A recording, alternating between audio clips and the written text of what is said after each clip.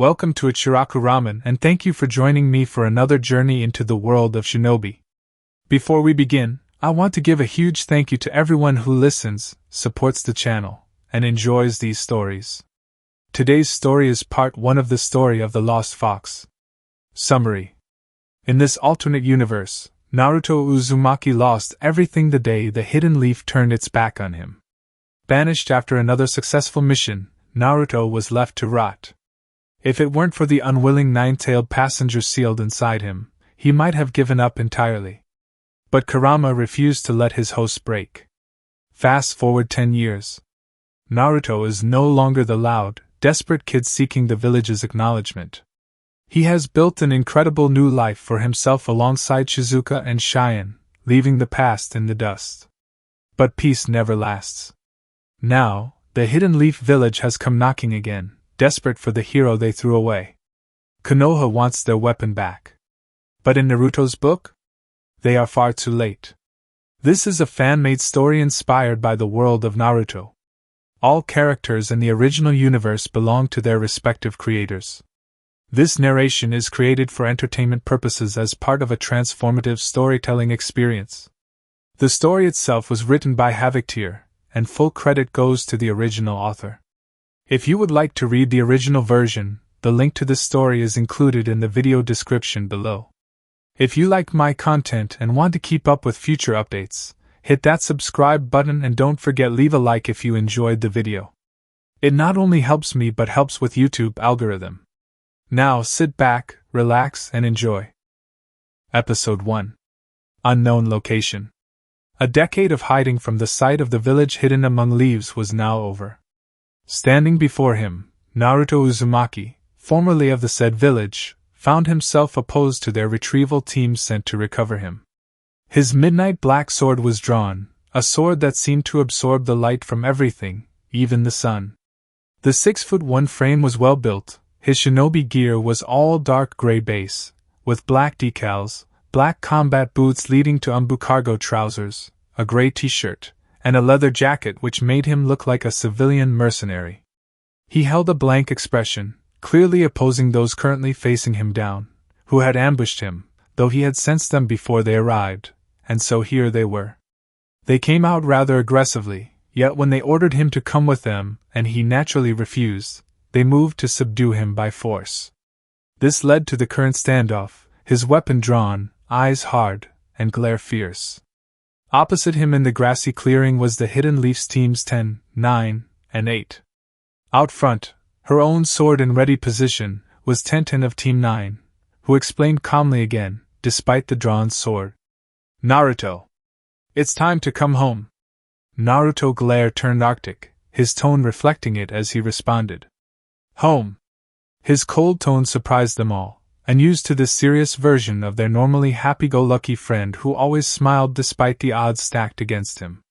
Asuma Saratobi, the current leader of the 3-squad retrieval team, stepped forward and tried to act diplomatically, though he was also drawing attention away from his 3 students. Team 10 were specialists in capture, and were moving subtly in the background, while their sensei drew the target's attention. He speaks up. Be reasonable, Naruto. We mean you no harm. The Jonin paused when the black blade was aimed at him. Naruto's glare was cold enough to freeze the sun. Could have fooled me. I said no. What part of that do you not understand? Be reasonable, Asuma replied. Seeing his words were not working, he tried a different tactic. As his students were almost in position, he continued. The banishment order was a mistake. We acknowledge that, but now it's time to… No. Naruto interrupts again, a low growl in his throat, raising his weapon. Your problems are just that, your problems. Charging forward, Tenten matches him in speed. The clash of swords allowed Tenten to keep him in place as the 2 Hyuga moved to flank him. However, she slipped forward, the result of him adjusting their clash. As she lost her balance, Naruto slipped around her, hitting the back of her neck with the butt of his sword, with a smooth motion. 1 down. 8 trigrams. Was heard, yet before either Hyuga could move, they found themselves jumping clear as 2 new kunai appeared in their previous positions. Abruptly, Naruto found himself frozen in place, and off to the side the lone Nara smirks, announcing Cage main success.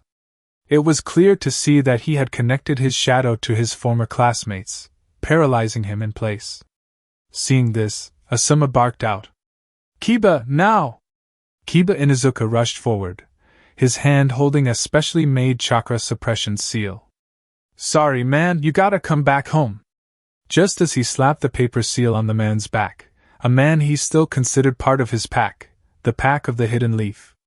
Everyone else breathed out a moment of relief, smiling to one another at a job well done. It was only for a moment, though, as out of nowhere, a pair of shadow clones leaped into the clearing, swords already drawn, and the group was besieged in battle again. As Shino and Lee combat the two clones, Asuma noticed another figure in the shadows of a clearing's treeline. A quick body flicker, and said hidden foe jumped clear to avoid a slash from the trench knives. All fighting ceased as the three duplicates stood back to back with swords out, the original still captured, but the Leaf team couldn't tell which was the real one. Just then, another familiar call-out was heard, Cage main success. And all the duplicates were frozen like statues. From the back of the Leaf group, the lone Nara smirked confidently as he led the others forward to surround the group. Shikamaru spoke, You've gotten sloppy, Naruto. Did you forget that I can hold you down like this? One clone stares back, replying blankly, Something like that. Three of the more observant among the group suspected something was off, though it was Kiba's loud barking that drew attention. Dispel your clones, man. We've got you already. Naruto glared at him, though the soft-spoken Hinata stepped up, a plea in her voice as she spoke. Please, Naruto-kun, we just need you to.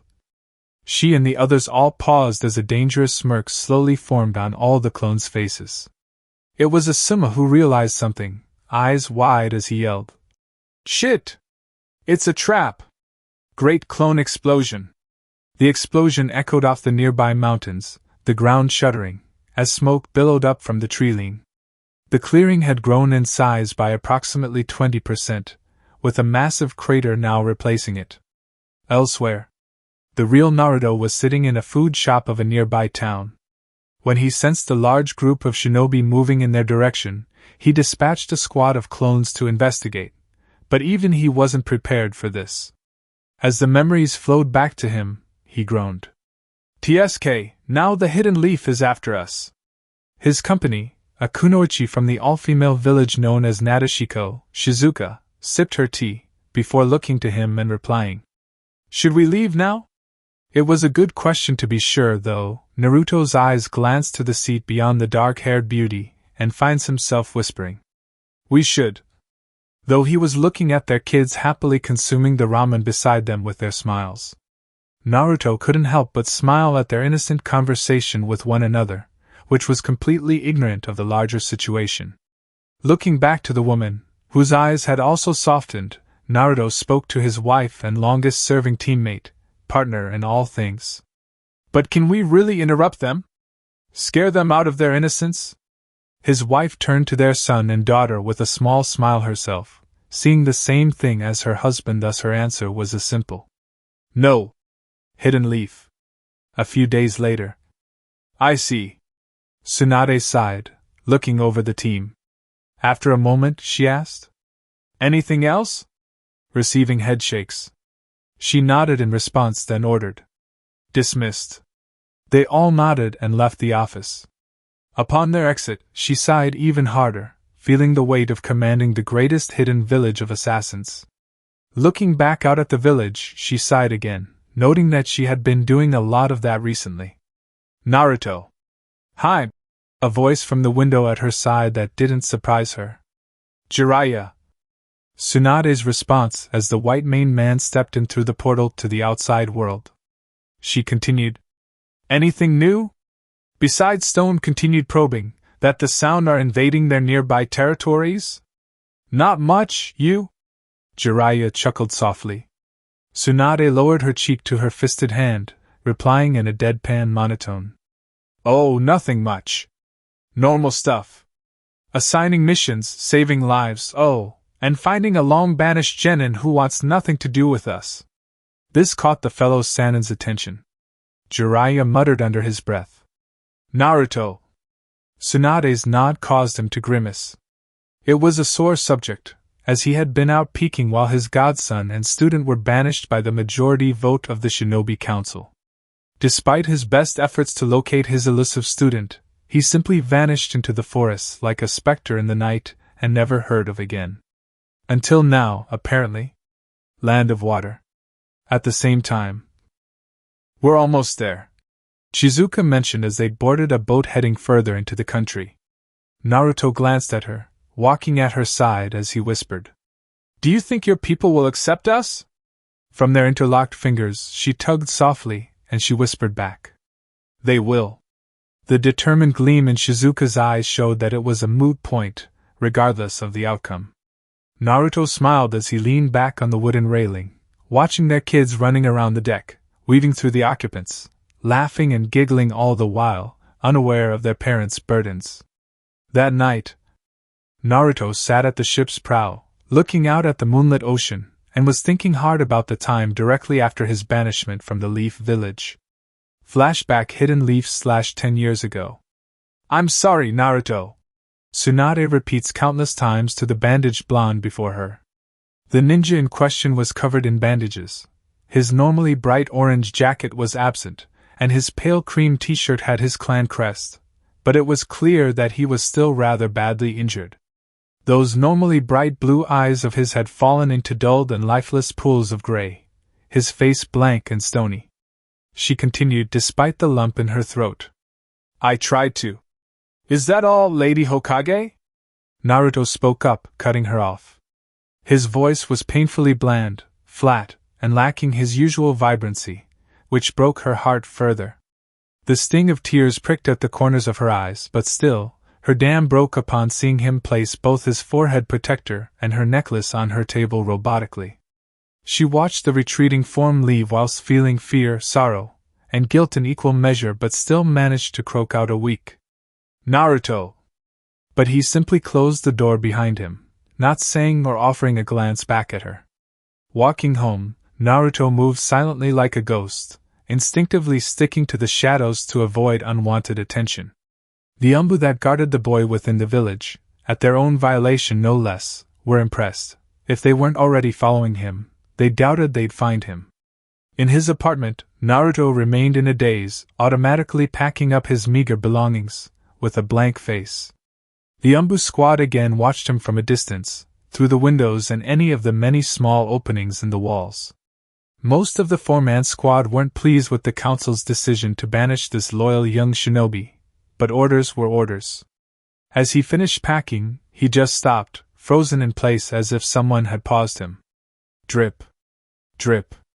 Drip. He broke. Naruto slumped down against the bed, and for the first time in years, he cried himself hoarse. The moonlight awoke the emotionally distraught former genin from his mentally exhausted slumber. Stirring awake, he glanced around to see his empty room, and then the memories came back to him. A heavy sigh, one so heavy that it couldn't have possibly come from someone so young, escaped from him as he got to his feet. Sluggishly, in a way unbecoming of his training, Naruto stepped into his bathroom and washed his face. Looking into the mirror, he heard, "You're not giving up, are you?" A snort was Naruto's automatic response, swiftly followed. "I never give up and never go back on my word." It took a moment, a long moment, a very long moment before his eyes hardened. "After all, I am a shinobi." His eyes began to lower when a dark chuckle echoed. "Did you forget my container? You are my Jinchuriki." Naruto found himself before the cage within his mindscape, with the tall, endless red bars and giant fox. The fox could tell that its container was hurt, hollow, and yet that small spark of reckless defiance had not been squashed. "What do you want?" Naruto asked, very much subdued, further confirming the chakra construct's thoughts on its container's current mental state. The multiple-tailed fox asks, "You have been betrayed by your precious people, have you not?" Naruto let out a hollow, empty, cold chuckle devoid of anything and in a flat tone, he replied, "You're right. This actually sent a minor shudder down one of the fox's tails. Its host continued. You are all I have left. The young boy smiled, but the fox would never tell a soul just how much that smile would haunt him for centuries. What will you do now? A shrug from the blonde earned a sigh from the sentient chakra, the fox stating. Fine. This is what we do. During the fox's explanation, Naruto gathered the last of his meager possessions before picking up his pack, and looked over his old apartment, then offered softly. This is goodbye, huh? Better get moving, Kit. Before someone comes to find you. The fox instructs, and Naruto nodded subtly, approaching the window to slide it apart before replying. It's a pleasure to be working with you, sensei. The beast gave a deep snort as its elegant response to the title. The blonde then disappeared into the darkness. It must have been around 1 in the morning at current, allowing the blonde to move like a ghost throughout the village with practiced ease. A leftover remnant from his harsh early life here. By morning, Naruto was gone, and not even the great copycat Kakashi could find his trail. Flashback end. What's on your mind? A female voice Naruto recognized as his wife as heard approaching. She soon joined him atop the vessel's edge as he smirks while explaining. My escape from the leaf. Shizuka chuckled softly while dropping down beside her husband. Her vivid green eyes gleamed in the dark night backdrop as she spoke softly, continuing her earlier statement. It was 2 years before we crossed paths, right? Naruto nodded, recalling how his reputation as a swordsman, and how he was able to summon the toads for the last time, had allowed his now wife to track and locate him after the battle on the shores of Water Country, where he was leading the charge against the loyalist forces alongside his fellow swordsmen. Naruto commented. Yeah, it was. Man, feels like so long ago these days. Flashback Water Country /8 years ago.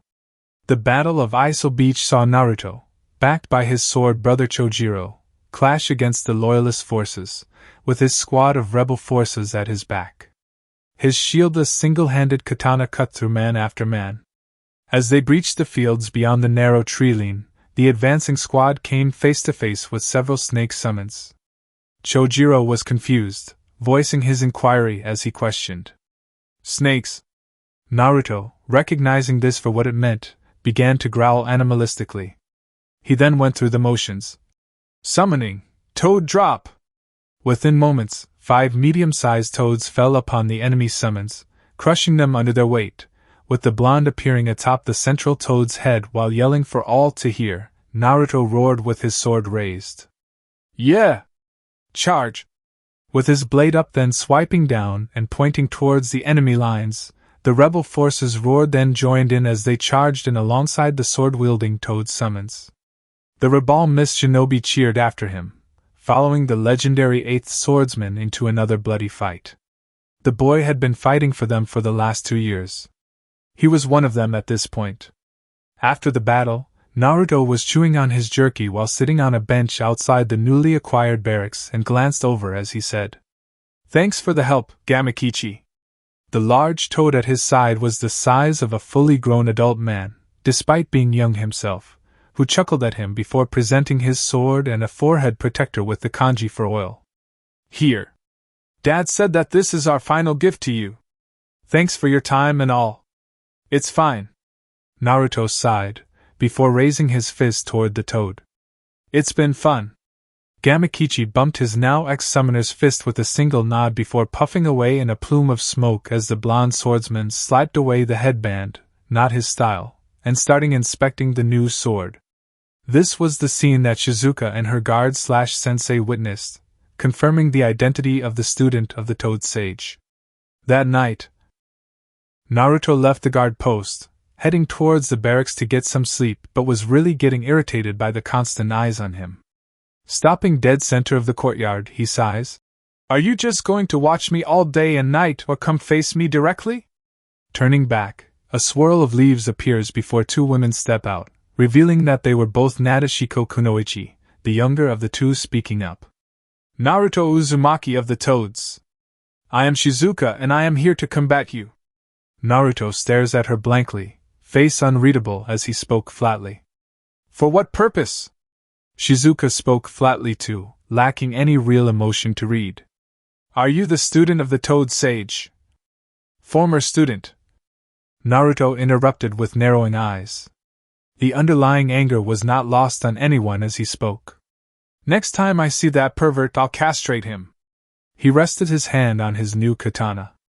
Shizuka glanced from the man before her to her sensei at her side, who just nodded. She turned back and said, Regardless, as his student, you are hereby required to. Required to? Naruto raised a brow, his snort followed by a mirthless chuckle as he replied airily. I am not required to do anything. Before his eyes then narrowed menacingly, a slight growl as he added. As a shinobi swordsman, I speak with my blade, so come and talk with me. Shizuka nods once calmly then stated. As you wish. Throwing off her traveling cloak, then draws her kunai and began to step forward towards him as she announced. I will show you my strength. Flashback end. Well, our first meeting did leave something to be desired. Shizuka mentioned as she nodding once, a nostalgic smile at those relatively simpler times, and her husband nodded in response. She then glanced at said man who smirked with his face to the moon, Naruto's eyes then cutting to her with a smirk as he adds. I, the rage-filled journeyman seeking purpose. He nudged her shoulder with his own softly and with affection, while continuing. You, the fallen princess who seeks redemption for her lost first love. They both found themselves chuckling in melancholy. Their younger selves were so dramatically inclined. Well, glad you've grown up. Shizuka smiles at him, but he could easily discern the fake warmth. The mirth dancing in those emerald eyes was obvious, having been married for many years at this point. He chuckles lowly, shaking his head in mirth. You're one to talk. They fall into a comfortable silence, just enjoying each other's company as they have since that first encounter. She leans on him, knowing that he responds most to physical touch, so she uses it as often as possible. Should we get some sleep? He offered to her with a soft smile. She responded in kind. Sure. As he helped her up, the two paused as the moonlight illuminated them in what the crew would say was the most romantic sight as they locked lips. Hidden Leaf. A day later. Haim! Jiraiya yelled as he slipped in through the Kage's window directly into the seat, slamming a scroll on the paperwork-filled desk. He bellowed. I found him! Who? Tsunade questioned, not breaking her stride as she worked. Jiraiya added. Naruto. That caused her to pause, her head slowly raising as honey brown met black. After a moment, Tsunade whispered. Where? Jiraiya reports swiftly. A port in Noodle Country, heading towards Water Country. How long? About a day ago. The Toad Sage said with all the seriousness. Tsunade then shouts beyond him. Shizun! Get me Team 8 and 10! A long 5 minutes later, Teams 8 and 10 arrived via body flicker. Asuma, the senior jonin in attendance, spoke first. You called, Lady Hokage? We have received word that our missing genin is heading to Water Country.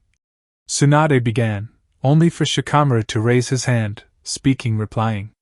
With all due respect, Lady Hokage, but he made it pretty clear that he wants nothing to do with us.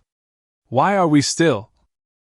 It is above your pay grade, Jonin Nara. Tsunade snipped, silencing him before continuing. You are to retrieve Naruto Uzumaki and escort him back here. Yes, ma'am. Nadeshiko Village. 2 days later.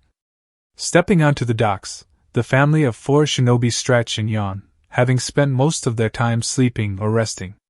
Shiren Uzumaki, the older sibling of the 2 children, suddenly asks of his mother. Kachan, are you sure me and Tuchan will be accepted? Shizuka blinked olishly WT her son before replying swiftly. I am the princess. They'll do what I say.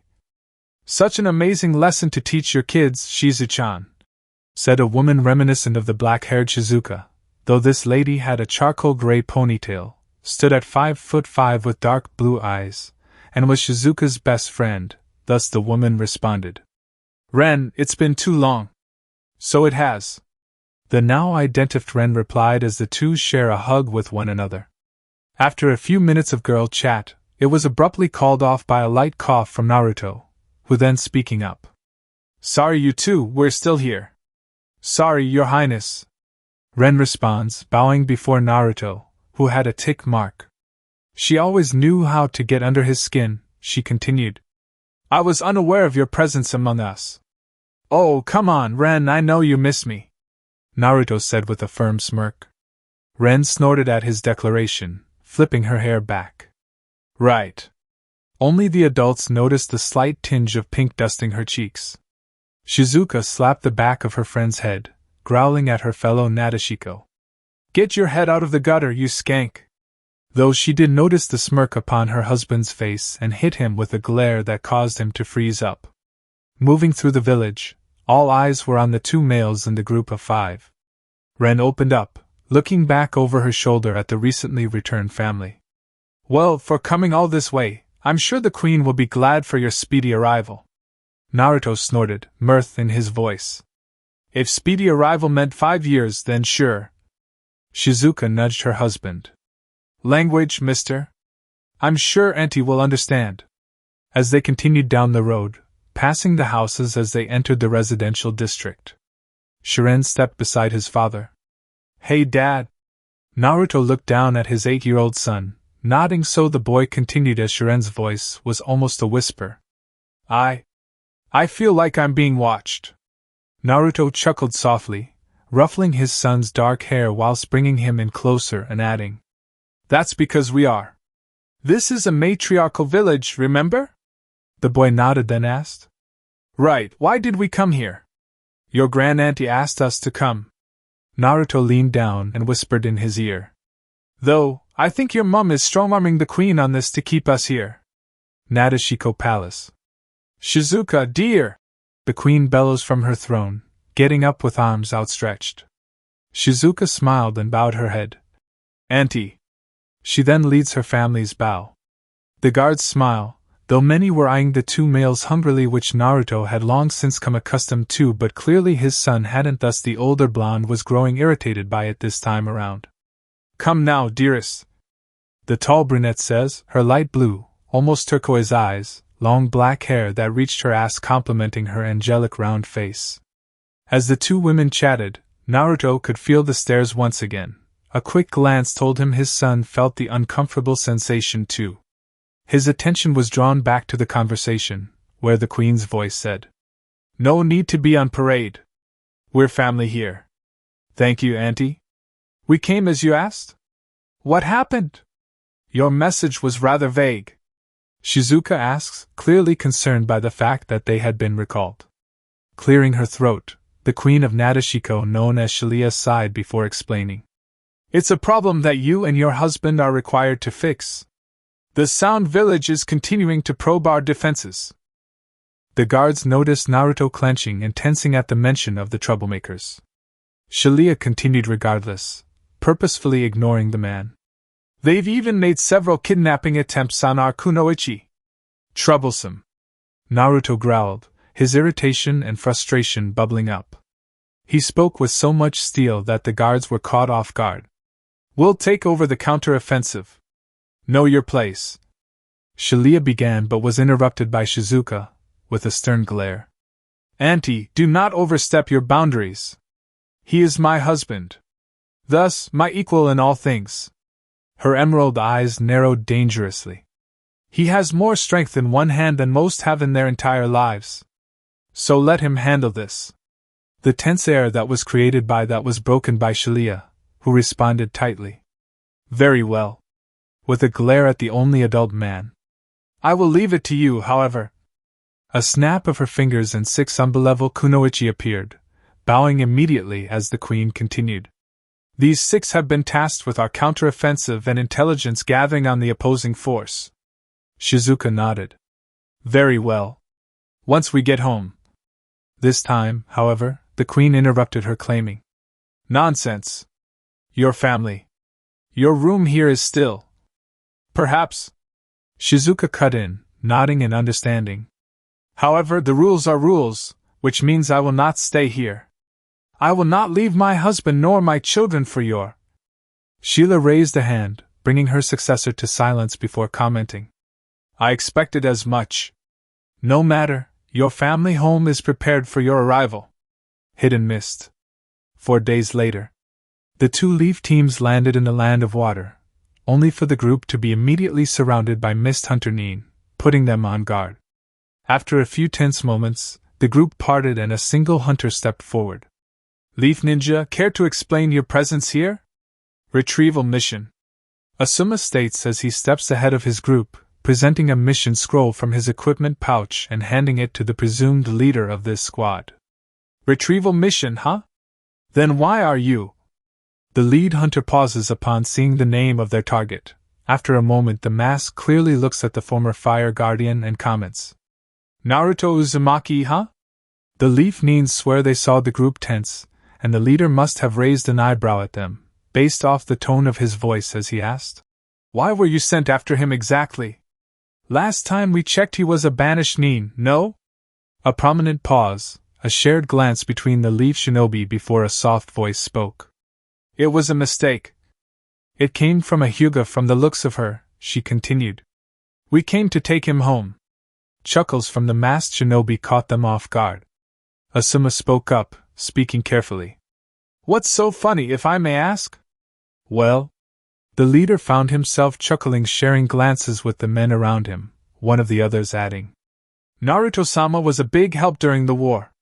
That caught the Konoha teams by surprise, with Asuma questioning them. He fought in your civil war? But a clearing of a throat drew everyone's attention to the leader's mask, the one standing at the front who spoke with a neutral voice. We will have to ask you to accompany us to the Mizukage. She alone can grant you permission to operate within Mizu.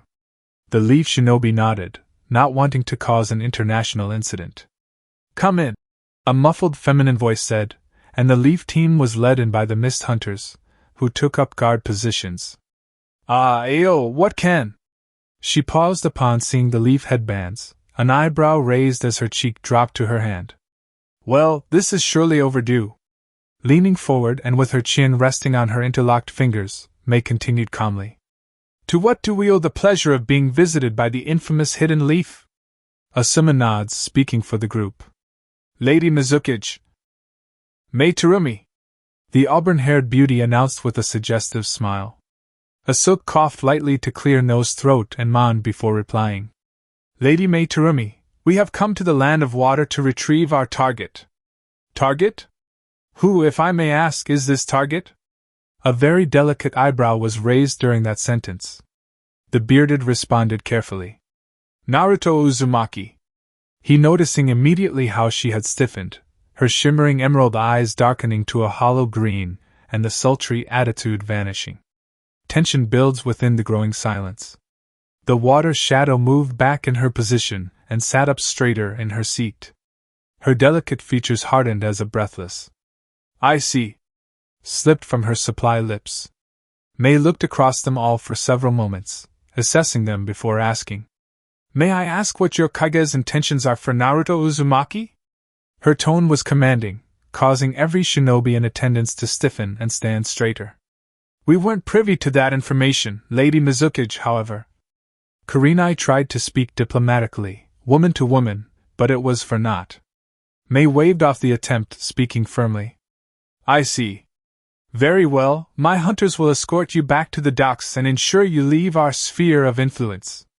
Any further unapproved intrusion from the Leaf will be met with force. Am I clear? Yes, ma'am. Asuma replied, cold sweat down his back and neck, with a side eye on the masked hunters either side of the room. I shall pass this message on to the Hokage. May we ask about the Mist's relationship with? Kurenai questioned, but everyone would later swear there was a Yuki present as the air grew 20 degrees colder. A furious Mizukage glared at the Genjutsu mistress. None of your concern. Now leave. Your presence here is a bother. The Leaf Nin all bowed before following their escort out. After they leave, Mei sighs deeply before glancing at her hunter commander. So, any advice? He stares back at her blankly. He may be one of ours, but you know just how busy he is. That I do. She nods before sighing, thinking about the blonde who seemed immune to her advances and charms, the biggest hit to her feminine pride thus far. Mei does miss that ball of sunshine regardless, but is drawn from those thoughts when her subordinate continued unprompted. Though I admit back in my day, we helped those we owed debts to, and even more so when they are comrades of ours. After a few moments of silence, and not getting a response, the man pulls off his mask and realizes that his Mizukage has zoned him out, and wasn't listening to him at all. He sighs at his job of her second. Now he wishes his fellow Jonin was here. She never ignored him, or zoned out when he spoke. Probably from their close-knit relationship. Ao eventually coughs, gaining her attention again, so he adds. Regardless, we should at least send him a missive. Let him know that the Leaf are pursuing him. She hums at that with a growing sultry smile. After a few moments of thought, Mei nods before commenting. Perhaps we could come to a new arrangement. This causes the old hunter to visibly deflate. No doubt she'll dump her work on him again while he's here. Nadeshiko Village, Uzumaki residence. The next day, Naruto awakens to his wife's black hair blanketing his vision again, much to his secret joy. He doesn't know how long he had lain there, but he didn't care as his hands ran slowly through her silky smooth black hair. This is what I love to wake up to. Shizuka's soft voice reached his ears. He smiles at that, and his soft hum vibrates through her, a soft smile reaching her lips before she promptly kisses his bare chest and glances up at him. Good morning. His voice and soft smile warmed her heart, causing her to smile with him. They shared a chaste kiss as she got up in her birthday suit. Naruto couldn't help but stare after her. When they met, he had just turned 15, and Shizuka had already begun to fill out into her current form, with a head-turning figure. Since then, she had grown a few inches, her hips were wide, and her bust was filled out. Her flawless pale skin was soft and delicate, and its glow betrayed her expectant status. However, the sway of her silky black hair snapped his attention back to her smirking angelic face. Shizuka smirked, speaking sultrily. Enjoying the view? Naruto yawns as he enters the kitchen. They had spent their first day here setting up their home. Shiren, his son, and Kushina, his daughter, who looked more like his wife but with eyes like him. Her hair was dark blonde/black, the black was like highlights, which gave her an exotic look. Flipping over the eggs, Naruto glances back to see his two kids.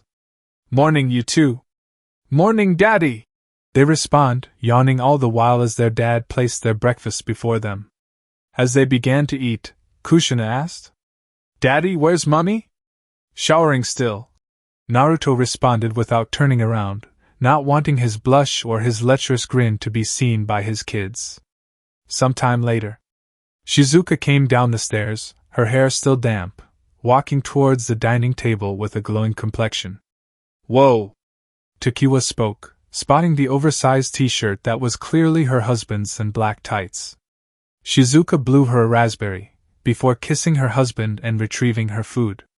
At the table, the brunette gulped down several plates worth of ham, eggs, and bacon, much like her husband with ramen. She blamed the zygote being half of her husband, much to the amusement of said man. Shizuka looked at their guest, questioning. So, Tokiwa, what information do you have for us? Then, wiping the gravy from her lips, unaware of the spot on her nose from when she licked a plate earlier, Tokiwa cleared her throat to suppress the chuckle threatening to escape. Well, you see, here it is. The pale blonde lady stood at 6 feet, with a swimmer's build, narrow figure, and pale gray eyes. She handed the scroll, only for Naruto to snatch it from her before she could read it. Her growl died in her throat as another plate of ham appeared. With his wife suitably distracted, Naruto studies the intelligence scrolls. He approaches his fellow blonde. So, it's a hidden base beneath the waves, huh? It was a clever ploy to stay hidden. Tokiwa yawned with a smirk. We would have overlooked it if not for the sensory seals you gave us a while ago. Did you mean that your princess slipped it to you, who then puppy-eyed me into submission? Before.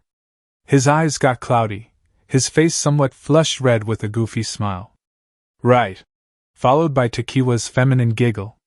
Anyway, the numbers aren't that high, though we suspect they are particularly skilled. More than likely, Naruto confirms with a nod. Guess we should move on them soon, nay? The woman raised an eyebrow and smirked, nodding in agreement.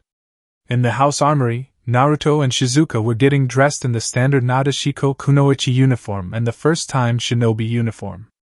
Just like the female counterpart, the shinobi uniform was black, skin-tight, and had dark gray armored plates on the right side and central plate. His armored greaves, gloves, and combat boots matched his sword sheath, which had a matte gray handle with an equally matte black blade. His roguish long hair was tied back into a dragon tail, and the playfulness that was typically found dancing within his blue eyes was no longer present, replaced by a hardened gaze of a true shinobi and the last sight for many, many foes over the past decade. Hidden Shore Side Base. A few hours later, 8 Nadeshiko Anbu landed among the palm trees, on the sandy beach of an island not far from their home island. The captain glanced around to confirm their location, nodding as she signaled the movement forward. They cautiously enclosed from all sides. Stepping out onto the water in a circle formation, they went through hand signs. The ocean parted in a vortex, revealing the rusted but intact steel door. They went through hand signals, indicating the plan. Nods received, they pried open the door, slipped in silently, moving forward within the dark halls of the outpost. Swiftly traversing the dismal halls, the group of 8 made no noise, as if a wrath of the night. Moving hard and fast, they found scattered guards, silenced them, and continued to move without words shared. Reaching the end of the corridor, they find bulk steel doors, and with a quick scan for traps, they pushed in only to come face to face with massed defenses. As jutsu fly, weapons are thrown, and shouts fill the air, the group of Nadeshiko Anbu stays down and hidden. The captain signals to the lone shinobi, who nods, going through hand signs. They overhear one yell. "They're casting jutsu! Get ready!" This causes the shinobi to stop briefly before sharing a nod with the captain before murmuring beneath a breath. Shadow Clone Jutsu. A mass of masked shinobi, all donning the insignia of Nadeshiko village, cut through the first defensive lines while actual kunoichi and shinobi mixed in with the crowd. The sound shinobi found themselves overrun, their attacks that did connect causing the attack to poof away. It was chaos. Amidst the chaos, Naruto spotted a red-haired individual dishing out orders at the back, surrounded by clearly the strongest. Noticing his gaze, the others also took note of this and shared a brief moment to share hand-signaled conversations.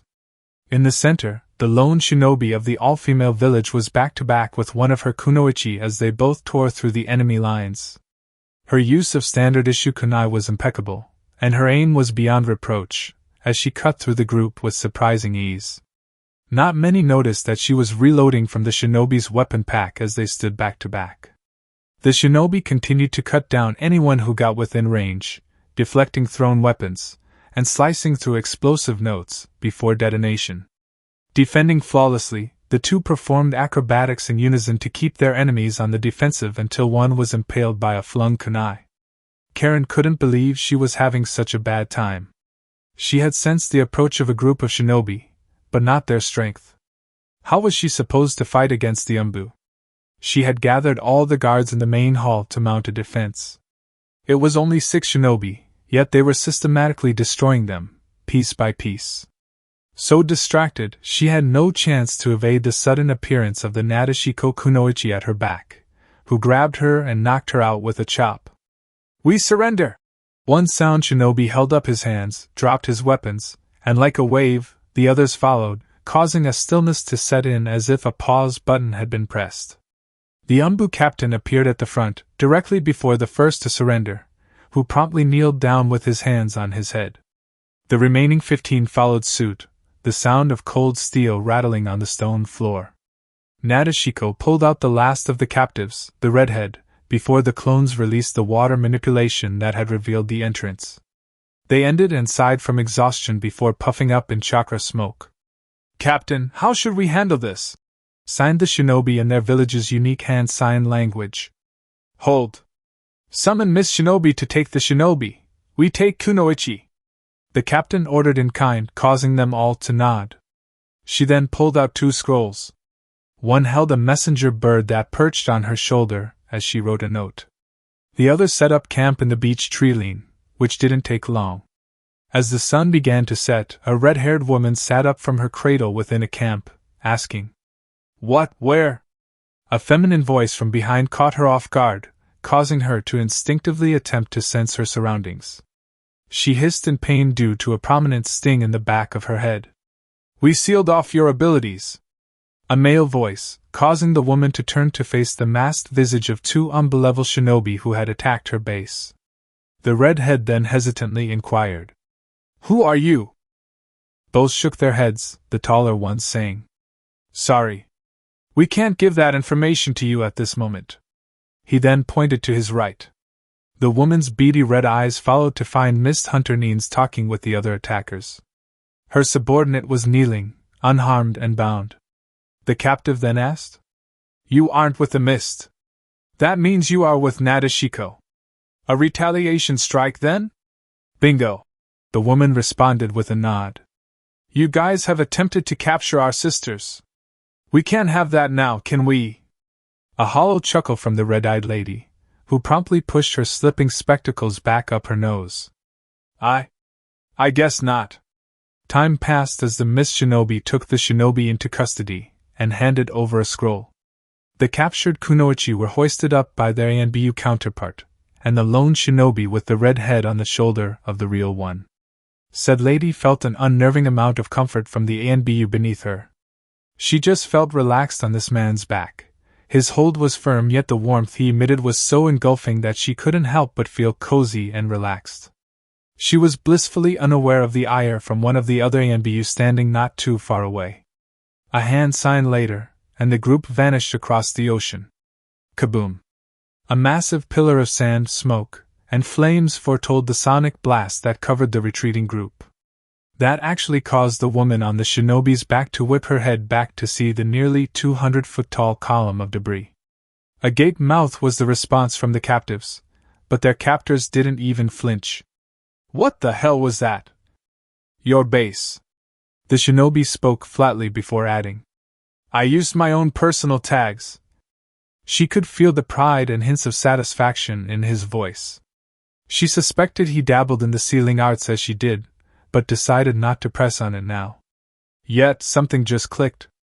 "You're a guy, right?" the redhead questioned, causing the shinobi to glance back. Not that she could tell. "Yes, why? How are you serving Nadeshiko? They are a matriarchal village, right? They are famous for it." She continued as he chuckled. "You're right, however, I am a special case, not that I'm going to say why."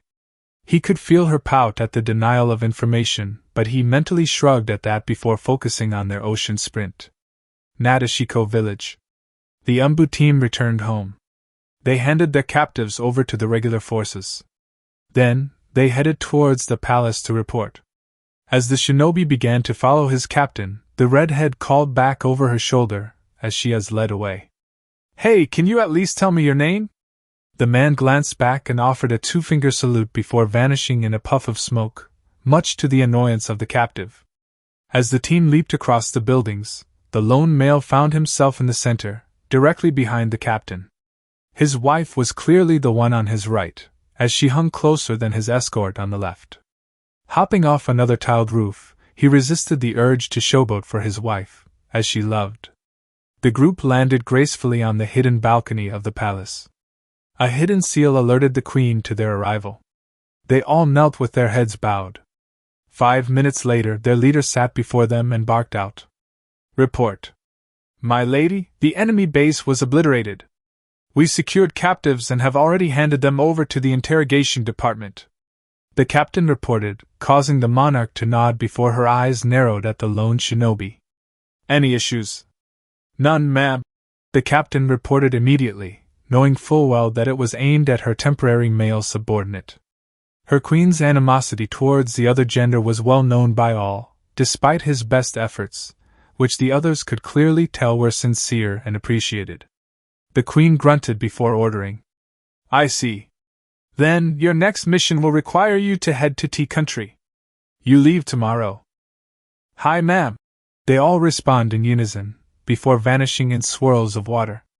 None failed to notice the sneer of their leader, disappearing beneath her benevolent smile as they left. Hidden leaf. I see, how unfortunate. I received word from the Mizukage speaking of her displeasure about not being informed beforehand. Tsunade sighs into her hands, her 2 retrieval teams standing before her solemnly. Looking around at her shinobi, she smiles and says, "Either way, get some rest." Dismissed. They parted without further words. Tsunade sighed in annoyance but with a sense of relief. She had found a piece of the puzzle of her missing little knucklehead. A pause. Wait, he isn't little anymore. Another sigh as she professionally ignored the mountain of paperwork, standing up before the window of her office. The last Senju could feel her tenure as the village leader was coming to an end. The blonde Kage wanted her little brother back, to take over from her like the plan was originally. Where are you, Naruto? Palace basement. Naruto sneezed as he hung up his mask. His changing room was a former closet in the basement. As he was the only man on the island, he expected it. A heavy sigh escaped his lips as he sat on the makeshift bench, cleaning his sword. He glanced up as the door opened. Hey! Shizuka whispered, having already changed into regular civilian clothes. Naruto responded just as softly. Hey! Taking her seat beside him, she observed his black sword before adding after a few seconds. Thank you? He glanced over at her, confused. A soft smile before Shizuka explained. For coming back here, despite everything. Naruto replied with a matching soft smile, speaking lightly. You're my most precious person, my wife. I'll do anything for you. She kissed him softly, a growing smile on her lips. Come on. Let's get home. I'll make ramen. Before she finished, Naruto's sword was hung up, his armor cleaned and polished, and he was at the door, holding it open. Naruto looking back at her. What are you waiting for? Hurry! Shizuka's sweat dropped at that. No matter how long they'd been together, his love of ramen has never wavered. Nadeshiko Village, Uzumaki residence. Naruto and Shizuka arrived home and received 2 thumps, their kids colliding with them as they chuckled. It seemed to be a family tradition ever since the kids could walk, and one of their parents came home from work. Laughter filled the house as they roughhoused while the food was being cooked. Naruto finished his 9th bowl, his chopsticks now lying on the table as he looked over his kids and asked, So, Shiren Kushina, how was your training? The responses were like night and day. Shiren's face dropped, Kushina beamed. The parents sighed inwardly upon seeing it. Their daughter explained cheerfully. It was great! My twin sword style is... Naruto ruffled Shiren's dark blonde hair, allowing his wife to handle his energetic little princess. Yo kiddo, how bad? Pretty bad. Shiren confirms with a nod, his 6 bowls just as clean as his father's. A heavy sigh escapes the older blonde swordsman, who nods. Naruto then says, Come, let's get you caught up. The following morning. The sound of sizzling bacon echoes throughout the house, eggs are scrambled, and juice is squeezed. 3 sets of footsteps appear as Shizuka, Kushina, and Shiren join Naruto at the table, where he and his clones have set it. Under the morning sky, Naruto was standing in the backyard across from his son, holding weighted wooden swords, and began with, Seeing as our current hosts, on orders no doubt. He whispered the last part, before returning to regular volume with, Are being reluctant to teach you, today we shall cover the 2 fighting styles of my 2 families. Naruto threw one of the training weapons towards his son, that was caught effortlessly. First, the Uzumaki clan is well known for 3 things. The older blonde lifted up 3 fingers before continuing. Our sealing arts, our red hair, and our swordsmanship. We don't have red hair. Shiren observed flatly, gesturing to his father's head first then to his own mixed blonde and dark hair. Naruto let out a heavy, deep sigh as he explained. Thank your grandpa for the blonde, though I don't like using our family name all that often. He admitted before looking dead in his son's eyes then ordering. Now then, on guard. Noon. Naruto leads Shiren back in, bruised, battered, and cut up despite using only wooden swords. The boy flopped down on the couch, panting and aching all over, while his father was in the kitchen cooking lunch for the house. Before he could realize anything, his mother slapped his feet off the furniture. "No boots on the couch." "Right," he mumbled as he complied. After lunch, his mother took him to teach him his birthright as her son. She perfected his aim beyond normal standards, meeting the village's expectations, and aimed to make him better than herself, the premier kunoichi of the village. Elsewhere, Naruto was with his daughter, Kushina. Originally, he was going to train her, but the girl wanted to just spend time with her dad. So, they were in the flower garden. It was a bright, sunny day. The bees were buzzing around the duo. "Papa, can you tell me about the past?" "You know." "Why do you want to know about that?" Naruto asked as his little girl rested against his chest while he sat with his legs stretched out in front of him. Meddling with a veil of flowers, she glances up at her favorite person. "Don't tell Mum." Naruto spoke softly. "Well, I was born in a village in the land of fire. It is a ninja village known as Konoha, the village hidden in the leaves." A slightly melancholic glaze over his visage, the soft smile was soon replaced with heartbreak. "It was a good place but had many bad people in it." "Bad people?" She questioned so cutely that her father swore she was using a bloodline, though Naruto continued. "Yes. I would explain, but I think you're a bit too young." Her pout could have brought down a bijou. Naruto chuckled heartily, hugging her to his chest tighter. "Don't be like that, princess." That night, Naruto finally got around to checking the scroll. The Miss Shinobi sat at the table and unrolled it. "Dear Naruto, today we received a visit from your previous employers, who were looking for you. They now know that you assisted us during the Civil War and suspect that they are still keeping an eye out for you. You are always welcome here in Mist. Whenever you are nearby, please feel free to drop by. Love, Maturumi. 4th Mizukage. Nadeshiko Palace." 2 days later. The team of 6 Umbu knelt before the queen, who handed the captain the mission scroll. "We have confirmed the presence of another base in T country. The captives you brought in were all too happy to tell us its location, numbers, and its purpose. So I want them destroyed." "Yes, Your Highness." "Then see it done." They all vanish. T country. 3 days later. The Nadeshiko team slipped through the darkness, under the moonless sky with only a light dusting of sparkling stars, stalking their objective, who were unaware of their imminent demise. The darkened silhouettes moved like specters in the night, swiftly and silently, with deadly purpose. At the hidden base in a cliff face, the squad slid down the side of the bedrock and stopped at a seemingly random rock outcrop. Specialty paper tags were placed promptly in a square formation at the supposed weakest area, which should lead to a corridor within the base. The lone shinobi went through hand signs, and a barrier covered over the tags just before they detonated. Due to the barrier, the entire explosive power was forced into the bedrock, exposing the base's corridor. The team dashed through the dust, smoke, and rubble, finding themselves in a rock-solid corridor lined with snake engravings that confirmed the base's alignment and that they were on target. Their entrance was swift but not silent, meaning the group of Chunin approaching was not unexpected. Tonto were already out, and kunai sliced through the air as bodies hit the floor. Sliding beneath the swing saw trap, the lone shinobi cut open the throat of an unfortunate jonin, and the 6 moved forward. The leading captain reached the door when suddenly it blew toward them, and 2 fireballs blasted from the opening.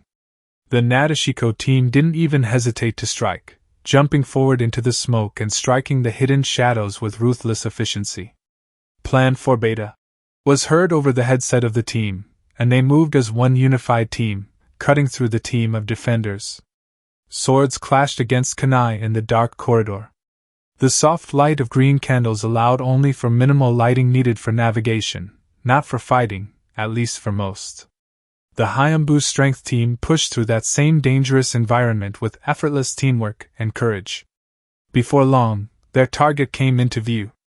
3 members of the task force found Kabuto standing behind a squad of 3 sound A and B with curse marks. After a moment, the sound shinobi spoke analytically. I didn't think Nadeshiko had special forces. Interesting. He then noticed that none were interested in talking, so he was about to give the order to strike, but they struck first. 3-on-3, the Nadeshiko Anbu charged forward as a moment of distraction, drawing the attention of Kabuto, who smirked and turned to find another Nadeshiko Anbu with a kunai already in his neck. The gray-haired traitor was wide-eyed as the blade was removed, and his blood sprayed up and all over. Before long, he fell, barely whispering, "How? Your arrogance is your fatal flaw," the masked shinobi stated, stepping forward as his world went black, unaware that he was being sealed up without leaving a single speck of blood behind. "Lieutenant, help us out!" came over the radio as said man turned back to see them blocking off their attacks and promptly launched forward. Siding beneath a high kick and knocking the sound umbo off their feet, he grabbed their flailing arm and pinned them. Soon, his coworker finished off with a swift kunai to the heart. By the time he got to his feet, the other two had already been dealt with. The group simply nodded at one another before vanishing as if they had never been there. Unknown location. A few days later, a scorched wagon lay beside the glass ground, burnt dirt, and mangled bodies. As one of the guards coughed up blood, her hand covered the slash on her side. "I need to." She weakly pulled out the distress seal, her blood dropping onto it, automatically activating it. Seeing the subtle pulse, this Nadeshiko Kunoichi felt like things wouldn't be too bad. However, that sense of relief came to a halt when a raven-haired shinobi, the same who had struck the convu, approached. She muttered, "Who are you?" "That headband. You're a Nadeshiko." His blank face gave away nothing, yet she spat at his feet. "I won't speak a word." As she tried to stand, only for her aggressor to grab her by her silvery hair and yanked her up, forcing eye-to-eye contact. "Sleep!" As the crimson eyes penetrated her mind and forced his will upon her. The final words she thought were, "Help me, Queen!" One Sauce Uchiha was satisfied with his team's ability to locate this caravan. The group had quite a bit of coin and weapons for trade in the next village, though his true objective was the guardswoman. He was building his own hidden village, and after the defeat of his brother, now was the time to rebuild. This led him to find the Nadeshiko village, a village of superior women kunoichi that only accepted the strong. Thus, he went there to challenge them, but their queen denied him even the chance to duel any of them. He was insulted by this, but he was outnumbered and outmaneuvered, so he stood down. Throwing the woman over his shoulder, he smirked as he informed, "One step closer to my goal." With a smirk to end all smirks. Little did he know that his death sentence had just been signed, his passing at the hands of his soon-be-tormented baggage. On the way back to Nadeshiko village from T-Country, a hawk had dropped down, stopping the squad dead. The six took up defensive positions. Their leader took up the scroll and read it over swiftly before commenting, "It seems one of our scouts got caught out and is in distress." Looking around at her team swiftly, she made an equally quick decision. "We'll split into two. I and my second-in-command will rush to aid our fellow and the rest report to Her Highness." "Ma'am." They all cheer before their leader, and the only shinobi heads directly north while the others head east. "How far?" "Not far, a few kilometers, no further than an hour at top speed." "Say, Ren, do you think?" "Save it, Naru. We'll handle this quickly and then head home to your darling wife and children." "This is bad," Naruto said, looking at the wreckage of the destroyed convoy. The two Nadeshiko ninjas scoured the wreckage for clues when Ren made her observation of, "It's about 3 hours old." Looking down to examine the scorched marks and charred wood, her gaze followed the trail left behind. They headed northeast. "Judging from these tracks, found the distress signal," Naruto spoke up over to his captain. He then explained his observations of the area. "She didn't follow protocol, though. She should have placed the seal on her thigh or lower back."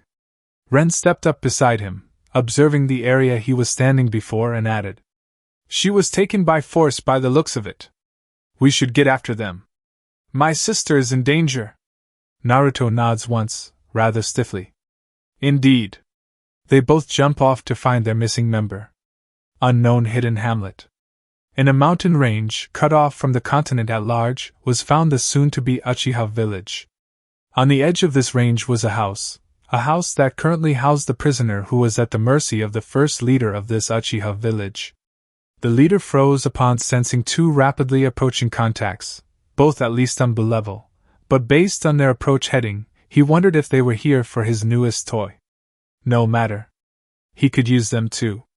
Stepping out, Sasuke glanced around at the clearing's treeling. You can come out and... Before he could finish, however, a wind-covered kunai sliced through his left arm. It was aimed at his heart, but his reaction time narrowly allowed him to avoid the vital strike. The stunned Uchiha narrowly avoided the follow-up shots, his own sword gaining a coating of lightning, sounding like several thousand birds chirping as he reflected the continued high-speed strikes. Even with his Sharingan, Sasuke was struggling and failed to notice the second figure had slipped past. After slipping into the small manor or large house, Naruto found the tied-up and assaulted woman on the second floor. Swallowing the bile threatening to escape his throat, he moved forward to check if his compatriot was alive. Her heartbeat was stable. She was just unconscious. As he freed her and began to administer basic emergency first aid, he contemplated his orders. He had never been one to sit out of a fight, especially when dealing with that team, but Ren's orders were absolute here. As a member of the Nadeshiko Defense Force, he had no official rank and thus could not order anyone around, officially at least, and as such, orders were orders. He was just grateful that Ren took him under her wing, and her company saw him as one of them and as Ren's second-in-command. Naruto finally picked her up, princess style, with her loose equipment sealed away, and he moved forward toward the exit. Leaping from the window on the second floor, he witnessed Sasuke holding up a one-armed Ren by her throat. His blood ran cold. After dropping off his charge in a hidden bush, Naruto rushed back to find his commanding officer pinned by the throat against the wall. With you, my clan will be... A kunai from behind caught his ear, and as he ducked, he inadvertently released his prisoner, while deflecting a third and fourth attack. Before he could regain full awareness, his prey was gone. Unknown location. Ren came to, finding herself in a tent somewhere. As she sat up, she was surprised to find her arm reattached, though somewhat amateurishly. Glancing up, she was not surprised to find Naruto, mask off, with his voice tight. I did what I could. She nods, smiling softly as she flexes the connection. It's better than nothing. Still, we have a problem. He then gestured to the other side of the tent, their rescue target and fellow Nadeshiko. She stumbled to her feet when she asked. Problem? Ren was assisted over, and she too realized what the issue was. Sighing, she looked to her shinobi mournfully and whispered. I see. So, she will be exiled upon her return. What shall we do? It's not like I have the authority to decide. Naruto sighed. Ever since becoming a father, he had come to accept some levels of authority that he normally disrespected. His wife was involved in high-level authority, his daughter next in line, and his son was caught in the crossfire, so he had to tread carefully here. None of his brashness from his youth seemed to be present anymore. Ren thinks about it for a moment before looking at Naruto. Where are we right now? I managed to get us to the coast, near post 12. It should take an hour to get there. Naruto explained their location in a way that was common knowledge among the assault force. Breathing hard, he continued. I was exhausted carrying you two on my own. She nods to that, based on the distance and perceived timing, it was understandable. After a moment of thought, Ren announces their plan. Let's head to Hidden Outpost 12, then I'll head home and report in. Nadeshiko Palace. Ren landed on the palace balcony to find her lady, the queen, awaiting her arrival with her medical team at the ready. Kneeling before the lady of the land, her arm was still trembling, as Naruto was no medical expert, but she was still grateful for his work saving it. My lady, secondary mission accomplished, however. Relax, my dear Ren-chan. Let's get your wounds tended too. Ren snapped up, her long gray locks swaying. But my lady... She was waved off and ushered onto a stretcher, suddenly feeling sleepy. She tried to resist, but the anesthetic was strong. My lady? Outpost 12.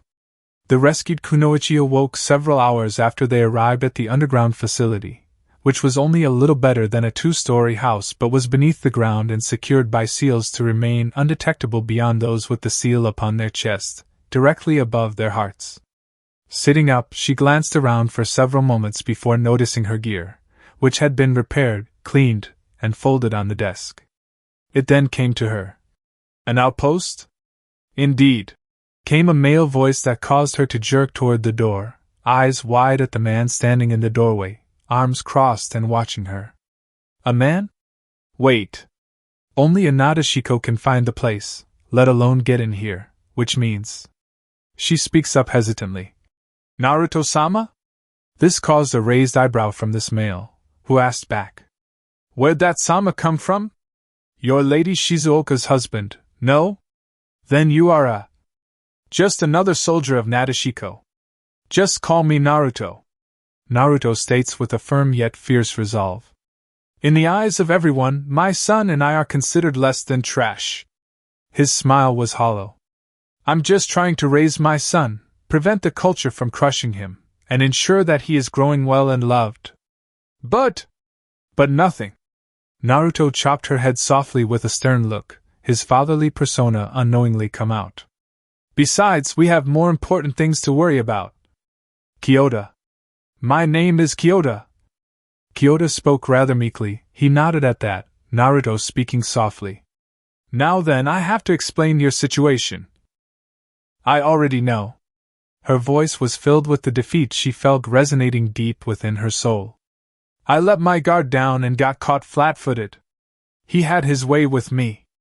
I was only conscious for it briefly, long enough to understand what had happened before then. Much to her surprise, though, his hand glowed a dark emerald, flowing over her body, and then he spoke tightly. You know you're... Figured. She chuckled somewhat darkly. With a tight frown, Naruto added. Well, when Ren sends word. Suddenly, he froze, his eyebrows scrunched up as he muttered. Why is he here? Then suddenly he stepped aside, grabbing his sword as he growled. This isn't good. What's going on? Kyoto questioned, getting up too and dressing in short order. Suddenly, several more signals approached, non-friendly. Naruto continued to growl. Shit! Before vanishing in a gust of wind. Outside. Shiren had recalled all the training his father gave him. His reflexes, honed by his mother, have saved him more times than he can count. The only thing he is focusing on right now is Auntie Ren's hushed words. Post 12. Another deflected sword strike was rather impressive for an 8, nearly 9-year-old against these genin-level frenemies. It's too bad. If you weren't on the blacklist, one of the girls said, licking her lips. In a few more years if you're still alive. Another said in a dreamy state. Why are you doing this? Shiren questioned with his kodachi in a defensive reverse grip, kunai in the other, the same manner as this was not the time to go on the offensive. Sorry, it's a direct order from Our Lady. We have no choice but to. Without words, they all fell unconscious, and Naruto stood behind them, eyes hard as a sun's core. Shiren, why are you here? You should be. Only for said boy to throw himself at his father, sniffling and teary-eyed. Papa! She said, Thea said to Nayua. It's okay. He hums comfortingly, just as a half-dressed Kyoto came out and saw the knocked-out group, frowning at the sight, but seeing the father comforting the son, she remained silent. Naruto held his son to his chest as they sat inside the outpost. Kyoto, sitting opposite and dressed in her gear, said, Lord Naruto. Getting the man's attention, she continued. We have to leave here. No doubt they will send a full squad here, no? Yes. He confirmed, clearly troubled. But at that moment, Shiren spoke up, having calmed down enough to react. Papa! Pulling out the scroll his auntie's friend gave him. From Auntie. His father took the scroll and read it behind his son's back. Naruto. She did it. She actually signed your death warrant. Relax. I'm handling it. She wanted your son dead but snuck him out. Your wife and daughters will be safe. Get to safety and protect my sister. I will be in contact soon enough. Ren. Kyoto. Naruto's voice was silky and smooth, yet calm, drawing said Kunoichi's attention, meeting his hard blue gaze. We need to leave. Are you ready? She nods as she gets up from the bed, and he follows suit with his tired son in arm. Come here a sec. Sir? She ponders, stepping up to him.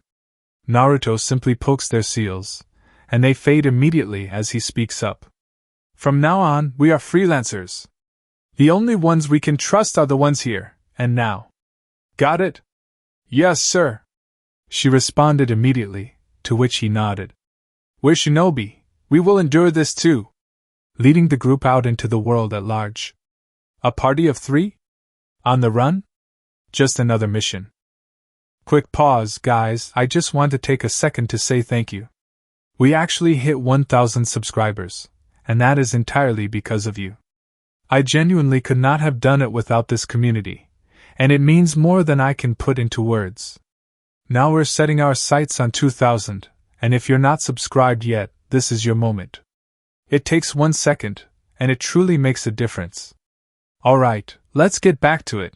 Naruto's not going to wait forever. Episode 2. So, we meet again?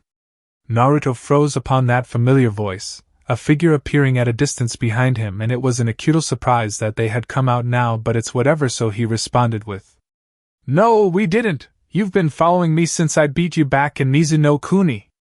Glancing back over his shoulder into the shadows from which Shizuka stepped out, with an attempt of a blank face as she asks, You knew? You aren't very subtle. What do you want? I'm about to get shit-faced. Naruto responded with a shrug before thumbing towards the bar he was standing in front of, earning a frown from his fellow teen. After a few moments, the brunette girl began stepping towards the roguish man again, and she informed him. To fulfill our agreement, naturally. I thought I told you already. Naruto growls lowly, eyes narrowed while shifting his stance, threateningly causing the Nadeshiko princess to stop. He adds, I have no intention to. Quite the opposite, in fact. She states, cutting him off, him raising an eyebrow at that, so Shizuka elaborates. I will be joining you in your journey. Speaking as if her statement was a fact like the weather. Naruto was annoyed at her for such an assumption and blatant disregard of his words of advice offered previously, so offered up a simple, Oh. Is that right? The emerald-eyed teen calmly nodded, Shizuka speaking firmly and with genuine emotions this time around. I know I promised to return to change my people after my defeat, but... You gave up? No, not exactly. She cut in softly, sighing softly, head dropping for a moment, but upon raising her head once more with her jade eyes hardened with uncompromising determination. But I have decided my path, and upon that road I want to join hands with you. Naruto nods at that, acknowledging that look with a smirk as he folds his arms. Is that right? It is, and I hope to learn how to be strong like you. Shizuka states before bowing and asking. Please. Let me at least try and become. Fine.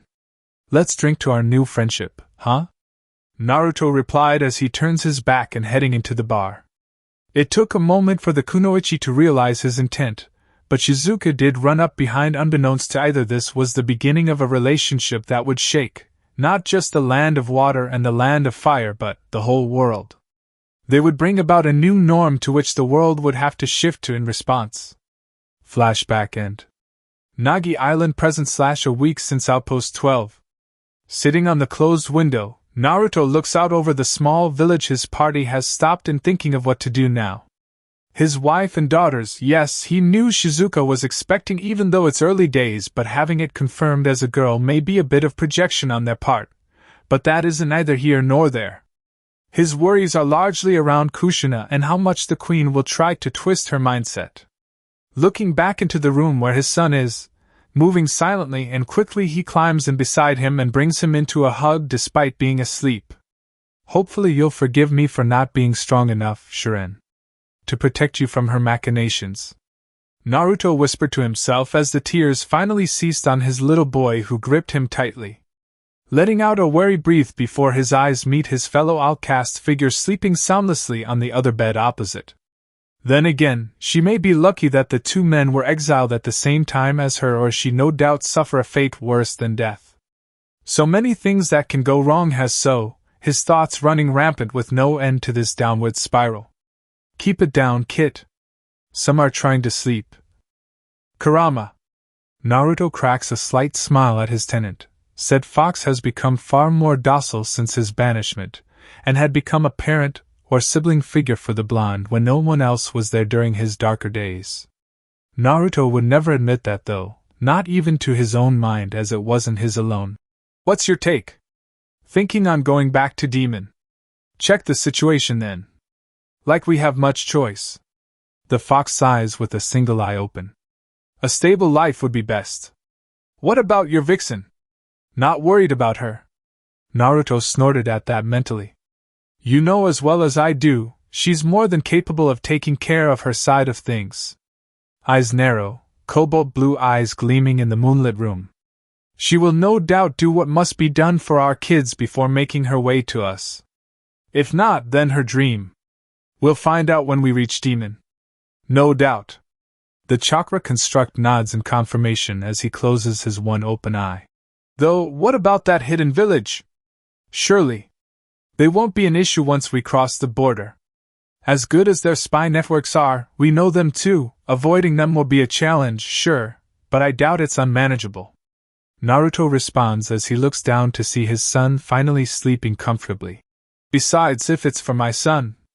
His eyes flash golden for a moment, earning a smirk from the kitsune within. You have my support. After all, the kid of my kid is my family too. He's your godson too, you know. Naruto, irritated at still be referred to as a child, but calms down with a soft smile. You should get some sleep too. Things are. Can you keep watch then?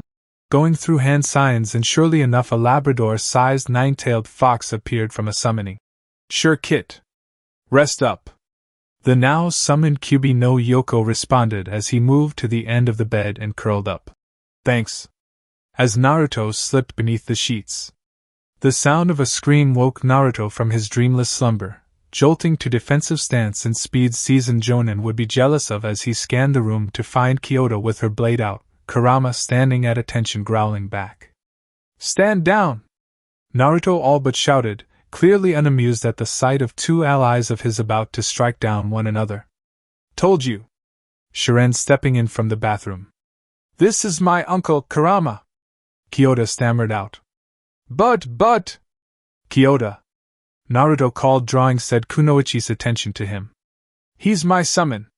Before gesturing to his whiskered cheeks, adding on. These are the sign of our contract. But toads. Kyoto stutters, causing Naruto's eyes to darken somewhat as he replied. Haven't been my summons for a long time. Almost a decade, in fact. Whispering that last part as he stretched out before moving towards the bathroom. Now, with that all sorted, I'm cleaning up, then we'll grab some food before we move on. Move on? Where? Kyoto somewhat regaining her sanity, as she slowly replaces her blades. Home. Naruto's curt response as the door shut. Shiren perked up at that, a grin on his face, hoping it would be where he hoped. The room's youngest asked him. You mean we get to? We were exiled though. Kyoto spoke again, unsure of what he meant exactly. Papa probably meant the land of demons, where me and my sisters were born. Shiren states, causing the woman to nod slowly, Kyoto speaking lowly. Ah, I see. A short pause before trying to recall some information, she asks hesitantly. Though, I don't know where that is exactly. It's off to the east. Naruto reports, returning to the room, then adding after a moment. Far east. How far? The lone woman now sitting on the bed's edge, affixing her combat boots to her feet. Naruto offered swiftly. Depends. If we cut through the land of water, 2 weeks, maybe 3. This earned a startled gasp from Kyoto, but Naruto's brows furrow in concentration before adding. Though Nadeshiko has influence within their borders and I am not too keen on risking you both going through there. Then, The only other way is to cut through the land of noodles, hope and pray that the leaf catch wind, then a risky stop and wave to catch a boat to hot springs. Naruto informs while pulling his mesh-armored shirt down before continuing. Then, we'll have a straight shot to get to either Sky or Wolf countries. I understand not wanting to go near the land of water, but I was banished from the land of fire. Naruto informs, cutting Kyoto off, her eyes wide. Why? Long story. Naruto snipped as his black ode katana was affixed to his back, him adjusting his straps for a more comfortable fit, before turning to his son. If things go bad. Shiren shrugs, replying as if rehearsed. Stay behind you. Causing all eyes to turn to the young shinobi in training who looked confused. What? That's what Mommy always said to do. A snort from the fox broke the silence. Sounds like her. Naruto chuckled hollowly, seriously missing his other half but unwilling to let it show in front of his very impressionable son. Either way, once we get to the port in Hot Spring, we will be home free. Earning nods from the group, the eldest blonde orders. Then let's move out. After Kurama puffed away, returning to the seal, they headed out toward the inn's dinner hall. After nearly clearing out the inn's food stock and leaving a very tidy tip as thanks, the group of three headed out to the town, unaware of their stalker.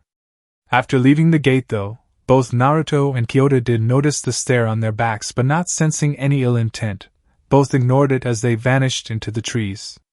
This sighting would be one of many for the forces of the Hidden Leaf. A half hour of tree jumping led the trio to the small port on the island, with 2 soft landings and a harder assisted one, and the groups slowly stroll in. This town was small and barely on the edge of township, but it was the only other way off the island without the authorities looking too closely. This place isn't on the maps, Kyoto commented, causing Naruto to chuckle, head shaking, side-eyeing his companion. No, it's not. Problem, Kyoto? Kyoto replied dutifully. 16. Naruto nods, understanding her rather naive outlook. You've only been off the island a year. Upon her nod, Naruto continued.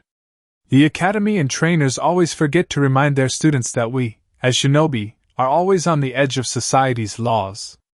Many hype us up as the noble protectors of our home villages, defending from the fiends who seek our ruin. The sarcasm in his voice was oozing, clearly now self-aware of his own rather naive younger self. But in truth, we shinobi are just better trained mercenaries with national backing. Naruto looks to her firmly, battle-hardened eyes that had seen war and strife on full display, as he continued. You may think we have honor, but we don't, we aren't samurai. Gesturing around to the people, shops, and smugglers ahead, he continued. These people are little better than we are as we do have our own morals. Though those two can be a bit skewed.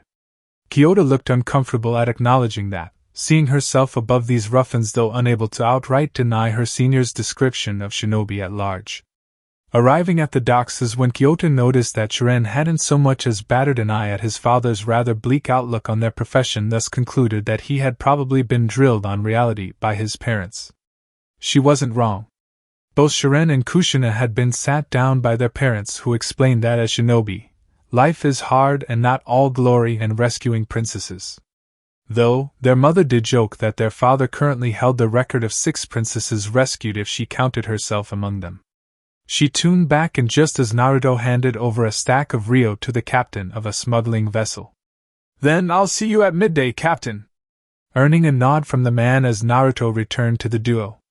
Let's go. Shiren followed silently, just as he was told by his father during training on how to act within hostile environments. Remain focused on your surroundings, remain silent, and remain close. Words he was repeating constantly within his mind as he walked beside his father's intimidating frame as they passed by several warehouses of various goods, loud shouting, and cries of the innocent.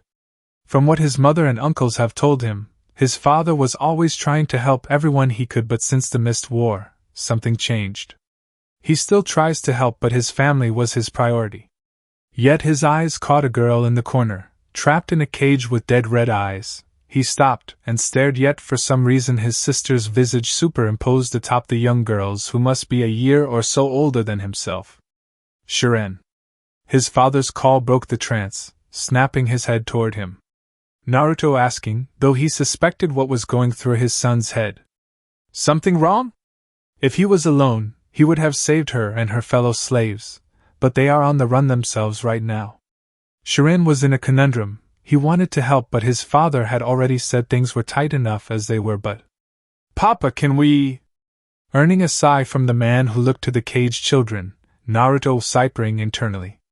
I'm going to regret this, aren't I? Don't act like you weren't already planning on saving them? Kurama chuckled haughtily after snorting within his mind, Naruto retorting in kind. I know, but still, this is going to be troublesome. Out on the borders of Fire County, a certain Nara sneezed before looking to the east. Troublesome. Naruto strolled past his son, ruffling his hair as he passed, stepping onto the docks toward the cages, and his approach did not go unnoticed as the short stump of a man eyed him up and down, noticing the large katana on his back. Shiren swore the man paled several shades lighter from his tanned complexion, hearing his father speak up coldly. Say, oil man. How much for the lot?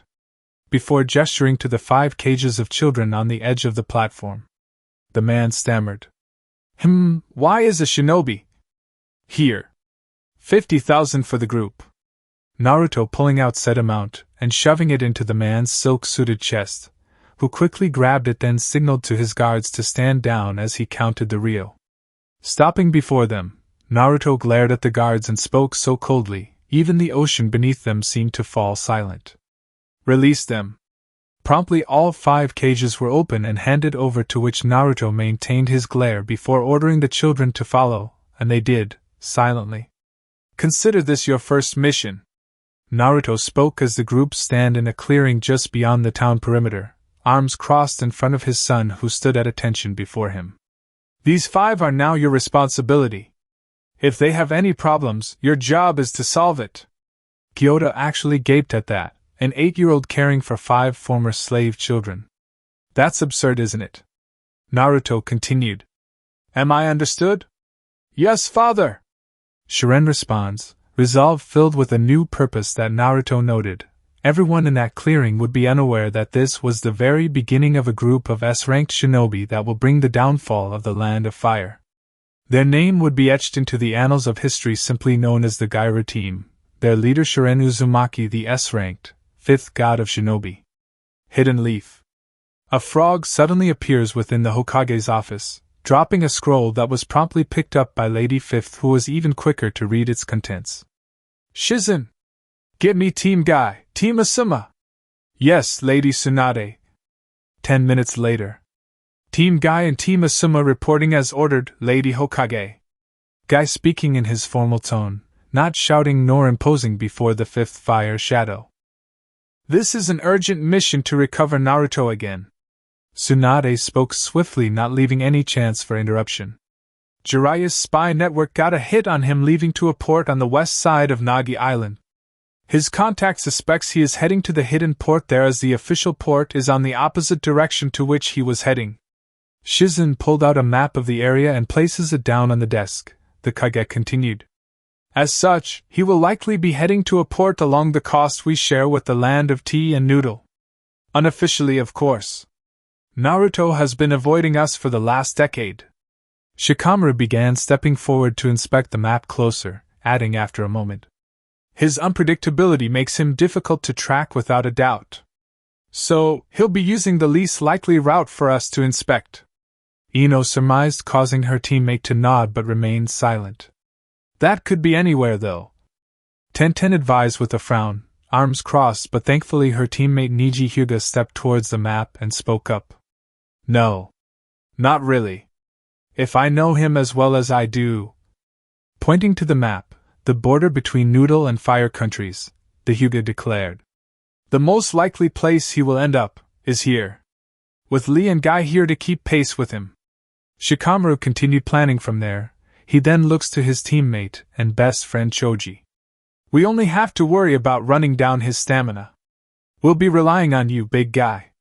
Said Big Guy nods, Choji grinning as he replied, pounding his chest armor. Yeah, leave it to me. Between Guy, Lee, and Choji we should be able to whittle him down bit by bit. Shikamaru states with a nod to his kage.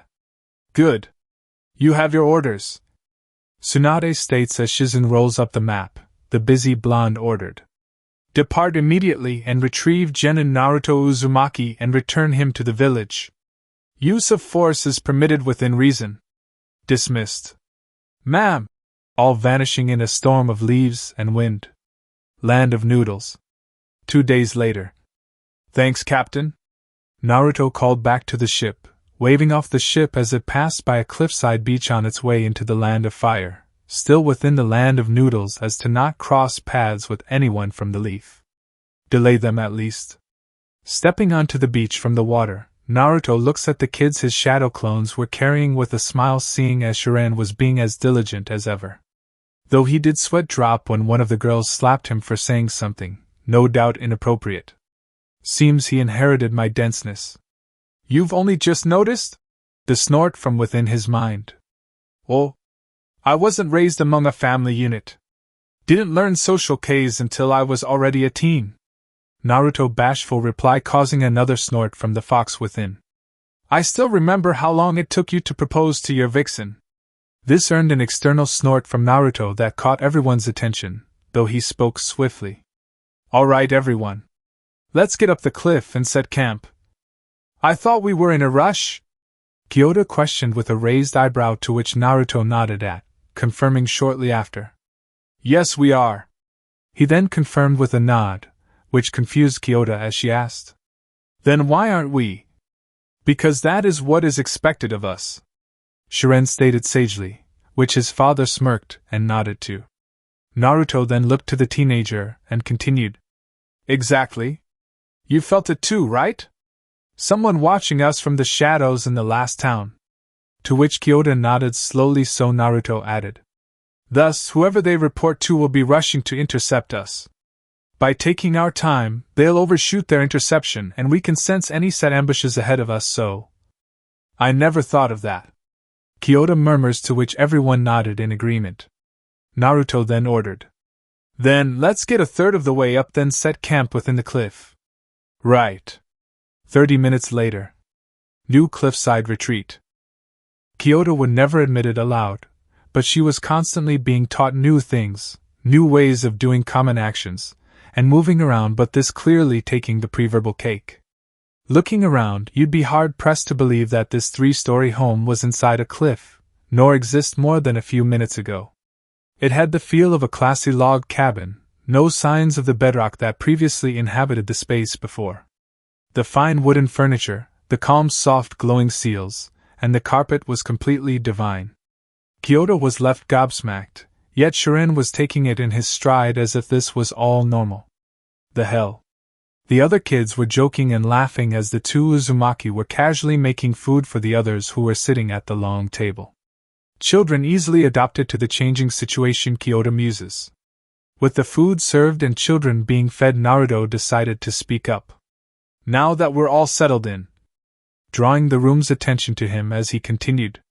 We'll stay here for 2 weeks, getting you all up to a decent level of stamina and chakra levels. Then we'll move on to the next hideout, which is just outside the bay of the port in the north. What about this place, Papa?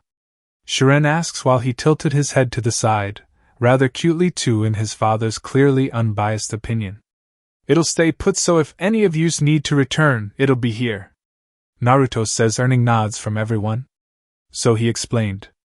It's hidden from outside observers. I'll finish up the last of the security seals tonight, so tomorrow we start training.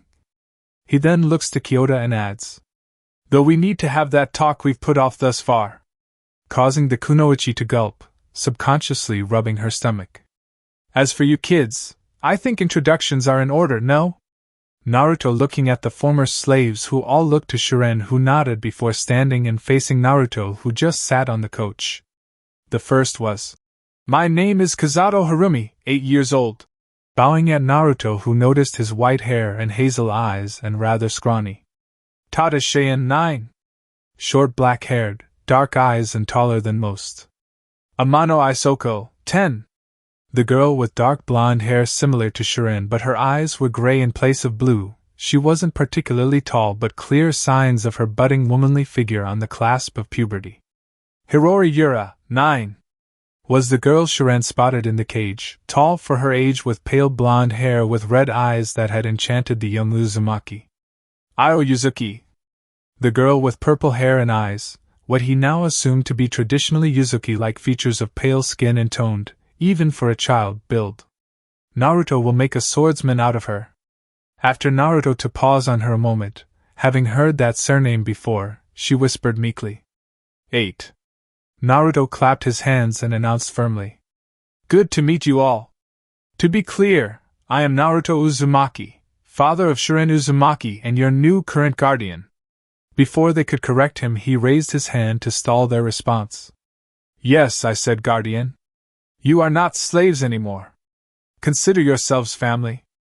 The kids asleep in their individual rooms, allowing the two adults to talk a talk that neither really wanted to partake in.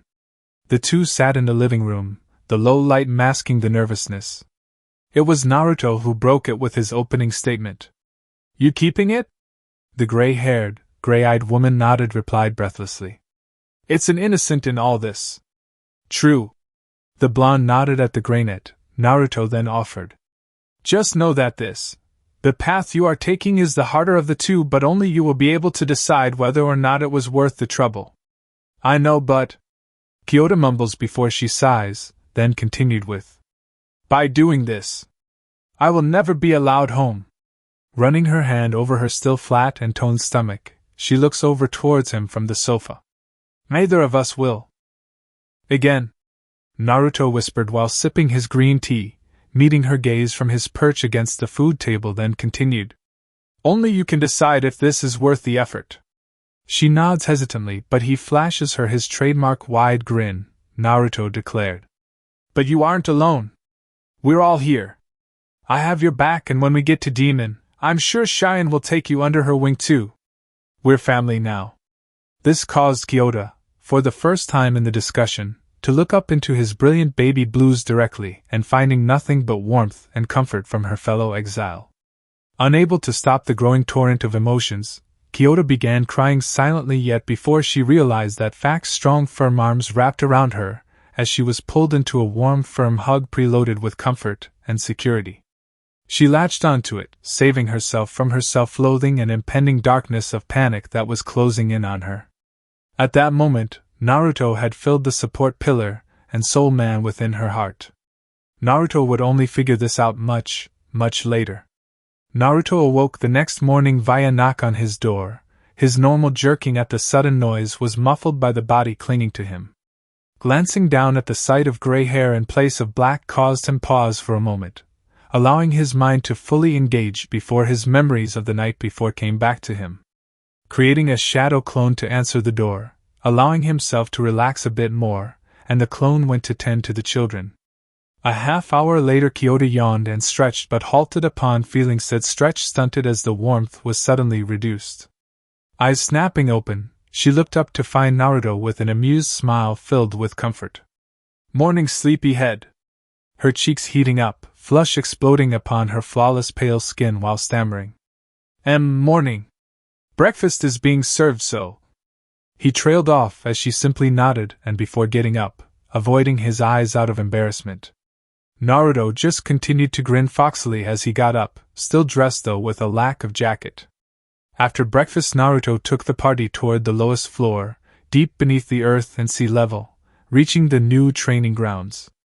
With the door closing behind them and the walls of the basement 4 football fields wide and deep, 1 tall. Now then, Naruto turning to the group with a smile far too sweet. Time for boot camp. Hidden Leaf. A day later.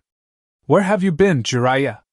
Tsunade spoke softly, not looking up from her paperwork as the toad hermit sat on the windowsill. Gathering information, naturally. It may be a cold war, but... Have you found any leads? His commander cutting him off, to which he sighed out heavily at, knowing she was only interested in one thing right now. Jiraiya's response. No new sightings, unfortunately. Though I do have an update on his group. This caught the bustiest Kaiga's attention as, before she could even ask, several photos appear on her desk showing Naruto and his party about to board a ship. This is Naruto Uzumaki, 22. Banished Genin. Hero of Mist, 8th Swordsman of the Mist, Naruto Shinobi. Jiraiya explained, to which earned a raised eyebrow from the Kage, swearing that village was a female-only one. Jiraiya continued anyway. The gray-haired woman, I suspect that she's another Naruto Kunoichi. No name thus far. Tsunade nodded as she switches to the next photo, and the small blonde and black-haired kid, whiskered cheeks among the group of them before asking. Is that? I think so, his name is Shiren. Jiraiya informed with a nod, then adding. As we suspect though, he is likely Naruto's son and an Uzumaki by his father. Considering his company and previous affiliation, we can consider his mother as a Naruto Kunoichi. The white-haired man states as he flicks through his notepad. The others were slaves purchased at the behest of the Gaki's Gaki. Knowing him though, he's freed them. Tsunade finishes as she stares at the small kid, voicing her thoughts aloud. He looks about 7 or 8, healthy weight and height. Those whisker marks though, family trait maybe? Perhaps. Jiraiya comments, shrugging casually. The kids' names are Kazato, Tada, Amano, Hirori, and Io. Moving with such a group would be taxing, yet for the last 2 months we have not been able to locate them. Tsunade groaned, signing another bunch of paperwork before continuing. Can we just... A knock at the door interrupted her train of thought, pausing the discussion at hand, with Jiraiya ending with, I'll keep you posted, before puffing away in a pillar of smoke. Cliffside Retreat. 2 months later. Moonlit streams in through the sea view window currently occupied by Naruto, who was looking towards the isle his family currently lives, but he can't return to at the moment. With everyone asleep, he finally let his mask of strength and smiles lip as tears flow like a waterfall. Shizuka Haim. I wonder how you are doing. Are you fine? How's Kushina? I know you both will be taken care of well, but I still miss you. He pressed his hand against the glass pane. In moments like this only the moon could hear and console the wary shinobi, one who has lost his home twice over, but he cannot give up on the last one.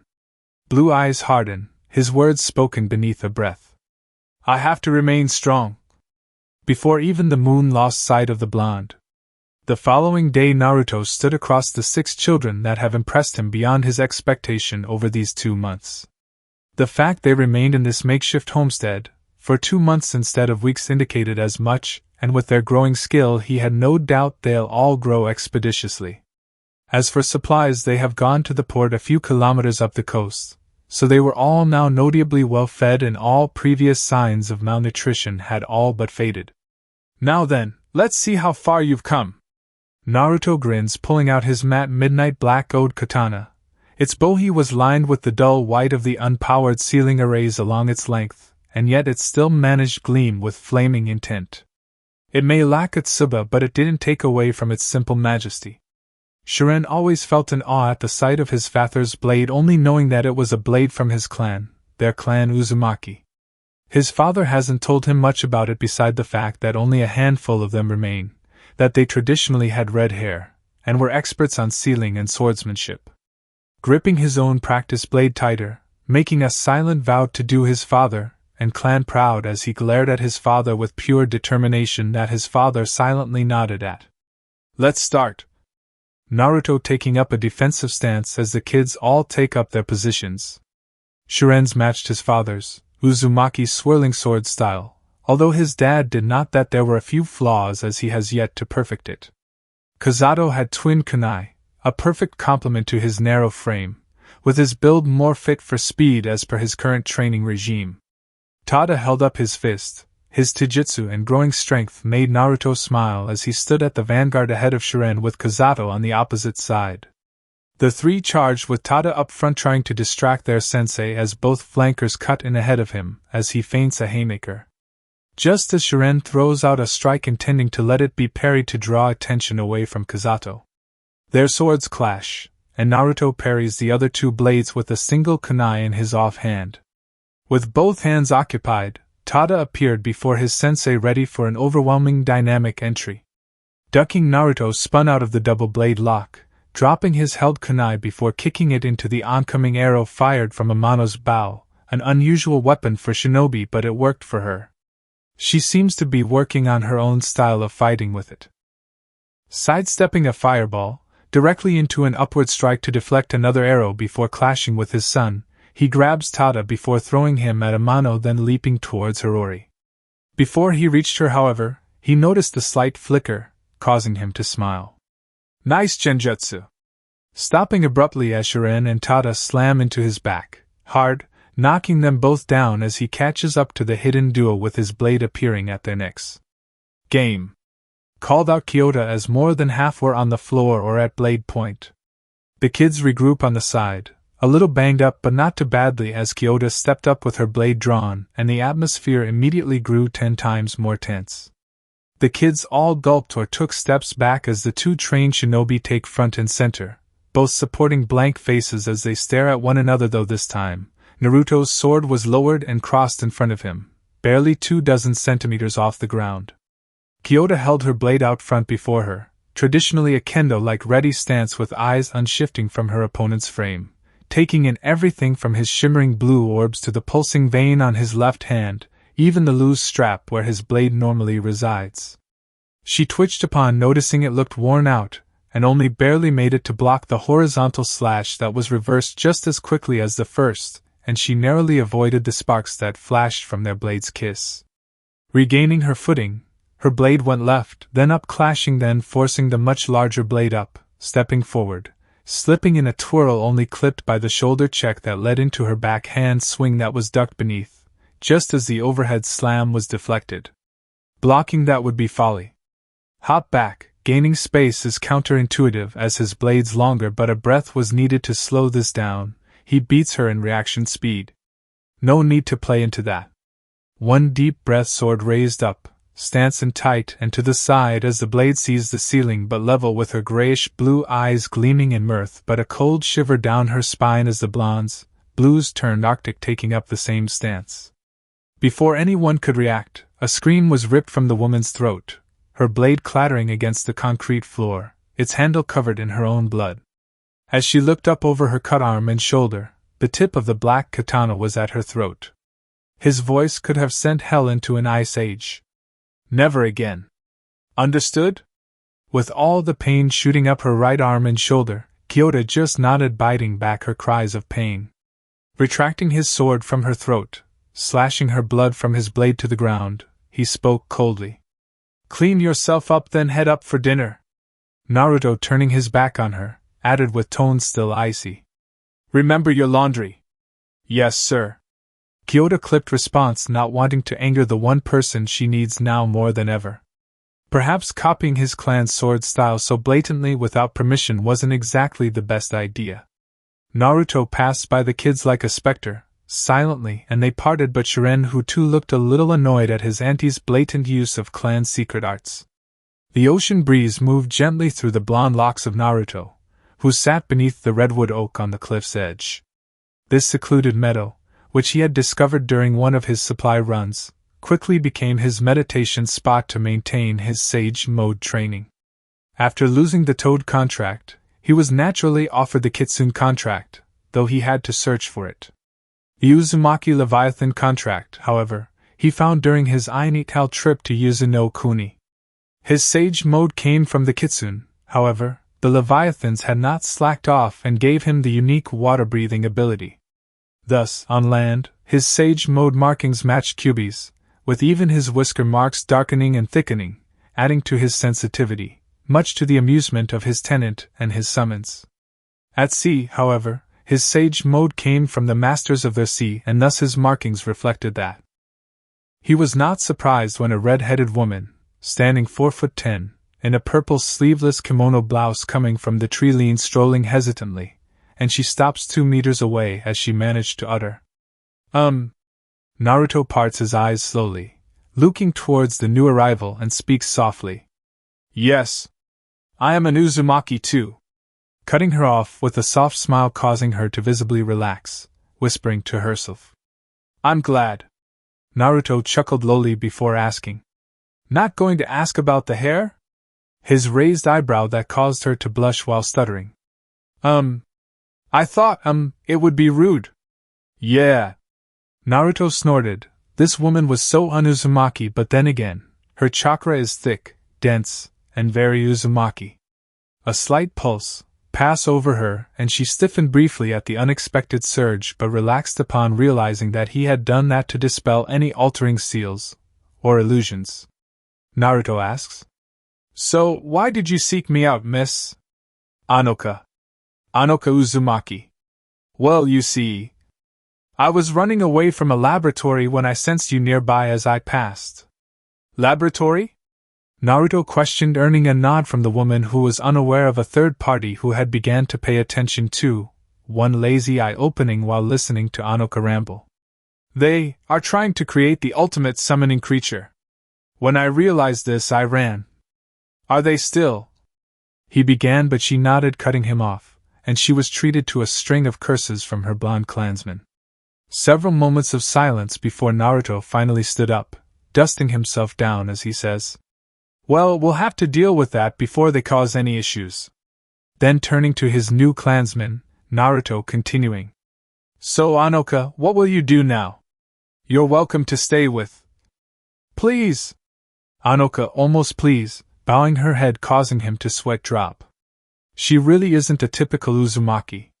His thoughts upon then noticing the mesh armor beneath her top.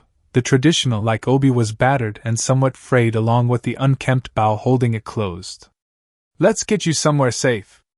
No doubt you are exhausted from your trip." She just nodded, her dark eyes locked on the floor as they both vanished in a smokeless body flicker. Appearing within the safe house's living room, Anoka was surprised at the number of people before her that had just suddenly appeared in her sensory perception. She hadn't sensed any of them before, and a quick glance around though told her why. Almost imperceptible carvings into the walls, barely illuminated with natural chakra, masked this complex, and now realized just how lucky she was to spot Naruto's signature, as his chakra was masked by this place, despite its depth. "Everyone," Naruto began, drawing Anoka from her thoughts and back into the room of 7 occupants beside her, and, now that she realized something, she never got his given name. "This is Anoka Uzumaki." She bows in response, offering a simple, "I hope to get along with you all." "Really?" Shiren beamed, rushing over to the short woman who maintained a pleasant smile.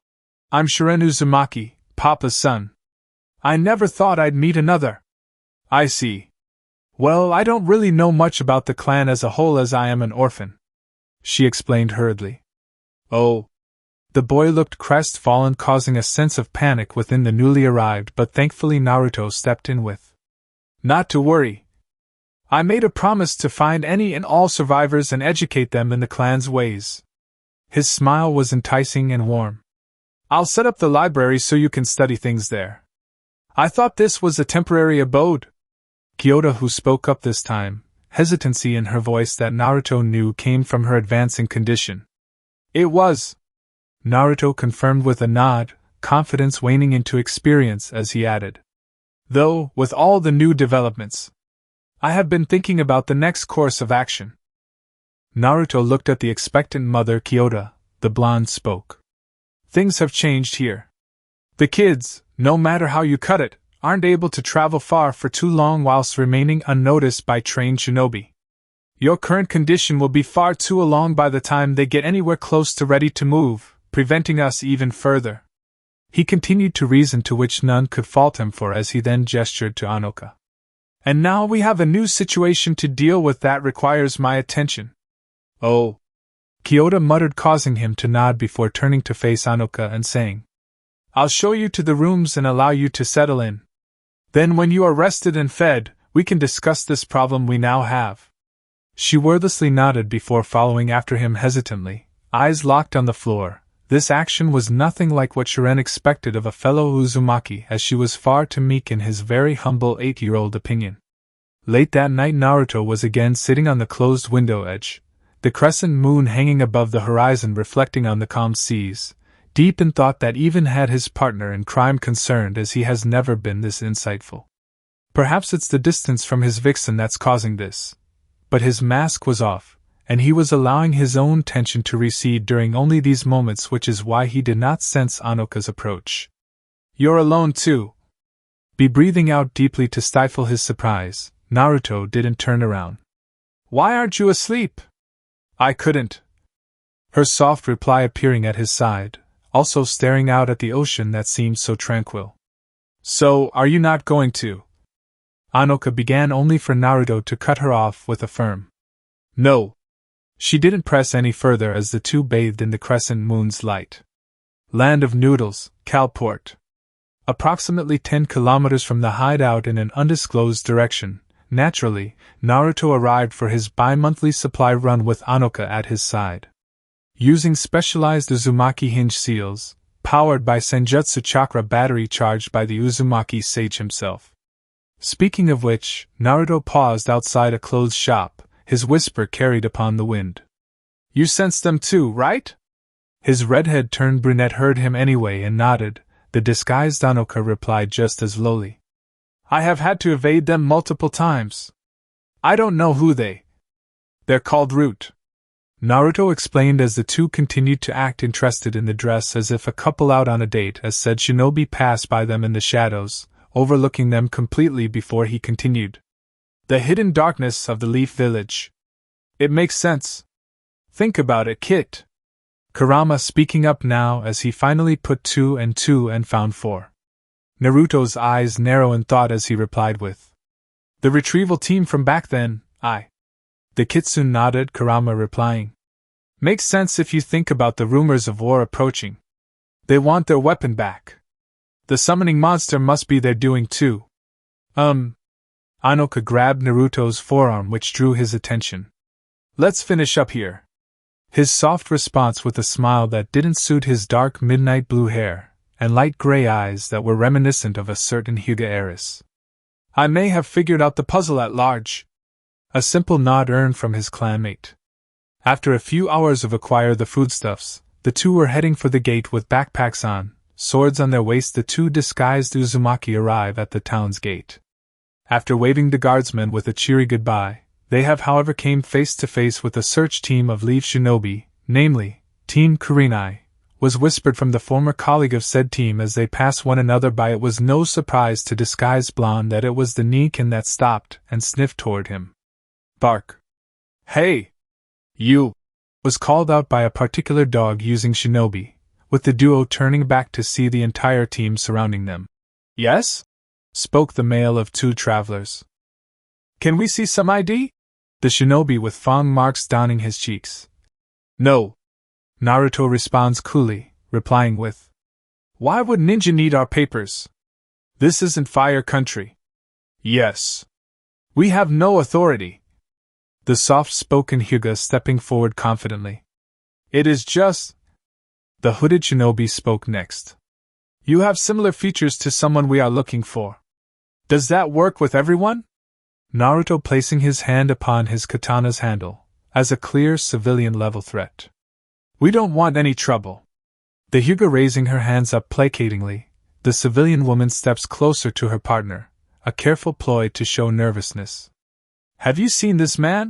The hooded man pulling out a photo of Naruto from the Nagi Island port. This caused a growl from the black-haired man out of irritation but misunderstood by the Leaf Shinobi. Kurama speaking up. Kit, you can use this, they think you're angry, right? It took a second for Naruto to catch on to his partner's wavelength before he grinned foxily, internally at least, which his friend picked up and matched it, falling into character quickly then bellowing out. Yeah! That bastard took my wallet! Anoka may not act like a typical Uzumaki most of the time, but she still inherited that prankster spirit, buried beneath the sureness as it is, thus immediately caught on the wavelength with a scary level of efficiency that surprised Naruto as she broke in tears, sniffling as she hugged him with a slight tremble. It had our wedding rings in. Naruto caught the pass he was given and leaned into it by comforting her by returning the hug. The Leaf Shinobi, however, were stunned. Stunned that their friend would stoop so low as to swipe a wallet from civilians, and not even return their wedding rings. The dog duo actually growled at that. When I catch him, we'll beat him down, and recover them for you. Indeed. The hooded one responded and the Hyuga bowed profusely. I am sorry for his actions. I'm sure there was a reason, so please don't hate him. I am sure when we catch him, He will apologize and return them. He better. The man growled whilst comforting his now clearly distraught wife. He whispers softly, pretending not to see them share a look. You ninja always causing us normal folk issues. We have a lead now. We should get moving, the feral-looking ninja declared, rushing toward the town. The one with glasses simply gave chase, but the last lady turned back and bowed again before running off. The huddled duo had matching foxy grins as they moved off, trying their hardest not to laugh despite Kurama busting a gut in Naruto's head with said shinobi hearing something along the lines of stupid mutts. And just like a fox. Between his wheezing. Beneath the night sky, Naruto sat in the shallows on the beach below the hideout when Anoka suddenly sat beside him. The two shared the ambience for a long 10 minutes before she broke it with, "Why are the leaf?" "War." Naruto cut her off lowly, his voice just loud enough for her to hear, causing her dark eyes to lock on to his form awaiting an explanation. Naruto sighs hard again, as he continued. "It explains both our pursuers. The experiments you were helping with is probably stalled until you return, right?" Anoka nods, thus he continues on. "As for me, I am their ultimate weapon. Their trump card of strategic importance." He finally looks at her with a defeated gaze to watch her dawning comprehension. She muttered out, "A human sacrifice. Jinchurki of the strongest-tailed beast." Naruto nodded as his eyes look back out beyond the horizon. He then adds, "Word on the grapevines within the darkness says that the hidden villages are arming up for war number 4. He breathes out heavily. "No doubt, they believe my siblings of circumstance are being prepared to duke it out with one another on orders of old crones safe behind legions once more. Then, my project. Seeing as Root is involved." Naruto speaking his thoughts aloud, he adds, "No doubt my absence from the village has made the elders somewhat twitchy," offering a side glance to her. "They wanted a backup plan. Ultimate summon." Anoka whispered, to which he nodded too, explaining for her. "Then again, if they realize that you are a full Uzumaki." Naruto's face grew a tight frown. It took Anoka a moment before it dawned on her. "They wouldn't." "They would." Naruto cut her off as she began trembling as he looked down into his reflection. She stammered, "But…" "Anoka." Naruto cut her off as she snapped to him with tear-stained cheeks that glisten in the dark, his night vision locking in on it as he continued. "As shinobi, we are soldiers, tools for the village to use fit. Some see this more literal than others, but it is pretty universal. Now that I'm older, been through 2 wars, taken lives in the name of others, and had a family." Naruto takes a deep breath with a longer breath out, then added, "I've seen just how naive I was growing up. Sure, I ate up the propaganda like a wet sponge. I was needy and desperately wanted recognition and didn't care how or from where it came from. Perfect to mold to one's desire." Naruto's smile was hollow as he looked to his clansmen. "Now though, I have responsibilities." He then looked up at the seemingly blank cliff face that hid their current abode. "Raising my children, protecting my loved ones." Gently side-bumping her, drawing her attention to his blue luminescent eyes. "Which includes you, and hope that I live long enough to see my grandkids. Maybe even help our clan revive and become an elder." He snickers at that as she blushes a more vibrant scarlet that made her hair look pale. "The point is," Naruto said, regaining Anoka's attention, causing her to look to him as he continued, "I have no intention of going back. First, I need to get these kids damn near across the entire continent, figure out a way to reunite my family under the same house, and kill a certain man. After that," he shrugs casually whilst offering, "I'm free for anything after that." Anoka smiles at the light-heartedness at the end of that, her thoughts running rampant, though he brought her back post-haste. His words were, "What about you, Anoka? Since you found me, you haven't really spoken much." "There isn't much," she began after some time to recompose herself, ignoring the end of his little monologue. "Dad died when I was 6, lived on the streets for a few years, found by the scientists at age 10. Stayed with them until a few weeks ago. Been running until I sensed you." "I see. I have another question." "Sure." Have you, found any others? Yes. Her name's Karen. A total nerdy type. Full-on researcher, glasses and lab coats and everything. Naruto laughed as his hands went through the motions of glasses and tugging on a non-existent lab coat. Seeing this light of hope, Anoka asks while barely containing her excitement. Is she alive? Where is she? He nods with a growing smile, replying with, Yes, she's alive, and last I saw of her, Nadeshiko village. Nadeshiko? It's a kunoichi-only village beyond the land of water. Between Nagi and Uza Islands. I see. She's safe, yes. Naruto confirms with a slightly stiff nod before adding. In fact, I suspect she may be watching us from there. This caused Anoka to look at him incredulously. How?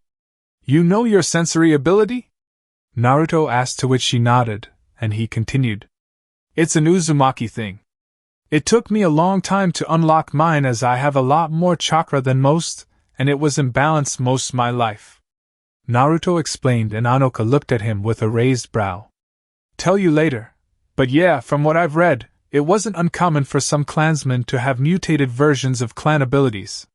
My mother's chains, thicker, denser, and inherently coated in sealing effects. My mutation, enhanced regeneration, boosted by the fox. Anoka nods along, understanding things thus far, and asks, What about me? Your stealth is scary. Naruto spoke flatly, causing her to look to him blankly. He explained further. If were not for my sage mode, I would never have sensed you coming, and even then, it wasn't effortless like most. Really? Yep. Naruto nodding repeatedly. Without a doubt, it has probably been how you've survived against Root. They can't locate you. I see. As unpredictable as any Uzumaki. Naruto grinned at that for a moment before it dawned on him. Oh, actually. He started going through hand signs but paused upon sensing approaching signatures. Anoka too narrowed her eyes, and upon the crashing of the next wave, the beach was left bare of human life, if only briefly. I swore I heard. Hey! Anything? Nah, must have imagined it. Jumping off, leaving his shoe print behind. Cliffside retreat. A few months later. Happy birthday! The house cheered as Shiren beamed in joy at the cake, a beautiful triple-layered orange velvet cake. Everyone cheered and shared the orange juice, and Kyoto was broken from her glaring at her, unbeknownst to him, life partner by Anoka, who promised that this was all in accordance with Shiren's wishes. This pacified the bulging kunoichi, whose hormones were flaring constantly. It was become a bit of a headache for the kids especially, but it added variety to the normally bland days. Naruto dubbed her cravings as C ranks. The kids helped, and they were marked on their records with chores being dubbed as D ranks, also recorded. The party took place on the beach, enjoyed by everyone, including the growing 6-month infant apparently, as Kyoto was constantly rubbing her baby bump with a soft frown, murmuring something about overexcited babies not letting their mother have any fun. Kyubi snorted something else about damn Uchiha arrogance being genetic. All in all, it was a great day, as Naruto had even summoned both Kurama and his personal Leviathan to join the festivities. His Leviathan is the daughter of the current boss, just like Gamakichi was with Gamabunta. She was a brilliant white with dark green scales upon her dragon-like snout that back over her face like a helmet, and partially down her back following her spine spikes, though the scales on her stomach are somewhat soft with a blue hue to them. Her name Raitorupara, but everyone just calls her Paru, or Pearl for humans, with only Naruto knowing her actual given name whilst the others call her Pearl. Manning the grill, Naruto watched as the now 9-year-old Shiren laughed and played with his friends from a distance, feeling like an old man, though his thoughts while flipping the fish were clearly with his daughter. He had gotten her a present, naturally, and the shadow clone he had sealed within had since popped, so now she was the newest summoner of the Leviathans. Naruto's side covered up the lone tear he swiped away as he plastered a massive smile upon his face and cheered another victory for his son on the makeshift Shinobi Extreme Volleyball Field. Despite this being a day of celebration, however, he was keenly aware of the growing number of Leaf Patrol teams snooping along the roads this side of the border. He had faith in his sage-powered barrier fields to mask their location, but even he knew they weren't perfect. All it would take is one lone Kikacha bug to find its way in, and they'll be exposed. For now, he'll grin and allow the kids to be kids. Even if only for a day. It would come to bite him later. We have to move, right? Kyoto asked surprisingly calmly while rubbing her growing stomach, though Naruto glanced to her and replying, "Yeah." He was busy glaring at the map with numerous crosses on, and the closest ones were circled. We have 3 patrol camp within 15 kilometers of our location. They know we're here, just trying to narrow in on us. Their net is closing in. If we don't leave now, Anoka states from the kitchen, staring over, and Naruto nodded before replying. We'll have to get the kids packed up by tomorrow dusk. We'll slip out using my Leviathan. Paru can get us at least a wave before returning back home. Looking back to his clansmen, he added, That is if we don't have to fight. If we do, Anoka asked, but all she got was a tight smile. She then whispered, Well, it's better than sneaking through the land of fire. And we'll never make it to the capital either. Kyoto adds as she slips further onto the sofa, grumbling about the energetic babies and the like, not settling down then mumbling. So, it can't be helped, right? She earned 2 nods with Naruto speaking. Let's get moving. I'll start packing the unrequired. I'll start on the library, Anoka saying as she began moving off. Kyoto looks down at her bump and said, I'll just nap here. The following morning the kids were treated to a barren home, with breakfast prepared and the adults already eating. It was Amano speaking up first. Dad? That was another thing that developed in the last few weeks. All the kids had one-on-ones with Naruto at one point or another, and he had allowed them to call what they wanted, and she had chosen he was her father figure. Their guardian replied sternly. Kids, eat up. We're leaving as soon as you finish. What? Consider this your first A-rank mission, Naruto stated, and all the children stiffened at that.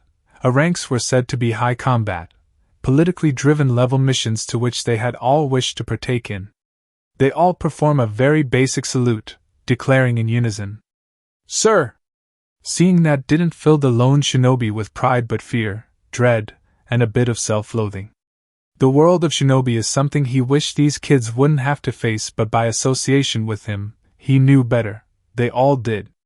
Perhaps he could delay it, but not indefinitely. He could not shield them forever. Breathing heavy as he sips his black coffee, juiced up with chakra replenishment herbs for the day ahead.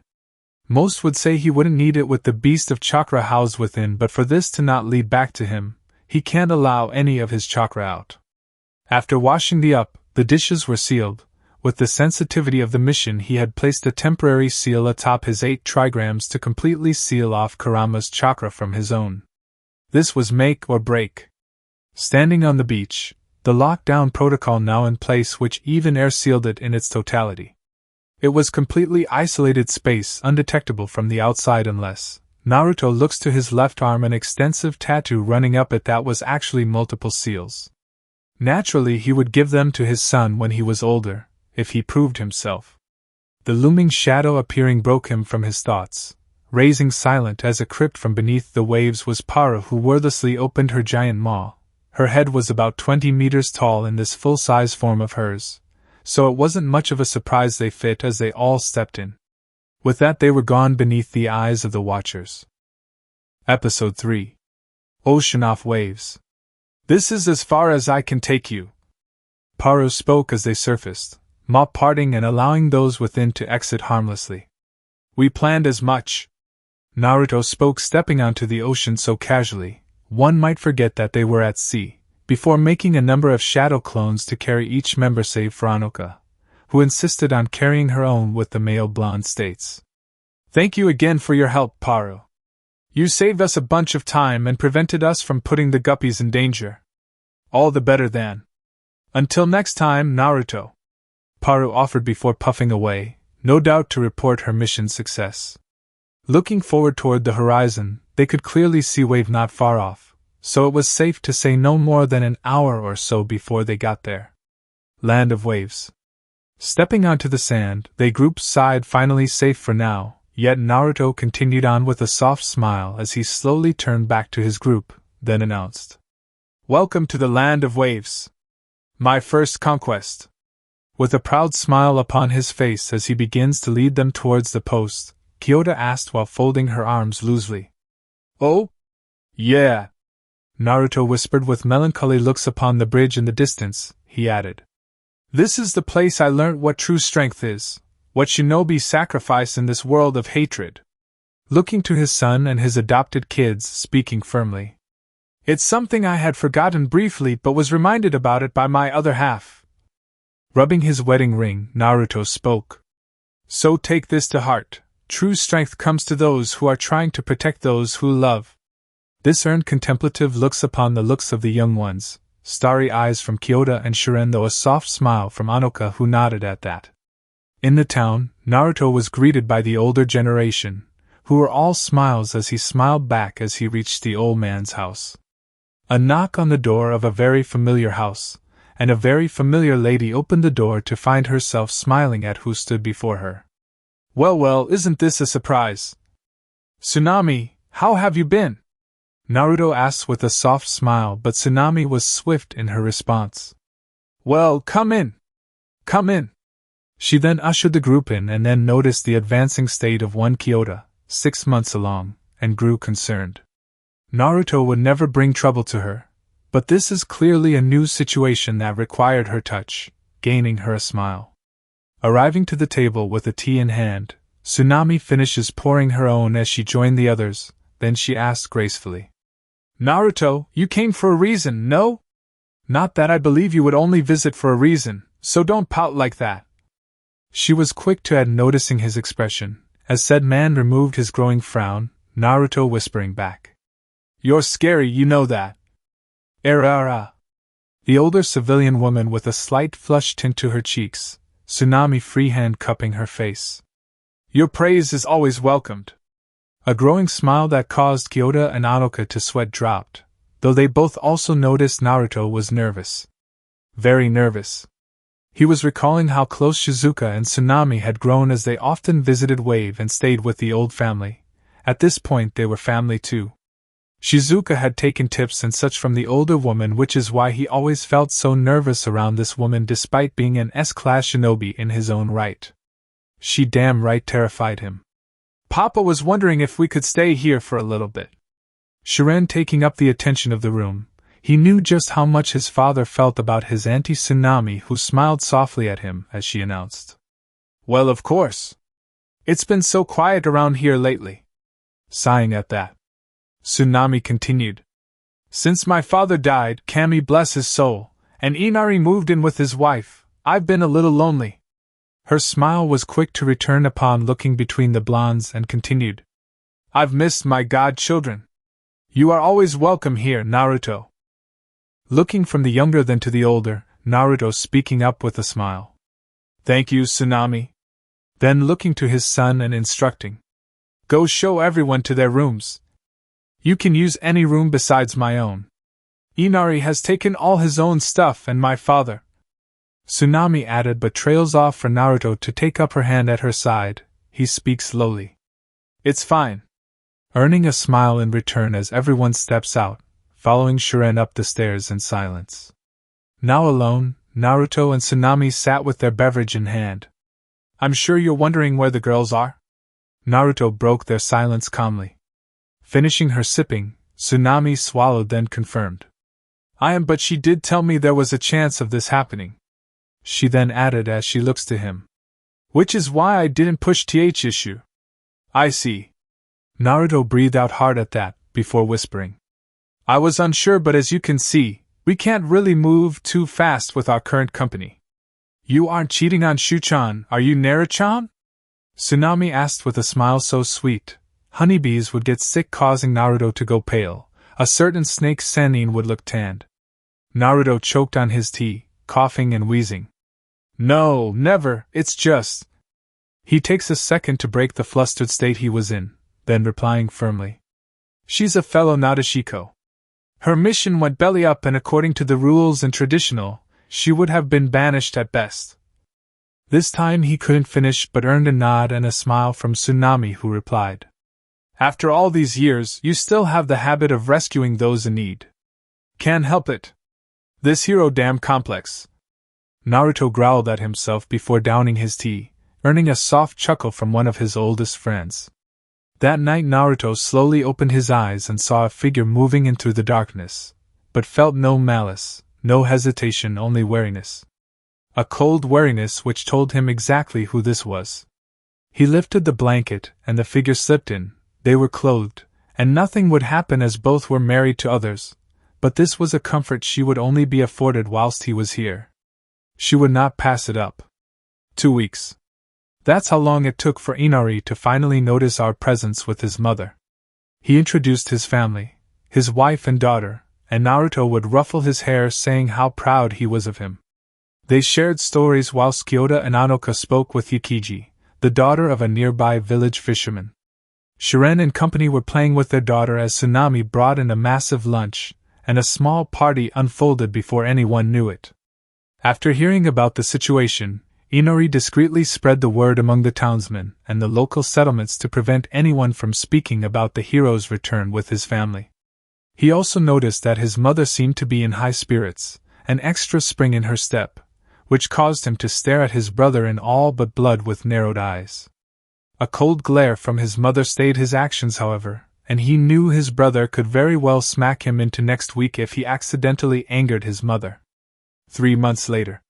The cries of a baby broke the silence as the Uzumaki group crowded around the door until the door parted and Naruto appeared with a smile announcing, "It's a girl." The cheers and the following party echoed through the night.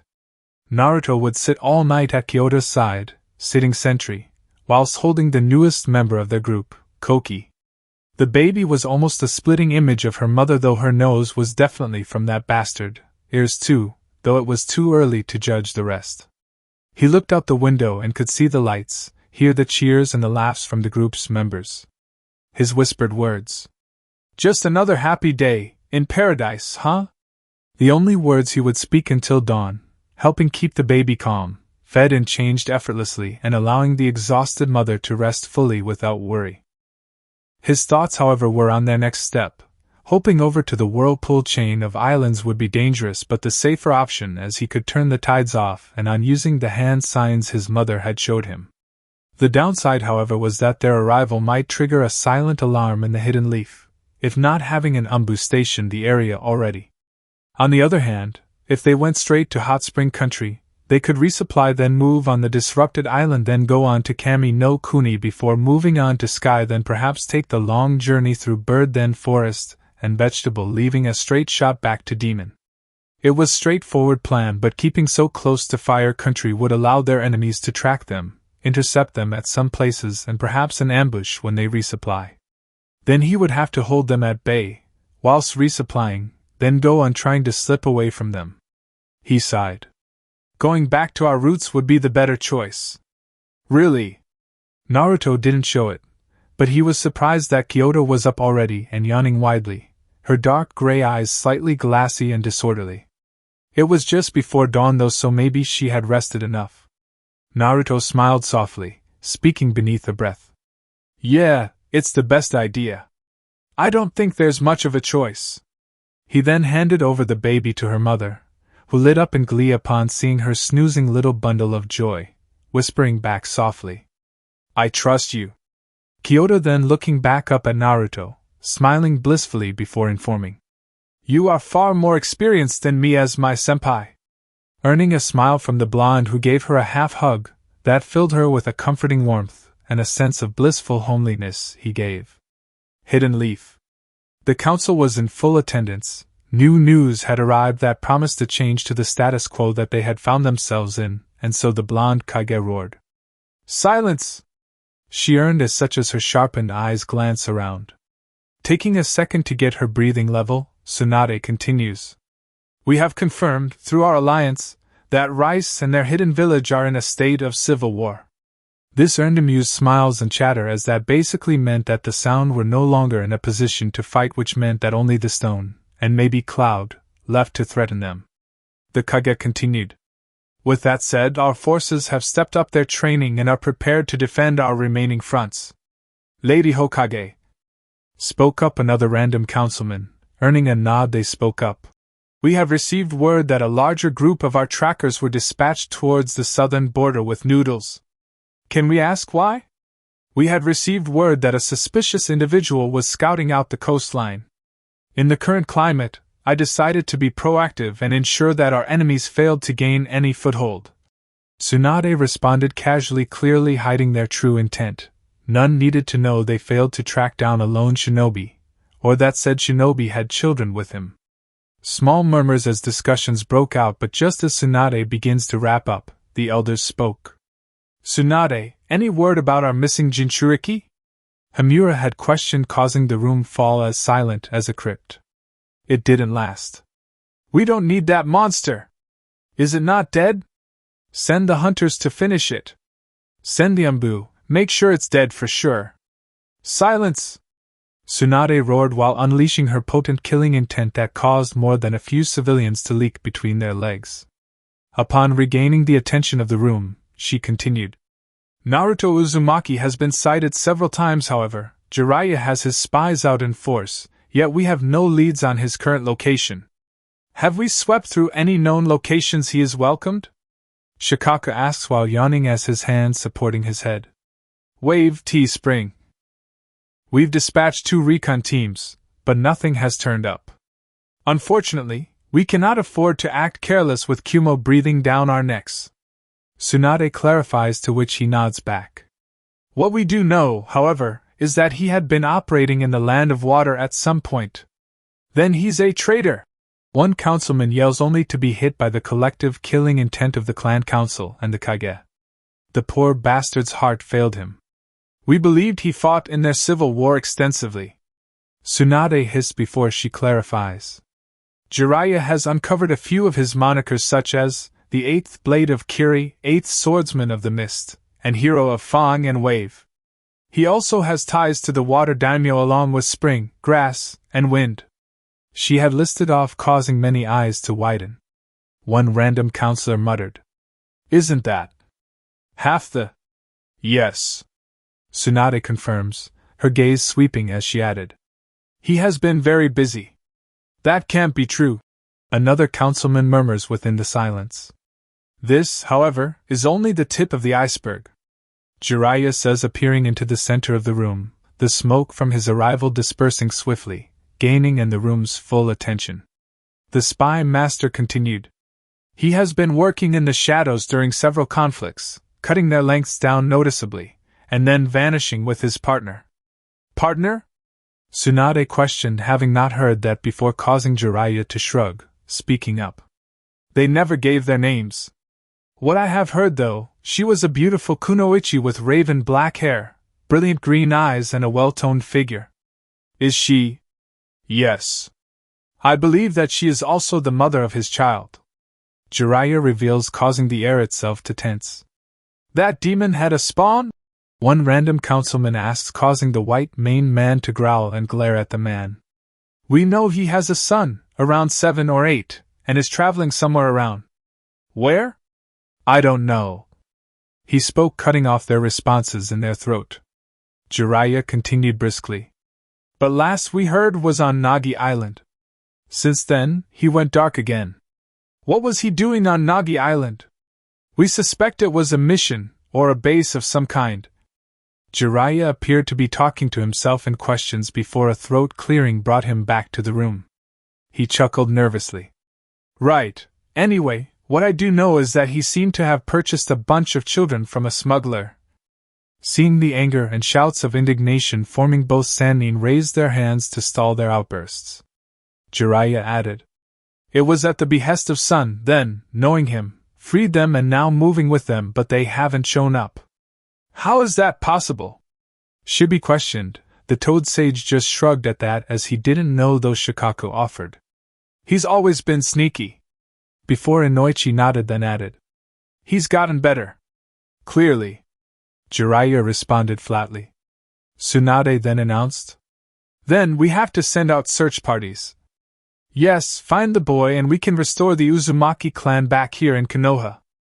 Danzo announced, cutting off the Hokage, causing murmurs to rise within the room only for a potent blast of killing intent stunning them all.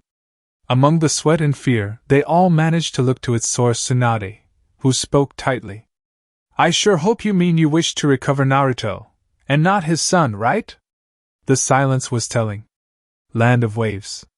Naruto and Shiren finished their sneezes, causing the room to look at them, with the latter looking confused, former with narrowed eyes, but it was pale-haired Amano who asked. What was that? She had since grown rather outspoken after her level of comfort had grown to a cordial. Anoka smirked, almost coyly asked smoothly. Someone talking about you? Naruto nods firmly once. More than likely, yes. The blonde states in his now focused, narrow dark blue eyes. I don't get sick due to other factors. You haven't told them? Anoka whispered, to which Naruto shook his head softly, whispering. Too young for it. He sighs before muttering. Feel like a hypocrite. Anyway, we'll be here for another week or so before we move on. We have to be ready to move.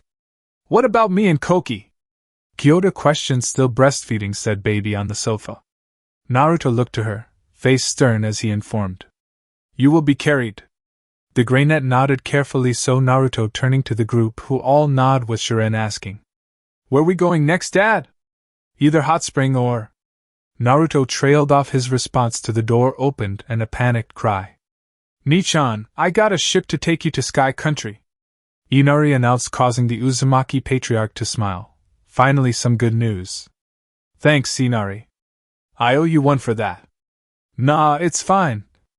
Inari waving him off as he accepted a kiss from his mum. Thanks. Then, we'll leave the day after tomorrow. Okay.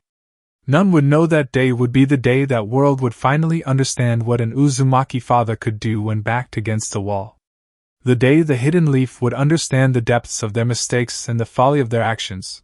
The Konoha 10 would understand exactly the darkness of the shinobi world, at the behest of the Black Blade of Nadeshiko origin.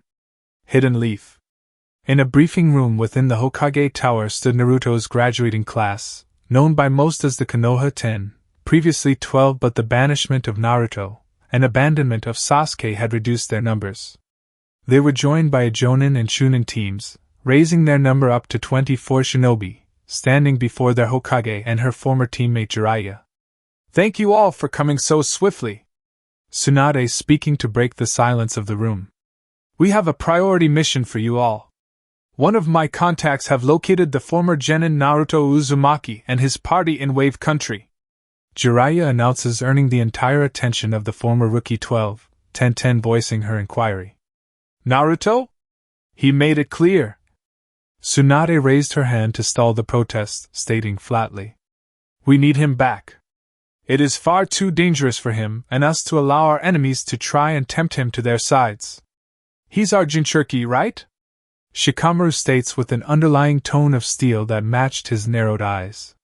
Tsunade didn't flinch at the unsaid accusations of the Nara heir, adding, We also have reason to believe he is traveling with his son. No doubt he'll be an easy target and weakness. We must protect them both at any cost. This actually has the opposite effect, as the Nara actually growled at the underlying message, Shikamaru muttering lowly and beneath a breath. What are you trying to say, exactly? He began stepping forward, but the two Sannin remained blank-faced as the Nara clan heir asked further. Are trying to capture him, or... Jonin Nara. Your mission is to retrieve Naruto Uzumaki and return him to the Hidden Leaf village.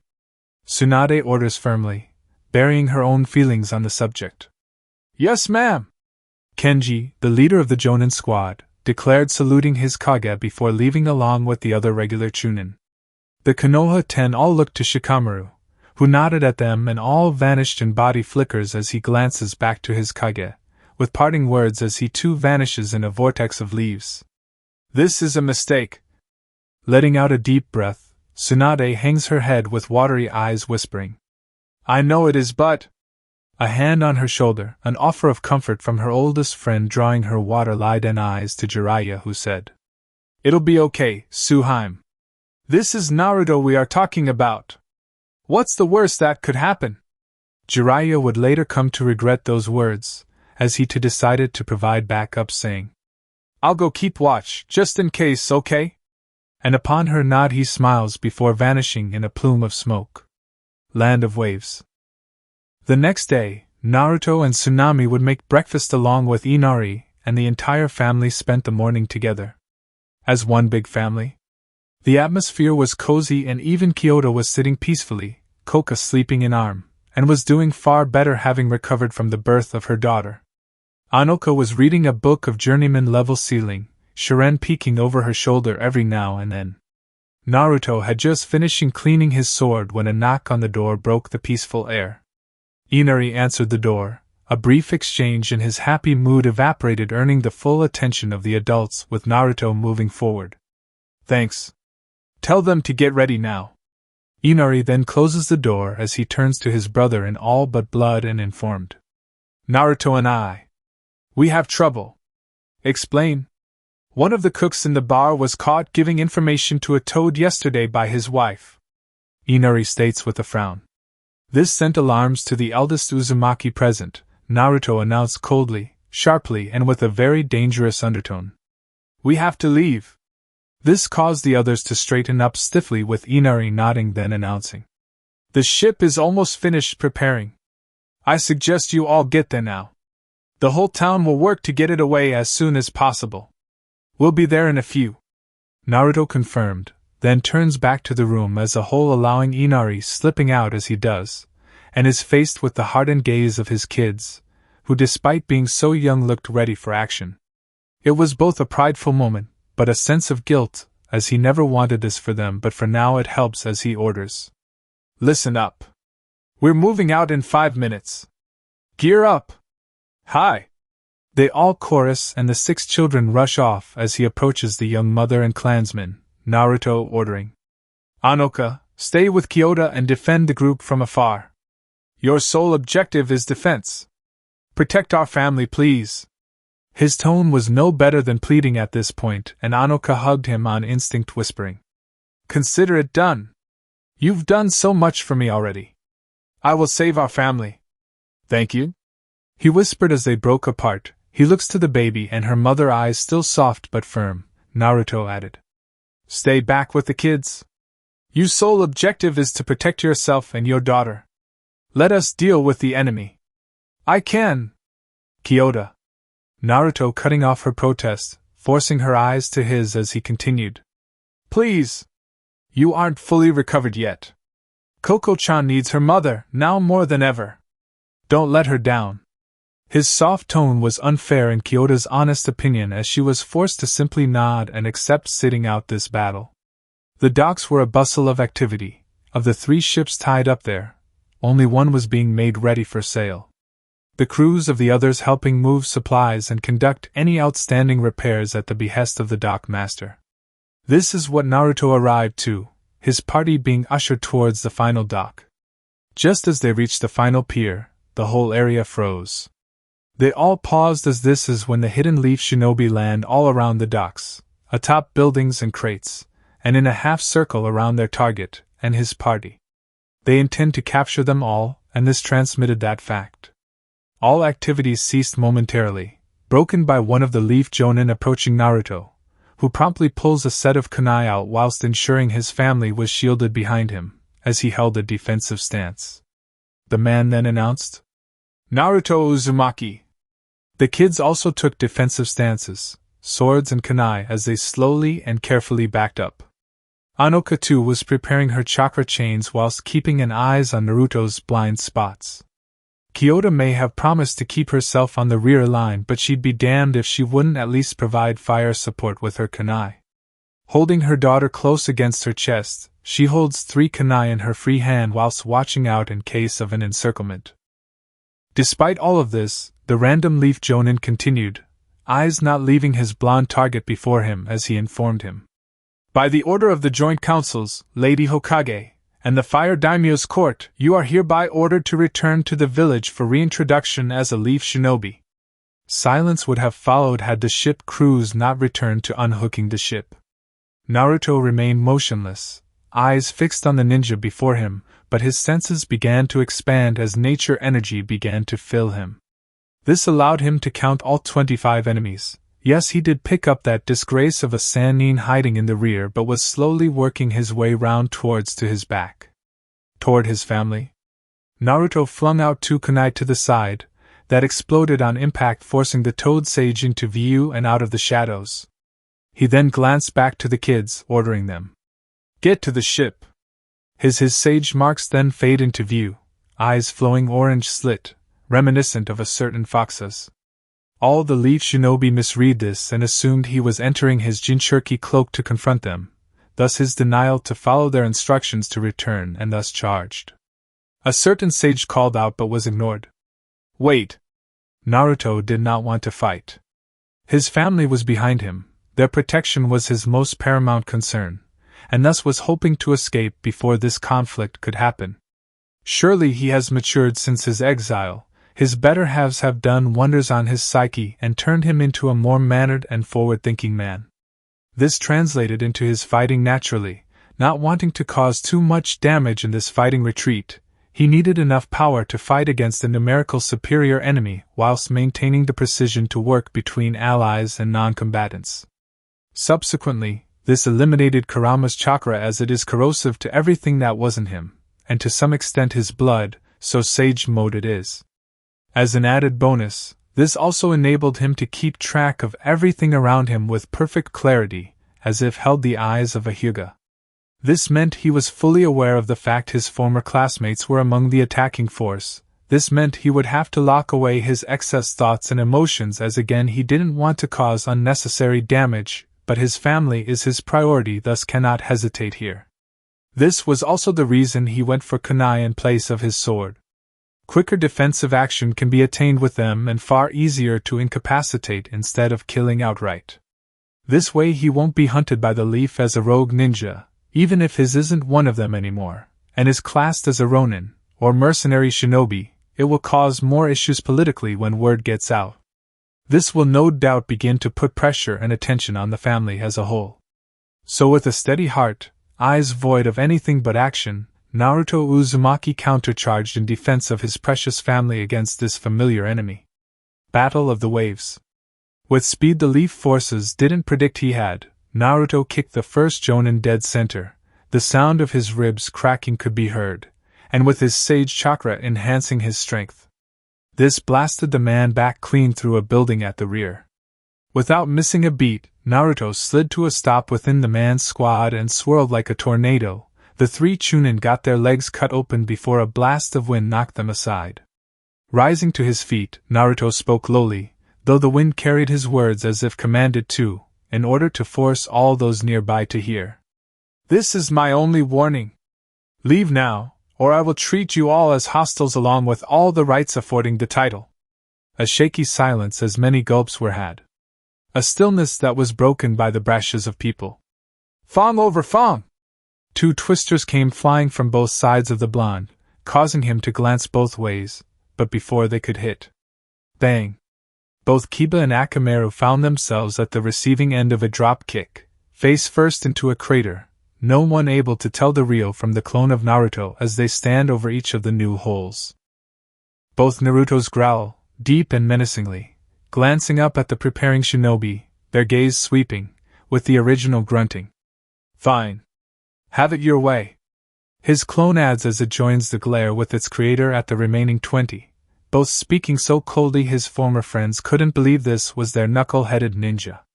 Shortly, swarms of bugs cloud the sky, enough to block out the sun, charging towards the 2 blondes that began to go through hand signs that none of his former classmates knew he knew, but watched as they both taking deep breaths.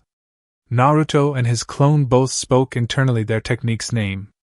Vacuum style, void sphere. Together they both spit out a barrage of compressed air bullets around a void of nothing. Upon contact with the swarm, the blasts erupt into razor-sharp spikes of wind blades that shred the bugs in seconds. A volley of kunai then shredded through the air, forcing Naruto and his clone duck and weave around it, using their own weapons and enhanced agility to avoid the sharp storm of kunai. Though he did take a few nicks and the like, his armor did not give out on him. The razor-sharp barrage abruptly halted, just as his whole body became rigid in a familiar feeling, and predictably he heard, "Kagamain, success!" A glance around showed Naruto the approach of 4 Hyuga move into striking range, as well as a big-boned Akimichi preparing to apprehend him. 2 of the Hyuga, however, went after the group at the rear with their intent darkening. Naruto noticing this, and just as both sets of Hyuga entered their stances, the 2 Uzumaki broke out their own clan techniques, the Uzumaki sealing chains. Thus, without warning, 5 chains erupted from Naruto's back, one speared directly into the dirt beneath, disrupting the shadow paralysis, breaking the Nara's hold on him, and caused the gobsmacked Nara to trip up in confusion. The 4 other chains wrapped up the Hyuga heir and her cousin, at speeds they didn't know existed, discovering that their chakra had sealed immediately upon contact with these restraints. Both were abruptly lifted into the air before being slammed into the dirt in short order.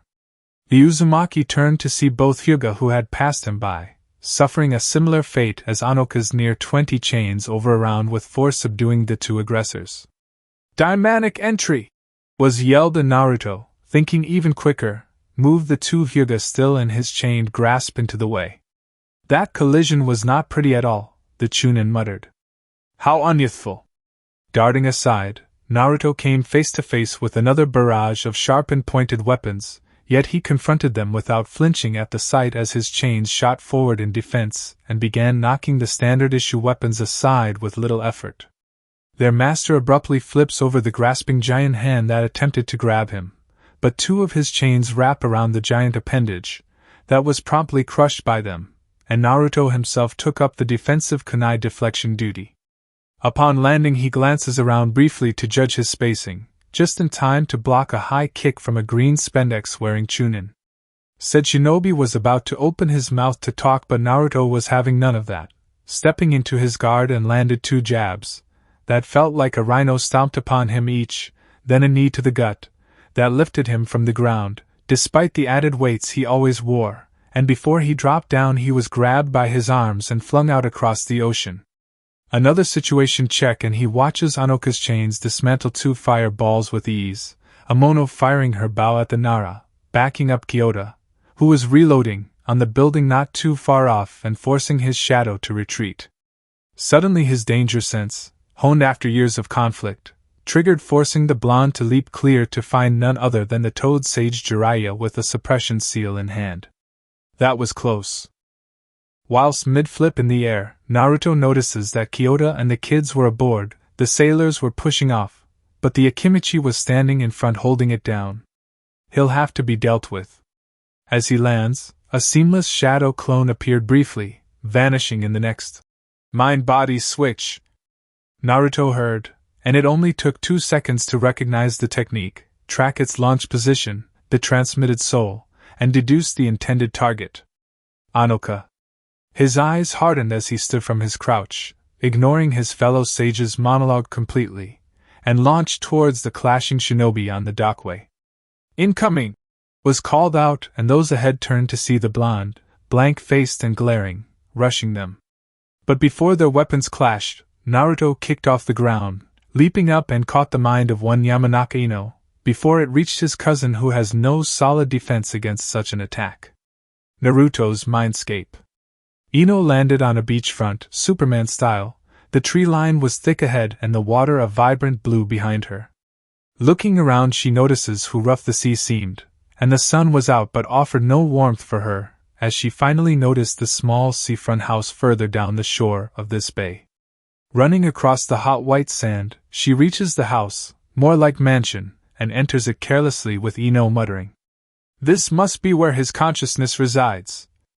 She stepping in finds a very comfortable villa, an open-plan kitchen into this living area, comfortable-looking sofas surrounding a tea table. An unused fireplace sat beneath a flat-screen television. As soon as the door shuts, she hears it lock behind her. Stunned, Ino tries to yank it open and failing miserably.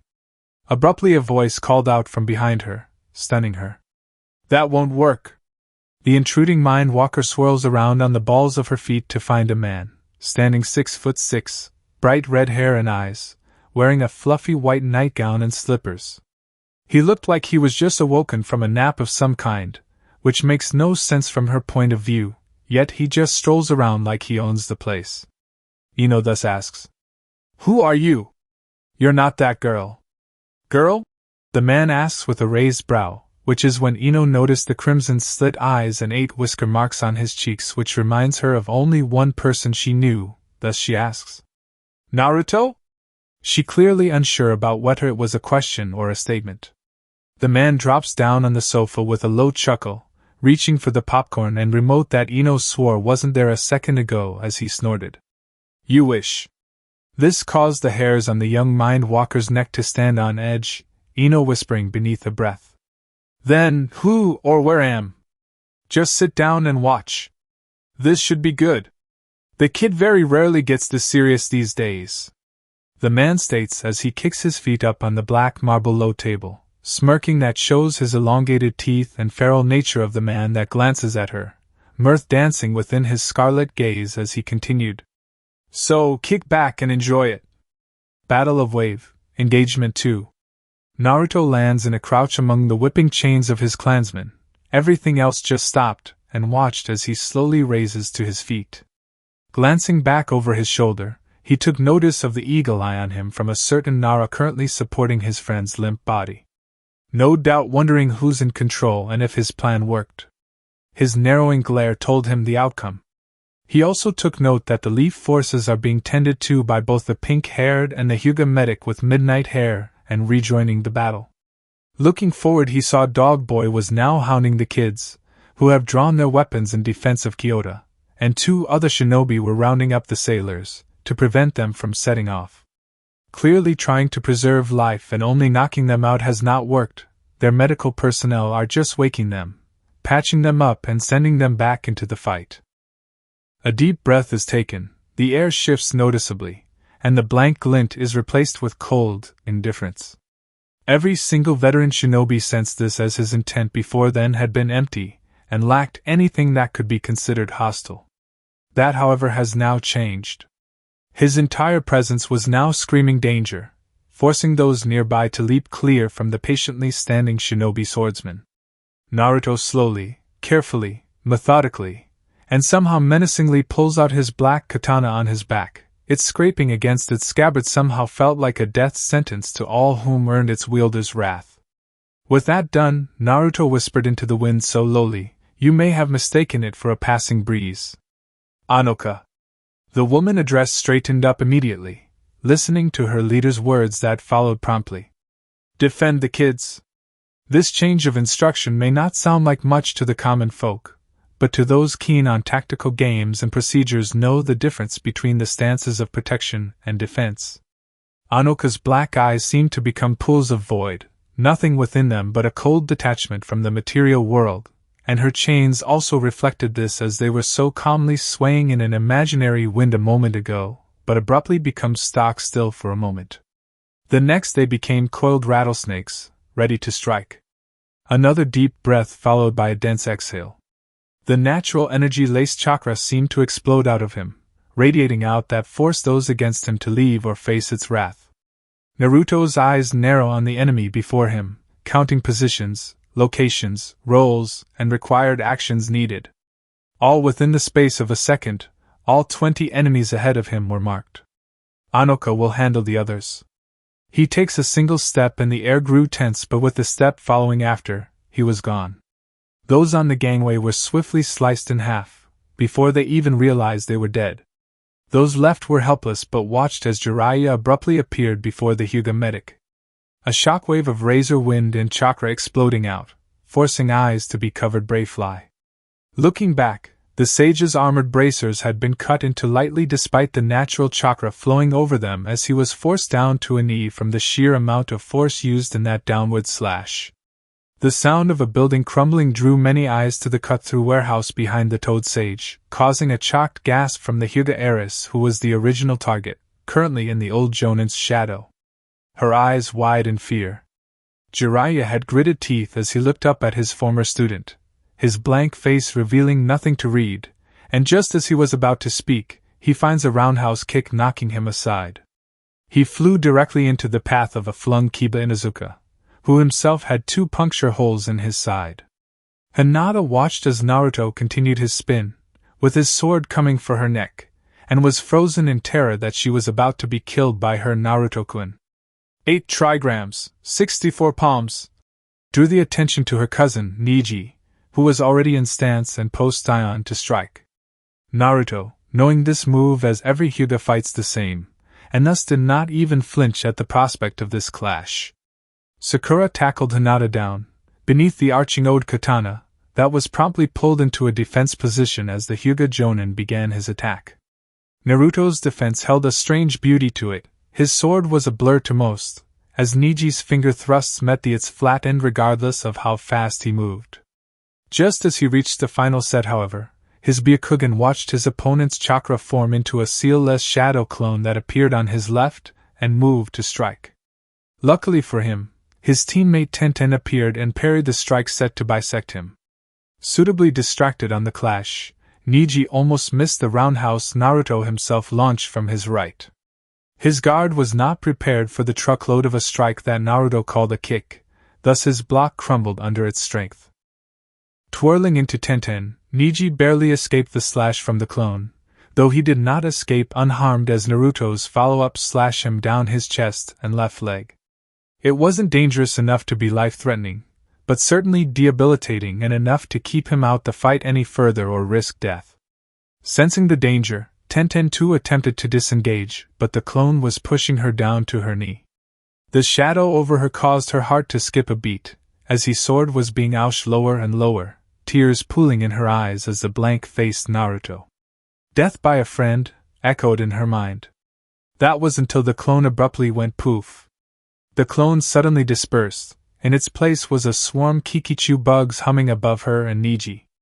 Tenten was in tears, having seen her death in that moment, by a former friend no less. Landing on another unnamed Chunin, sword through his gut, Naruto raises to his feet again gracefully, pulling his sword from the gut as he stepped towards the runway down the docks again. Though, with never-before-seen reflexes, Naruto cuts through 2 flung kunai, and their explosive tags, before spinning on his heel and clashing blade of his katana against the grinding edge of Jiraiya's Odoma Rasengan.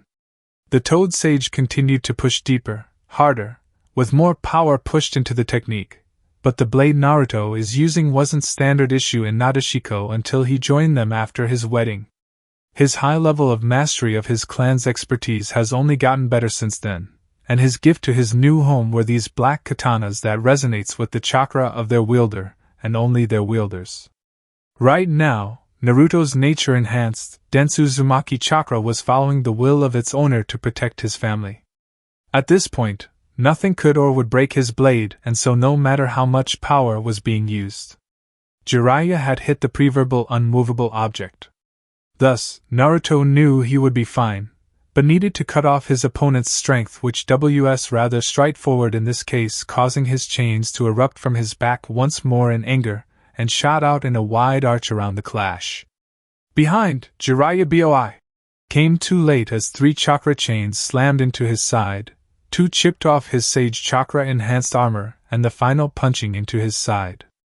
Immediately Jiraiya's sage mode shuts off, the Toad Elders ejected from his persons, and suddenly the Rasengan he had been maintaining was sliced through in short order by the black blade, cut clean in half and explodes around Naruto, who was shielded by his sage cloak. The resultant rush of wind pushing the ship out to sea from the shockwave. Before anything else, the Toad Sage is heard muffling his pain as he looks down at the severed forearm of his right dominant arm. A perfect cut. Looking up at the slit dull orange eyes of his former student, it is then he realizes their initial error and murmured, "Fox Sage." Naruto suddenly jumps back, avoiding the explosive gloved fist of his old teammate, Sakura Haruno, who up until now has been on medic support but can't take sitting this out any longer. Naruto is her teammate. She'll be the one to bring him in even if she has to break every bone in his body. Skirmish 7. The Waves dockyard had finally been evacuated. Anoka had leapt onto the departing ship and acting as the defender whilst Naruto was acting as rear guard.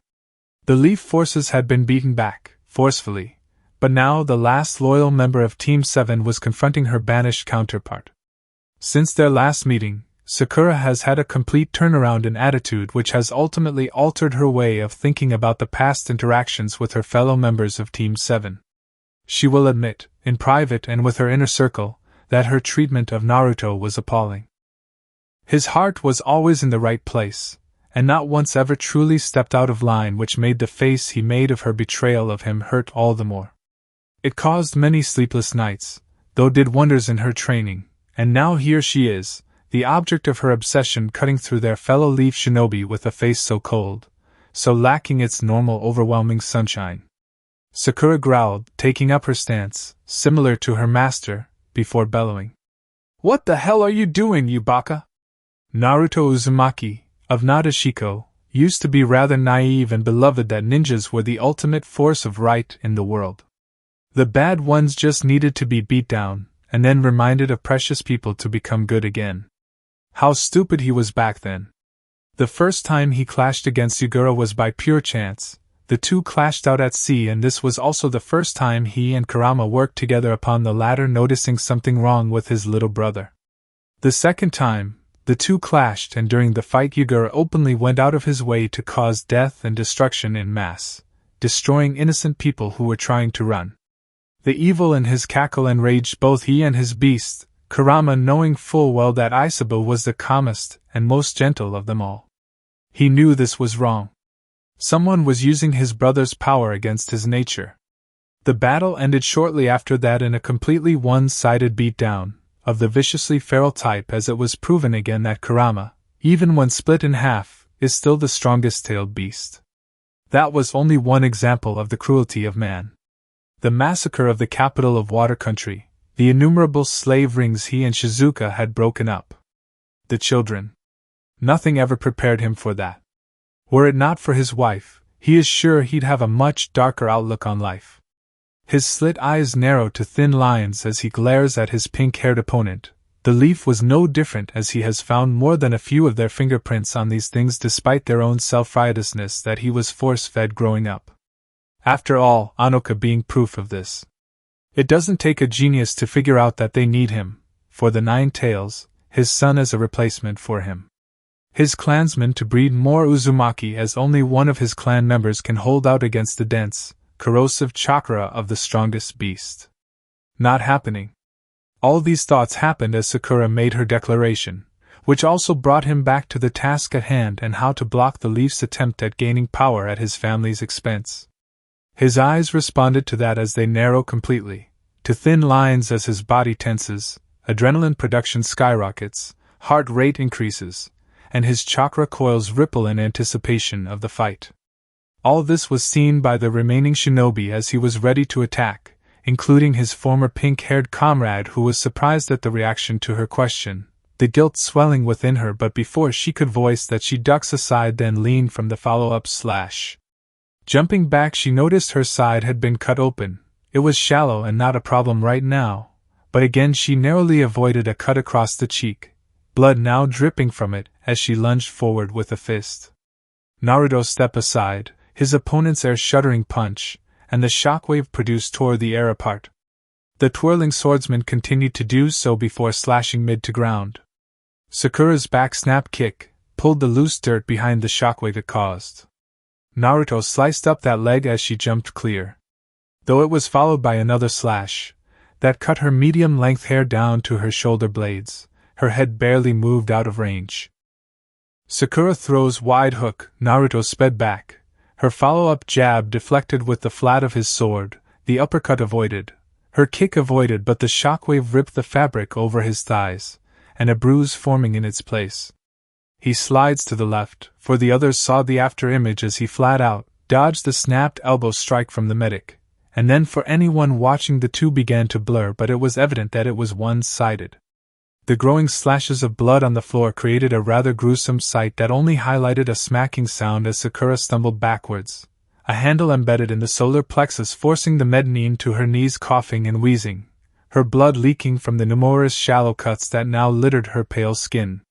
What caused her breath to hitch, though, was the feel of cold hard steel on her neck. Her mind locked up. Naruto wouldn't. He wouldn't kill her. She's his Sakura-chan, right? Papa! was called out, and the silence that followed was deafening. The Mednin felt that she was awaiting judgment. For the sword to drop through her neck, for the transgressions against her old friend, yet for that moment that stretched on for an uncomfortable minute. The air fell still until the cold steel left. The sound of his combat boots against the ruined gravel was music to her ears as the Pinkette who shakily looks up, again watching the back of her teammate walk away again, which broke her renewed will. Then he vanished in a twister of water and wind. She whispered, "Naruto." Hidden Leaf. A week later. As you all know, I dispatched a squadron of shinobi to the Land of Wave to retrieve one Naruto Uzumaki, our banished genin. Tsunade spoke, opening the council meeting, causing everyone to sit up straight. They had returned a few minutes ago, and of the 24, plus Jiraiya, only 15 returned under their own power, with the others were killed. Gasps came from the room with Shikaka questioning, brow raised. He killed them? Shikamaru, who had just arrived for the debrief, stepped up. For the first half of combat, it was clear he was on the defensive and only countered our offensive actions, but as Kiba's team began to apprehend his kids, and Ino's attack was about to neutralize the other chain user. Chain user? Tsunade questioned, earning a nod from the only shinobi who attended the mission and could walk, Shikamaru informed. Naruto was using them too. He had 6 at one point, but she had about 24. That's an Uzumaki bloodline ability, solid chakra manipulation. Tsunade explained, earning nods from those who knew a certain redhead who used them too. It was one of the elders who spoke next, Danzo asking. So, he found another Uzumaki then. What can you tell us about her? His inquiry got him many raised brows from many, with Tsunade however narrowed her eyes, instantly knowing why he was curious about her. Shikamaru nodded and responded promptly. No forehead protector, stood at around 5'5", straight red hair, and black eyes. Used and manipulated chains to defend and attack. After Ino's attack, the two shared a word and they changed their attack plan offensively. So, you're saying they held back until they were cornered? Shikaka questioned, sitting forward, and Noichi follows suit with fingers interlocked. Shikamaru nods once before reporting. Yes. If we had attempted to negotiate at the beginning, instead of going in jutsu blazing, we might have been turned down, but at least we could have tried again. But seeing as we've proved a threat to his kids and clansmen. He trailed off, earning nods from the shinobi side, understanding what wasn't said, but earned a defeated sigh from the Hokage as she knew that now her little brother would not be allowed back, having killed Leaf Shinobi, Tsunade stating for the room. According to village rules, Naruto Uzumaki was placed in the bingo book as an S-rank threat. Retrieve on sight. His son too. Danzo announces with an imperialist edge and tone, causing his fellow elders and civilian council to nod along with him in full agreement. Though, the Shinobi Council were far less enthused about such a move due to its very nature, and the rules they would crossing. This act would cause 4 of the 5 nations to begin to lock them out, and willing to come to blows over the discussed shinobi, and his allegiance would be hotly debated. Many friends and foes will change sides, and things getting a little hot. Jiraiya sat on the edge of the medical bed, with Tsunade running tests to see if the reattachment of her teammate's arm was successful and to what degree. Sighing hard, Tsunade looks to her oldest friend and asks, "What happened out there?" Still flexing his limb, the Toad Sage responded airily. "Those shinobi you sent were overeager and jumped the gun. They straight up threatened the Gaki, then moved in on the Gaki's Gaki to try to take them as hostages to use against him." Tsunade sighed warily at that, shaking her head as she recalls how Uzumaki are similar to the Inuzuka on that sense, as both take the defense of their young above all else, so that was very much the wrong move. Nodding, Tsunade then asks, "Then what? Did you not?" Jiraiya stared at her blankly, speaking the same. "Did you know he had the chains?" Tsunade shook her head while replying, "I thought he wouldn't, as it's typically the women of the clan who get them." Jiraiya sighed, shaking his head, and stated, "He got me with them in the side," gesturing to the wounds she was patching up earlier and adding, "Forced me out of sage mode." Tsunade nods at that, saying in response, "Makes sense though, I am also interested in this other Uzumaki." If 24 chains are her limit, then she is just below Naruto's mother. If we can get them back in the village together. Her teammate's long, wary, drawn-out sigh cut her off, and Jiraiya looks at her dead in the eye whilst saying, I doubt he wants anything to do with us. Though I will keep an eye out for things, as I too want him here, but it will not be easy, Suhaim. Tsunade nods minutely, a tight frown on her face while responding. Still. How was he? Health-wise? Jiraiya chuckled lightly, as he looks down to his wrist again, and replying. If his fighting style is anything to go by, he's fine. Tsunade perked up, eyes locking on her teammate as she asks. What kind of style is he using? Sword user. Jiraiya started and Tsunade grinned widely. Seems Naruto was taking after his mother in place of his father, despite the looks. Jiraiya, knowing what was going through his medic friend's mind, continued on. Though, he only brought his sword out when he was going for the kill. Before that he was using kunai like his dad was known for. Tsunade frowned while whispering. So, what Shikamaru said was true. He wasn't going all out in the beginning? Jiraiya nods as he explained. Yeah. His attacks were shallow but painful. Debilitating, but that was all. He sighed, before looking at his arm again and saying. Then, when they cornered the kids, Naruto mumbled something to the redhead, and they both changed. Jiraiya looked up at the serious visage of his Hokage and offered firmly. Tsunade, if I wasn't there, Hinata Hyuga would be dead. His opening strike literally cut a building in half. I only managed to deflect it above the both of us. Tsunade was about to speak, but Jiraiya continued. Then he hit me with a roundhouse kick so damn hard, it was on your level of super punches and just as potent. The sage grumbled at the end, rubbing his chest, recalling the absolute strike Naruto gave him. Tsunade chuckled loaded with mirth and offered. A kicker, huh? Jiraiya grumbled and nodded, then muttered. Stupid Gaki. Tsunade chuckles whilst putting the clipboard down and announced. Well, either way, we're done here. Take it easy on the arm for a bit before you head out. Jiraiya nods and speaks up. You, might want to check on that apprentice of yours. This caused the Senju to look at him with a raised brow, offering. Oh? He sighs while nodding. She fought him one-on-one, and he almost killed her. It must have shaken her up or something. Out at sea. Under the calm moonlight, Naruto sat on the ship's prow, staring up at the sky above. Thanks to Inari, they are managing to leapfrog a lot of issues and are almost home free. Getting to Demon will solve all their issues in the short term. Hell, just getting to Sky Country will solve more than a few. He let out another heavy breath when his clansmen dropped down beside him. Had he been less of a shinobi, he might have flinched at her abrupt arrival. Her stealth is truly unrivaled. Anoka had watched Naruto for the last hour. It was clear that he knew those people they fought back in Wave, yet he treated them like another enemy and fought back regardless. It must have been tough. So when he let out that heavy sigh, she approached and sat beside him and opening up with, Did you know them? The people back there? Naruto continues his observations of the horizon, though he did nod once as he spoke monotone. Yeah. My former classmates. Anoka nodded, understanding his hesitation in admitting that, but asks nonetheless. Is that why?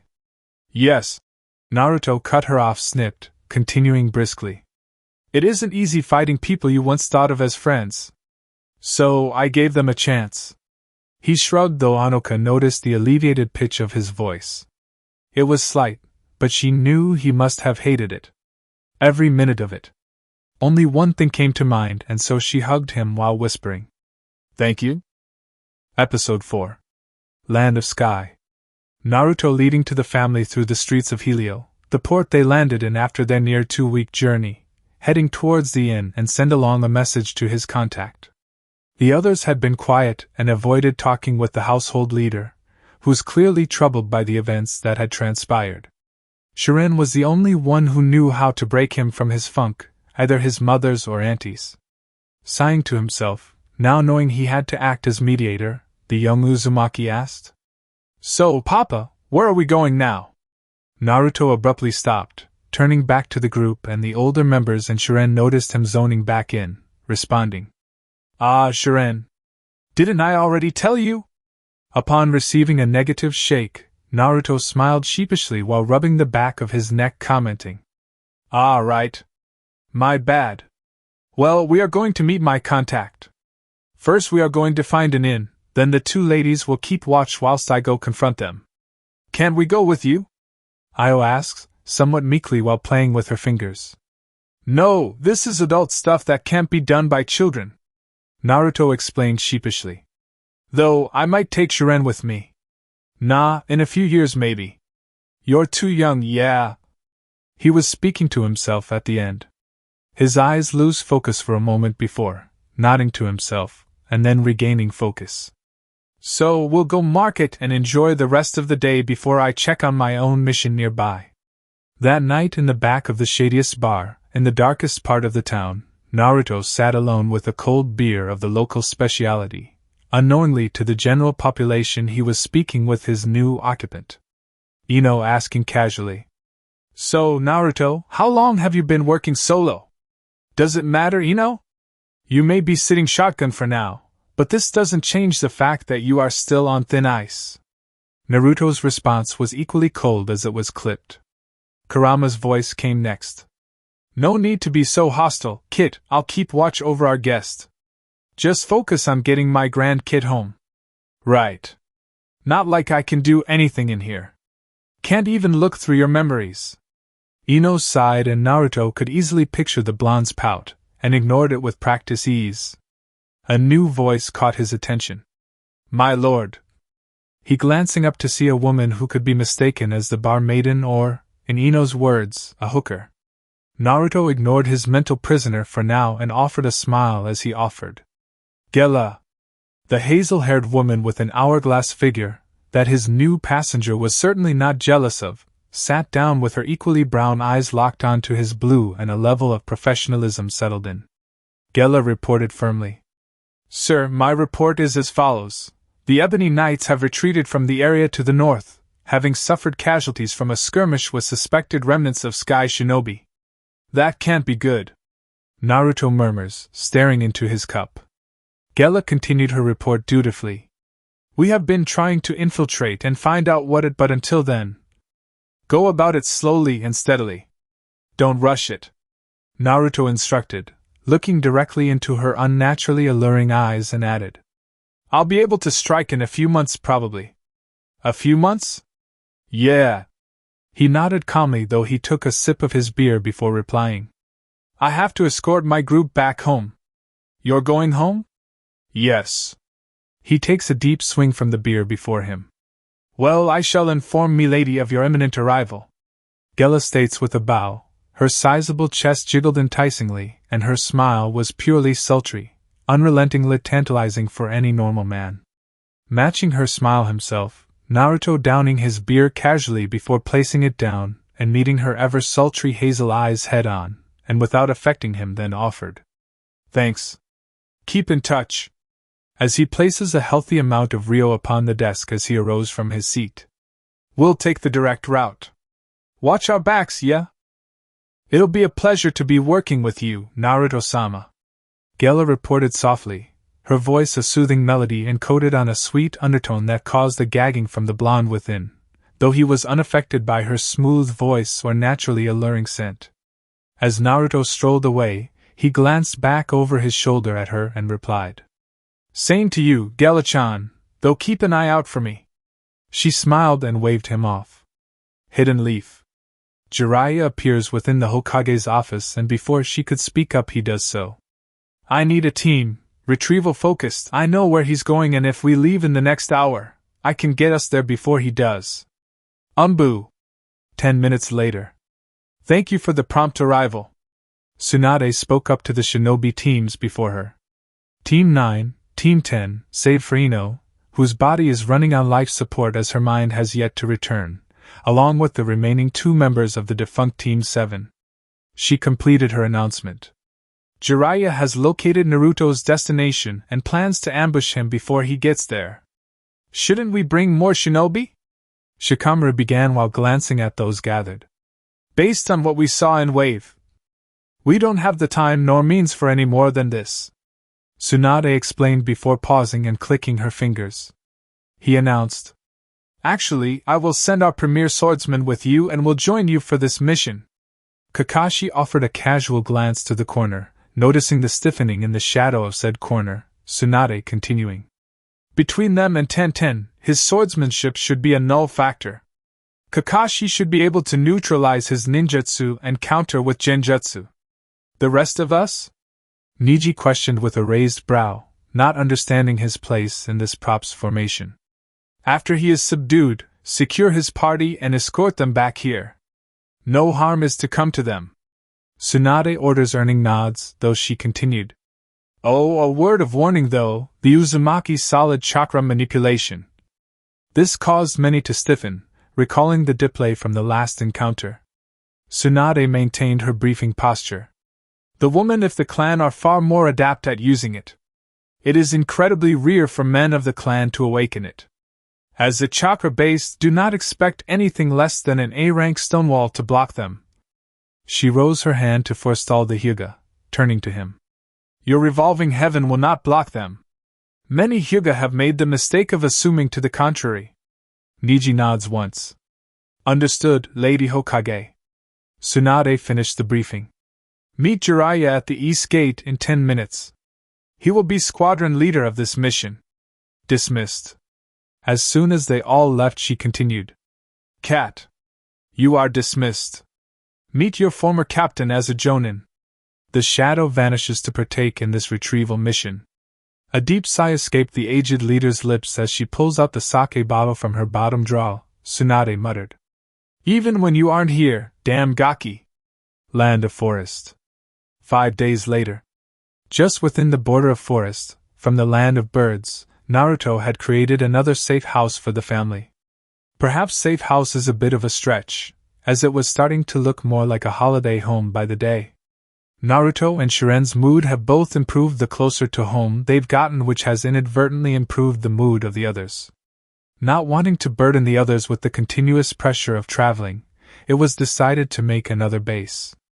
At least that is what Naruto told everyone, but in actuality, he had received word from his own contacts that one of his outsourced associates may have let slip where he was heading.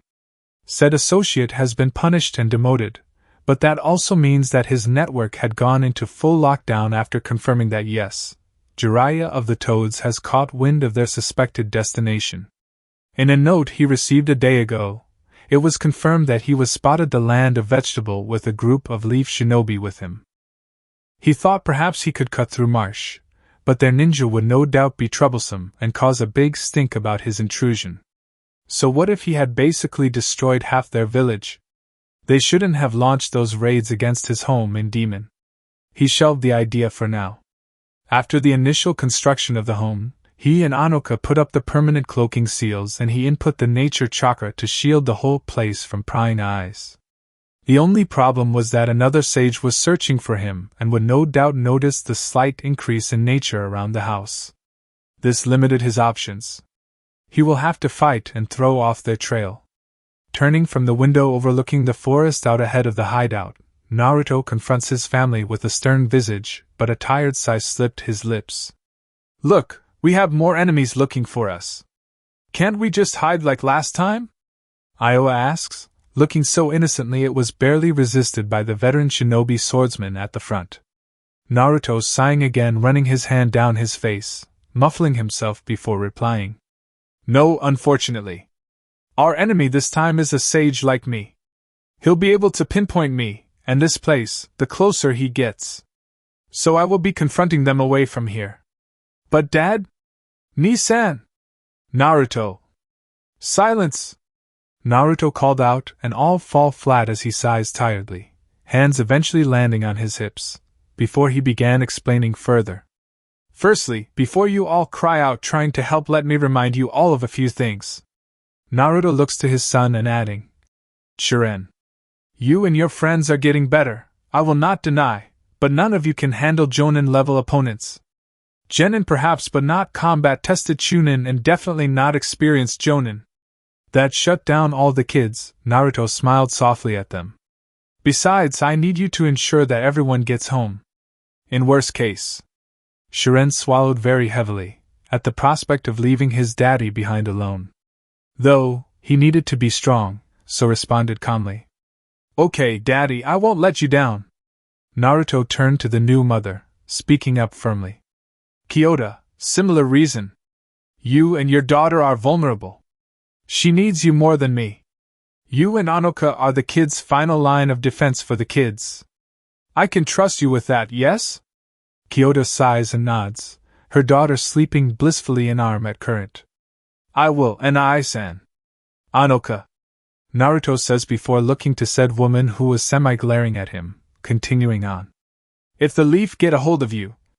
He trailed off and she recoiled as if hit, before meekly nodding. Naruto sighs again. He's been doing that a lot without his wife around to calm his fraying nerves.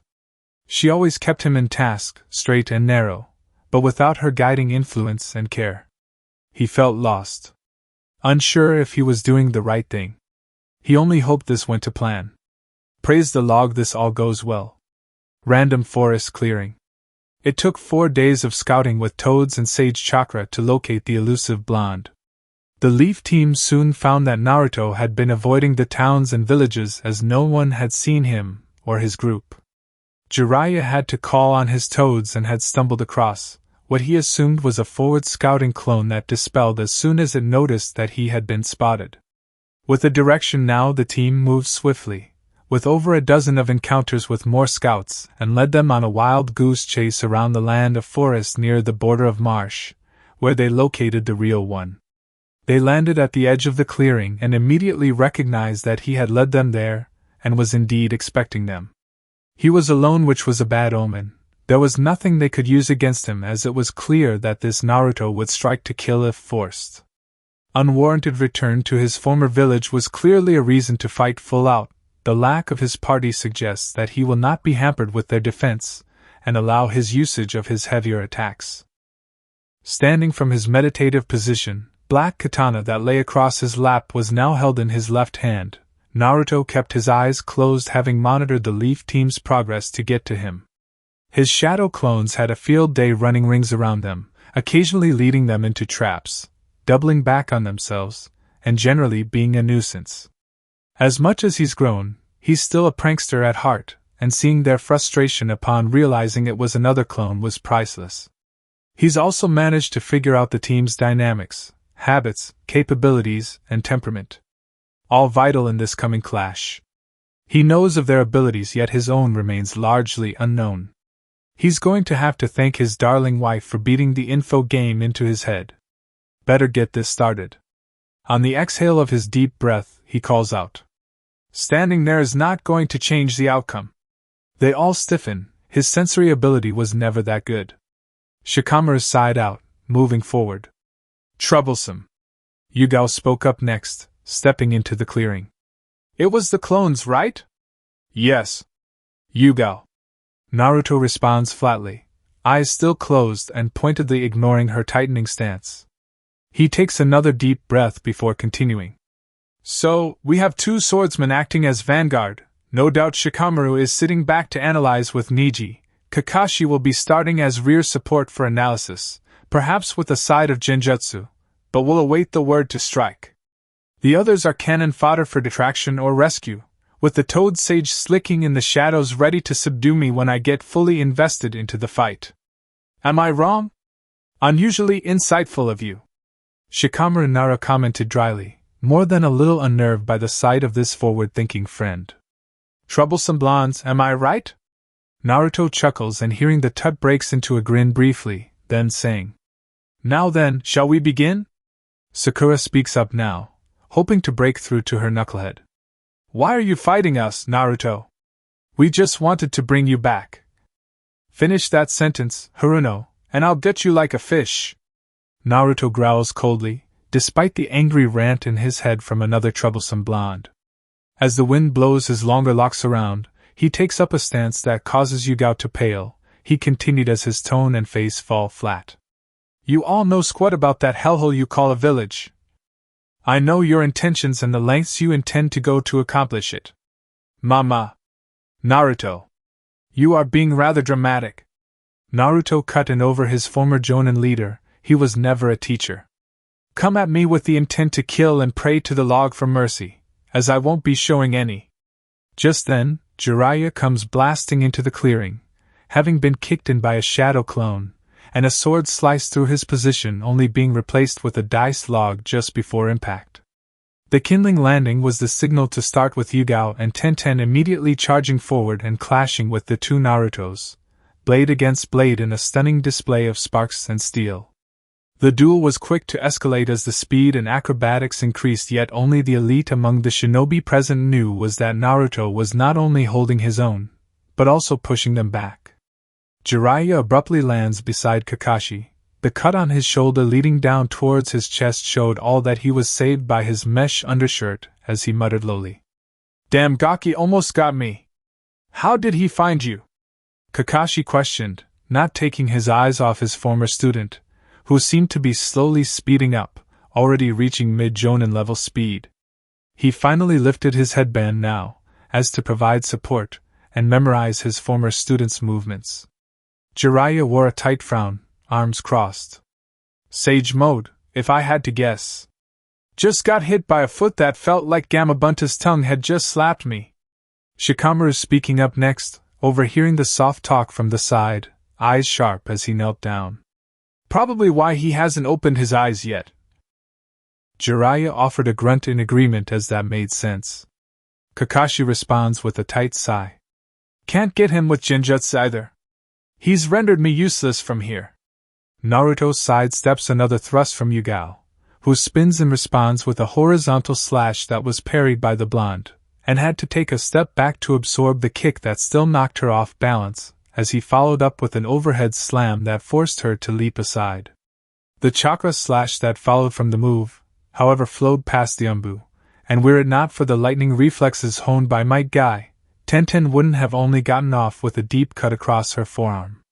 Before the kunoichi of Team 9 could regain herself, though, the Naruto clone pounced on her unbalanced stance and knocked around her sword. With her defense had been broken, fear setting in once more, Tenten noticed that she was losing ground and he was preparing for the final strike. Thankfully, the clone was interrupted and popped by a blindside strike from Niji. With tears in her eyes, Tenten was about to thank him for the save when he began to rotate on the spot. Niji announces briskly, "Revolving Heaven!" Several dozen shuriken are parried, shot off in many random directions and save the duo from injury. However, just as he comes to a stop, another Naruto clone appears within sword range, already mid-swing, only for a second clone to land and intercept it as they clash swords. The clashing two were a strange sight, with the first clone, that was the one intercepted, noticing the corruption of the second immediately, and glared at it. A kunai suddenly popped the first clone, that allowed the second to glance back at them with a familiar smirk and voice. "Sorry I'm late, guys." Tenten and Niji observed the clone warily for a moment before Tenten spoke hesitantly. "You know, right?" The corrupted Naruto clone nodded, its teal eyes gleaming in mirth as it spoke with the Yamanaka's voice. "Yeah, though, controlling this thing is really—" It orply went poof before them. Both suspected a dispel command to be most likely, yet a scream and the sound of 1,000 birds caught both Team 9 members' attention briefly. They brought back to their own situation when two more Naruto clones dropped down before them with swords already drawn. Tenten swallows herd and glanced at her teammate while whispering, "Ah, this is endless."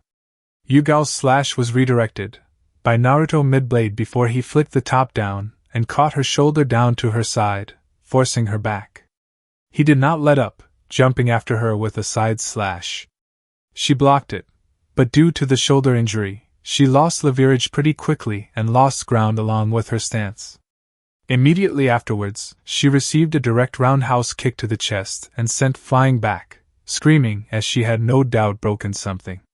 Just before he could pursue, the sound of 1,000 birds, echoing off the trees, rang out loudly, and again, Naruto proves his defensive might when his katana clashed with his former squad leader's famous lightning-cutting blade. He had not even budged so much as a nanometer in response to the clash. A blast of lightning exploded out upon impact, dancing around the two who remained in place. Both those in the center remained unharmed, and untouched by the arcing lightning strikes. Naruto took a quick situation check, and surely enough, Haruno was healing the injured Yugao, Choji protecting them, Niji and Tenten were busy dealing with clones. More like trying not to die. Jiraiya was slinking around again, though those traps are keeping him busy. Shikamaru has been trying to keep track of all the clones but is having trouble, and obviously Kakashi was trying to break through his sword. He would snort if it wasn't so stupid. Looking back to his current opponent, Naruto asks, "Huh, did you say something?" Everyone glanced over at that, disbelieving someone just pulled that on Kakashi, who himself was surprised that he got caught by his own move. Naruto, though, and his clones, capitalized on their disbelief, as one would expect of a ninja. The two over by Tenten and Niji both channeled chakra into their blades, and slashed down, with neither reacting in time, but Niji did push Tenten clear of the attack at her, loosing his arm in the process. One clone up in the trees flung two kunai directly at Shikamaru, though one was intercepted by a corrupted Ino clone, meaning the Nara only took a kunai to the thigh, causing him to scream out in pain. Were it not for Yugao's countless years of experience, Sakura would have taken two kunai to the back and a third to the lower spine, with her sword quick draw. Choji deflected the others without injury but turned to Shikamaru upon his pained cry. Kakashi had detected all of this over the 5 seconds after his former student's question as their chakra strikes continued to clash, and was wide-eyed at his sensei's son's ability to multitask and multi-strike, and ambush using his famed shadow clones so well. He had to break through to his former student, convince him to come back with them now before he was ordered to eliminate him due to him becoming a threat to the village. Kakashi speaks with an undertone of a plea. "Naruto, please just come back home to the village. You will no doubt be welcomed with open arms, and as you have proven." "Proven? This isn't something so flimsy as to prove myself, Hatake. This is me protecting my precious people." Naruto growls, his wind chakra asserting itself now, giving a razor-edge quality to his Ode Katana, forcing Kakashi to leap back, his lightning fizzling out. Naruto then takes a very menacing step forward, glares Sub-Zero, as he declared, "Till I draw my last breath, I will stand against any who seek their ruin." Sakura, who was tending to Niji, snaps up at that and turns back to face her teammate, in her mind at least, yelling back at him, while she pants, "Aren't we your precious people? What about us?" Yet a calm seemed to settle upon her declaration. Kakashi moved beside Choji and Yugao in a defensive formation. Naruto's hair covers his face, body trembling in absolute fury at the naivety on display.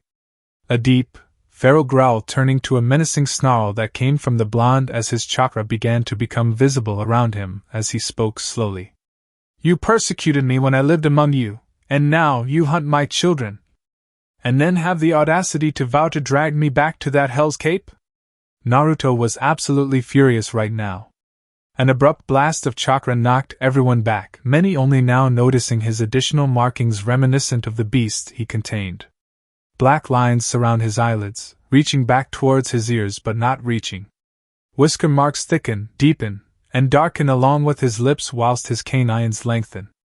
Finally his eyes open for the first time, revealing pale orange slit eyes, with a sharpened gaze upon his foes as if a predator eyeing up their prey. Breathing softly and steadily, helping to balance out his reaction to the surge of natural chakra within his coils. Shikamaru grew very nervous now at the sight of this powered-up version of the monster that had been dominating them up until now. Troublesome. This was insanely troublesome. Taking a breath, he looks and asks the only other sage he knew. "Please tell me that." Jiraiya grew incredibly serious at the sight before him. The scorch marks and the numerous cuts from expertly prepared traps covered his frame.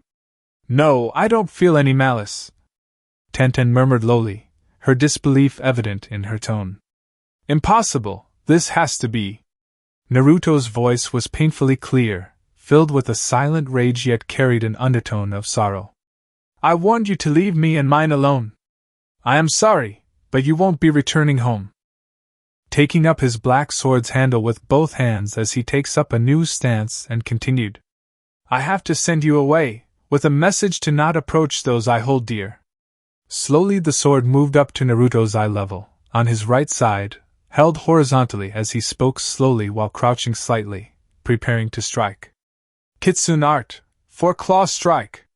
He vanished from sight briefly, just before there was a call of summoning. A very loud clang echoed off the trees. 4 armored shield toads are forced back across the clearing, sliding in their stances behind their now sliced shields, and stopped before the leaf shinobi. Made it! Jiraiya called out, landing behind them with a heavy sigh, his shoulders occupied by the 2 great toad elders. The purple-haired toad suddenly bellowed. A sage? Since when did the kitsune have sages? Since now, it seems.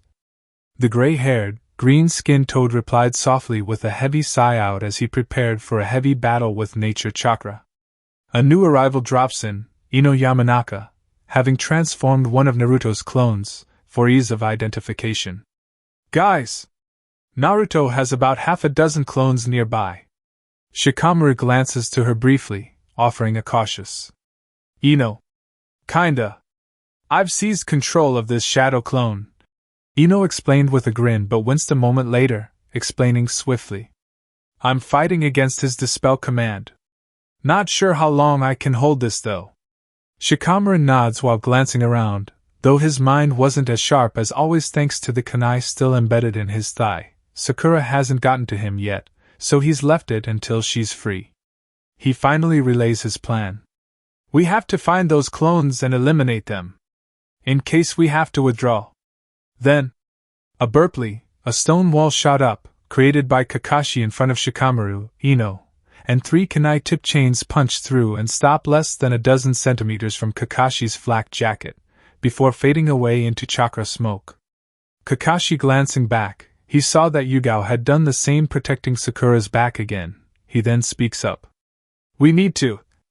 Jiraiya cut the Hataki off, going through hand signs, saying, I'll hold him at bay, you all focus on. He is interrupted by their current enemy calling out. Summoning Jutsu! Was heard, and a pack of 8 kitsune, all 4 tails, dull white and muted orange markings around their faces, down their spines toward their tail tips. They all stood at a similar size to Akamaru, though wore uniformed leather jackets. As they appeared and the leaf team gulped, with even the toad sage unsure about this. Jiraiya whispered loudly. This might be a problem. We should call Hirobioi and Tachibioi. Jiraiya shakes his head, responding to Pa. Then he'll no doubt escalate too, and we do not know who the bosses of the kitsune are, do we? The leaf side watch as Naruto pets one who nuzzled his hand, staring into their eyes before he looks up, and the entire pack follows his gaze, and upon his growl, they growl with him. Speaking the fox variant of canine, Naruto ordered. Take them out! They all let out a small yip, before taking a pouncing stance, all grinning like their boss was known for. Naruto too took up his earlier stance, and upon his narrowed eyes, the leaf team prepared the best they could. Upon Naruto's tongue click, they pounced. Toad Song! The 2 toad sages bellow out a genjutsu that halted the group in their tracks. A pulse from Naruto freeing them, and the foxes pounce, in 2 waves. The shield toads leap into action, batting away the first wave of attackers, unfortunately not the flanking set that tore into the toads before they could dispel. The only things to return were the shreds of torn meat. None expected that speed, nor coordination, as it was clear they expected the toads to intercept, so flanked them and struck when exposed. Crafty. The half-transformed Jiraiya leaped clear of the follow-up strike from the multi-tailed foxes, he growled. Damn it! As he went through hand signs to call in toad reinforcements when above you was called out, and the sage snapped up and only narrowly caught the downward swing of the sword. The force, however, paired with a lack of leverage due to his airborne state, forced the man down into the path of a spinning kitsune that tail slams him down into a new crater. Naruto lands beside his hunter pack's second-in-command, Yui, who had been the slammer of the toad sage. He ran his hand absent-mindedly between her raised ears, earning a low purr from the white-furred vixen. The familiar sound of 1,000 birds chirping, and the glow through the smoke tells them the next move. Speaking kitsune, Naruto orders her. Hold them down, spread out. Yui glances to him, before chirping and vanishing using pure speed. Rikari! A lightning blade from the Sharingan-wielding Jonin rushed through the smoke that clung to the battered Jonin's form. It was soon met, head-on by Naruto's black katana but failed to pierce or break it, again. Kakashi glared fiercely at the blade his student was wielding. Impossible! But that was short-lived as Naruto planted his boot in the man's chest, his soon-to-be infamous kick making an appearance, and the cracking of his ribs barely heard over the chirping. The force of impact of Naruto's excuse of a kick fully blasted back the Jonin, and forcing him into the tree behind Shikamaru, slumped over dazed. Naruto was then flanked by Neji, despite being down to one functional arm. 8 trigram, 32 palms. Naruto could respect Neji's tenacity, on any other day, any other occasion, but right now it was just pissing him off. Thus out comes the sage arts he and his partners have been developing. Kitsune art, twin claw. A single swipe turned into 2, forcing Neji to leap back.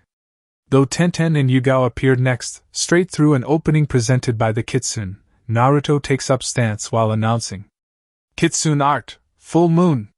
This slash sliced through their swords, their vests, and their upper chest, near their necks, barely avoiding the decapitation. As they both leaped clear, blood pouring from their wounds, Naruto appeared at Yugao's back, his whispered words heard by only her. I'm sorry, cat. The black blade punches through, erupting from her stomach, and she gasps, but is pinned to Naruto's frame as he supports her up. The two were now cheek to cheek, as he held her up. His words came out thick, loaded with guilt and remorse. You were one of the people I never wished to fight. To inflict harm onto. Despite the situation, Yugao broke a smile as she whispered. You know who I am. I do, cat. Naruto whispered back and she nods minutely, as he continued. I should thank you for trying your best to protect me all those years ago. I recently came across another Yuzuki. I wanted to train her to be the best swordwoman, and have you two meet someday. They both ignored the blue flames in the background, as Yugao began to tear up as she nods once and whispering. Good. Naruto nods back, a soft whisper. I really wish you didn't come. The sorrow was thicker than before, but she cracked a smile. Duty?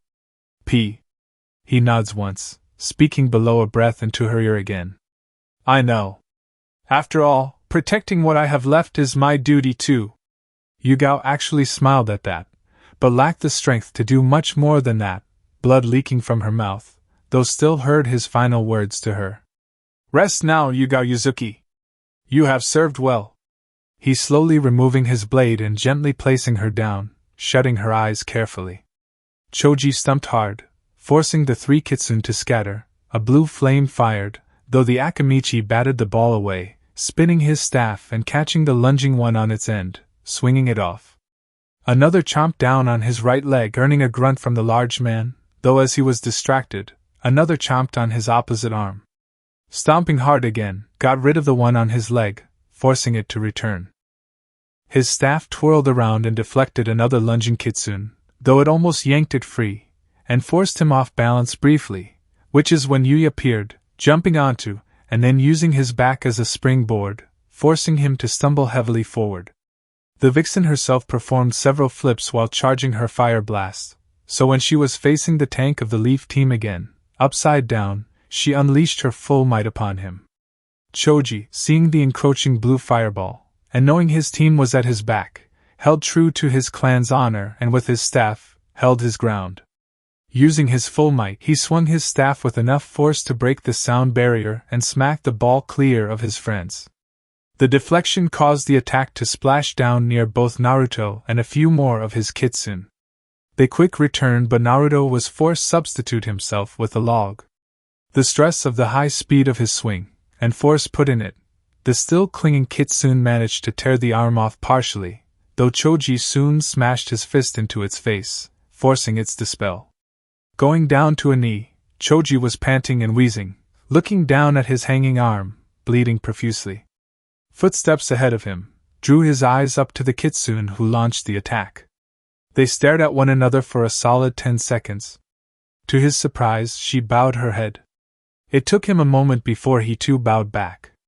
She turned back and left after that, returning to her pack leader's side. The fight wasn't over yet. Kakashi kicked off the Kitsune, forcing them back again. Looking around, his entire force was crippled. Niji was down. Yugao too. Tenten was pinned, beneath two foxes with their flames glowing within their maw. Sakura was trying to keep another from the wounded Choji, clutching his blooded left arm that was hanging on by a few tendons from bite marks on his bicep. His armor shredded from numerous deep scratches. The last Hatake slid through the dirt, slowing down beside Shikamaru, who was completely frazzled, his Jonin vest scorched and smoldering, glaring at the Kitsune who tried to fry him. The last Hatake announces briskly, "We are losing!" It managed to break the Nara from his glaring match, the Kitsune sticking out its tongue at him in response. Shikamaru glanced at the frazzled Kakashi, speaking rather clipped. "No shit. We've lost too. Jiraiya is the only thing keeping Naruto at bay, and that is only just barely." The former Umbu captain nods in understanding, Kakashi offering, "We have to retreat." Shikamaru sighed, shaking his head before gesturing up to the tree line. "We can't, look!" The senior, silver-haired Jonin followed the gesture and paled. There were numerous shadow clones that lined the entire clearing with swords out, and staring blankly at those within. Kakashi mutters beneath his escaping breath, "Well shit. Sage art, big ball Rasengan." Jiraiya roared until it was cleanly sliced through, yet again causing him to mutter, "Huh!" Before a powerful foot cracked through his shell of defense, blood spluttered out from his mouth from the hit as he was sent flying. Jiraiya was really getting annoyed by those damn kicks the Gaki keeps using. After skipping like a stone twice, Jiraiya slides to a stop before he eventually gets up as he takes a deep, hard breath. Glancing around, he sees the team is on the cusp of defeat. He glances at his fellow sage, who is glaring back at him, and takes a full, deep, exaggerated breath, rising to his feet, allowing the natural energy to flow through his entire form briefly, before letting out a beefy roar, hand signs blazing. The toads accompanying him follow his example. Suspecting danger, Naruto clicks his tongue thrice and the remaining 4 Kitsune all leap clear of the Leaf Team, to land beside their pack leader, and Naruto returns his blade to his back before going through his own hand signs. The Kitsune channeling chakra to their lungs in reaction to their leader's hand signs. Jiraiya finishes first, bellowing out in unison, "Sage art, Toad Oil Blast!" The 3 toad-aligned call out, a stream of flammable toad oil merging with the flames of the summoner, enhanced by the second Toad Elder's winds that began turning even the air to ash. Naruto smirks, glad they held the numbers advantage as he lands on his final hand sign, breathing in, his Kitsune following suit. "Sage art, Kitsune Blazing Wind!" Letting out a concentrated stream of wind, the 2 inner Kitsune releasing blue flames that lighten near enough to white as the 2 outer canines' winds swell the narrow beam into a blast that glasses the air itself. Burning off the ground it passes over and leaving nothing but magma in its wake. When the 2 techniques clash, the air surrounding the clearing vacates and creates a temporary vacuum. No sound, just heat, as if the sun itself was present in the clearing. The grass evaporated, the earth burnt, then scorched, and eventually turned to glass. The Leaf Team was struggling to breathe, the heat was unbearable, but at the same time, their entire lives were resting on Jiraiya right now. Kakashi and Shikamaru noticed that the clones were no longer blocking the path. In the center of the clearing, it didn't last long for the winner to be decided as the Kitsune Sage attack began to push the toads back. Their sheer numbers allows for much more power at less of an individual cost. A full 30 seconds of losing ground gradually, and the larger lung capacity of Naruto won out, but before Jiraiya could fully loose, he pulses his chakra, causing both attacks to implode. The resulting explosion knocked all parties back. The shadow clones manning the perimeter were dispelled, allowing the Leaf Team to make a rapid, strategic retreat. They had lost. Naruto did not get back up from the knockback of that last attack. He was panting and sweating, tears running down his face. His partners all gathered around him, whining and trying to comfort their leader, understanding that fighting for your family against your old friends is never easy, and yet, again, they came for him. Yui was resting by his head, licking his tears softly. Why do they keep forcing his hand? Why? Why can't they just leave him alone? He said no, damn it. Fist smashing down against the scorched gravel. With eyes of lead, Naruto glances down over the empty, ashen clearing, with a whisper. Please, for all our sakes, don't come back, please. His final words before losing the fight to stay conscious from the emotional strain he has been under. Naruto was unaware that his control had slipped, and Ino was able to watch his breakdown as she slipped away, finally released from her captivity. It would take several days for her to return to her body. Her last view of her former friend was a broken husk of a boy curled up with his fox allies encircling him, trying to comfort his breaking soul. A lost soul desperately trying to keep himself together for the benefit of others, as always. In another clearing, Yugao opens her eyes, unbelieving that she was still in the land of the living. Looking around, she sees her team beaten and battered but alive. Jiraiya was unconscious, chakra exhaustion no doubt. Niji had lost an arm, Choji might follow him in armlessness. Kakashi was breathing heavy, a few broken ribs most likely from those powerful kicks. Tenten was sleeping off the damage she took. Shikamaru took the least damage and was on watch. Sakura must be exhausted.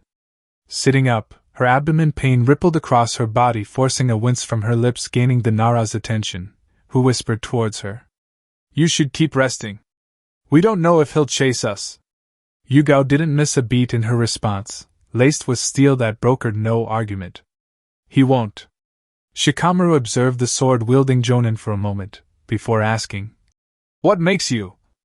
She cut him off, as she finally propped herself against a nearby tree, arm crossed her injury, hand glowing a faint green.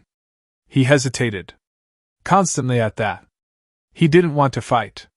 This whole thing was a ruse, a message to force us to leave. She glances up to the Nara, a hollow smile, and offering further. If he wanted to, we wouldn't have escaped. We'd all be dead. I know that much, as he purposely missed my vitals. Shikamaru looked back to observe the trees around them, the green bark creating a weird sight for a leaf ninja, though he did respond lowly. I see. Do you think they'll let him be now? Doubt it. Yugao snorted. That earned her a wince, as she takes a deep breath before continuing to work on her injury. Quite the opposite, in fact. If we keep pushing, we'll back him in a corner again. And he'll be forced to simply go for the kill. Shikamaru nodding at that, hoping that this will be the end of it. Naruto's mindscape. The moon hung just above the horizon over the still ocean, Naruto laying out cold on the white beach as his tenant stands above him and sighs hard, muttering. You don't need to burden yourself so much, little brother. Lifting the still form of his container turned brother in arm, back into the house, moving up the stairs before eventually reaching and placing him in the bed within his own room. It was across the hall from the fox's own. It's okay to ask for help. I know your mate isn't around, but you aren't alone. Kurama ruffles the blonde locks with a soft smile, a gentle smile as he tucks Naruto in, like he's done 1,000 times before. The smile did not last as he turned back to the exit. The red slit eyes glow vibrantly as he growls lowly. Allow me to relieve you of this burden. Back in the forest, Naruto awakes, but his eyes a blood red and the foxes protecting him notice the shift immediately. A puff of smoke and a fox the size of a dire wolf appeared in Naruto's place, 9 tails waving lazily in the darkening of the forest. A very low growl from the depths of his throat was soon harmonized with his fellow kitsune. Yui especially was bloodthirsty. Kurama steps clear of the small hunting pack. He glances back at them briefly as they all nod to him, and he nods back before the 5 kitsune charge into the underbrush, not even the wind hearing them pass. The hunt was now on. Forest clearing. Kakashi snapped awake, jolting up, and pulled a kunai, taking up a defensive stance. This startled the others into action, though only Sakura, Tenten, and Shikamaru were capable of fighting in any capacity. Jiraiya was awake but still rather low on chakra, not having fully recovered yet. The Toad Sage asked. What is it? Kakashi whispered to them, his eyes darting side to side while whispering. Something is coming. He was resisting the urge to lift his headband. He was down to a quarter chakra, but it seemed his hands were tied here. Swallowing a soldier pill, then a chakra pill, he promptly went through hand signs. Summoning. A puff of smoke signaled reinforcements. Kakashi began. Packin'! But paused upon noticing the low growling of his entire pack. All of them were tracking something they couldn't see. Even the normally relaxed pug was visibly tense. A tense minute passes before Packin whispers, Kakashi, you are aware you're being hunted right now, yes? Kakashi nods once, frame coiled and tense. Figured something like that, yes. This forest is both our best defense and greatest weakness. Though I sensed a shift in the wind, called you guys. Packin glances to him with a rare dog side eye. We need to move. Kakashi shook his head, responding calmly, but he was very clearly tense. We can't. Too many wounded. Sakura's been working overtime too. A loud high-pitched screech was heard, cutting him off and causing hairs to stand on ends. Silence for a long time. Packin growls lowly, so lowly that if Kakashi hadn't had his enhanced hearing he would have missed it. This isn't good. The pack of dogs spread out in a perimeter around the injured camp of Leaf Shinobi, growling whilst tracking something in the enclosing darkness. With nervous frayed beyond anything recognizable, Shikamaru asks on behalf of the uninformed. Mind telling us what we're dealing with? He's staring out at the tall green bark trees that made up the forest. The dogs began speaking among themselves. 3 no. I smell 5. I smell 7. I only have 1. I got 6. They've found us. The dogs chatted among themselves, something flickered on the edge of their perception, and all heads snapped there, but nothing was seen. More feral growling came from the dark, barking followed shortly, and the tension continued to grow as the ninjas felt the pressure. Then everything just went silent. A cold sweat ran down Tenten's neck. A quick glance back shows Shikamaru too unnerved to an insane degree, and it only heightened as it seemed even the trees would want to hear and fell silent. She gulped. She heard Shikamaru slow his breathing. The tension seemed to have awoken the others, but none dared move or make a sound. A deep growl from above. Eyes snapped up and the eyes of Kitsune all over the forest trees with their maws down. Shit! Was heard echoing through the camp. Yo! Spoke a red one. Suddenly, Kakashi realized that this one beside him fanned out 9 tails and uttering. Kai! Q! Kurama's grin was the very definition of feral, though his response was as cool as the land of spring. Hataki! The standoff was heavy as more and more foxes began to show up, encircling the group of shinobi, and the ninja dogs, who had closed the circle.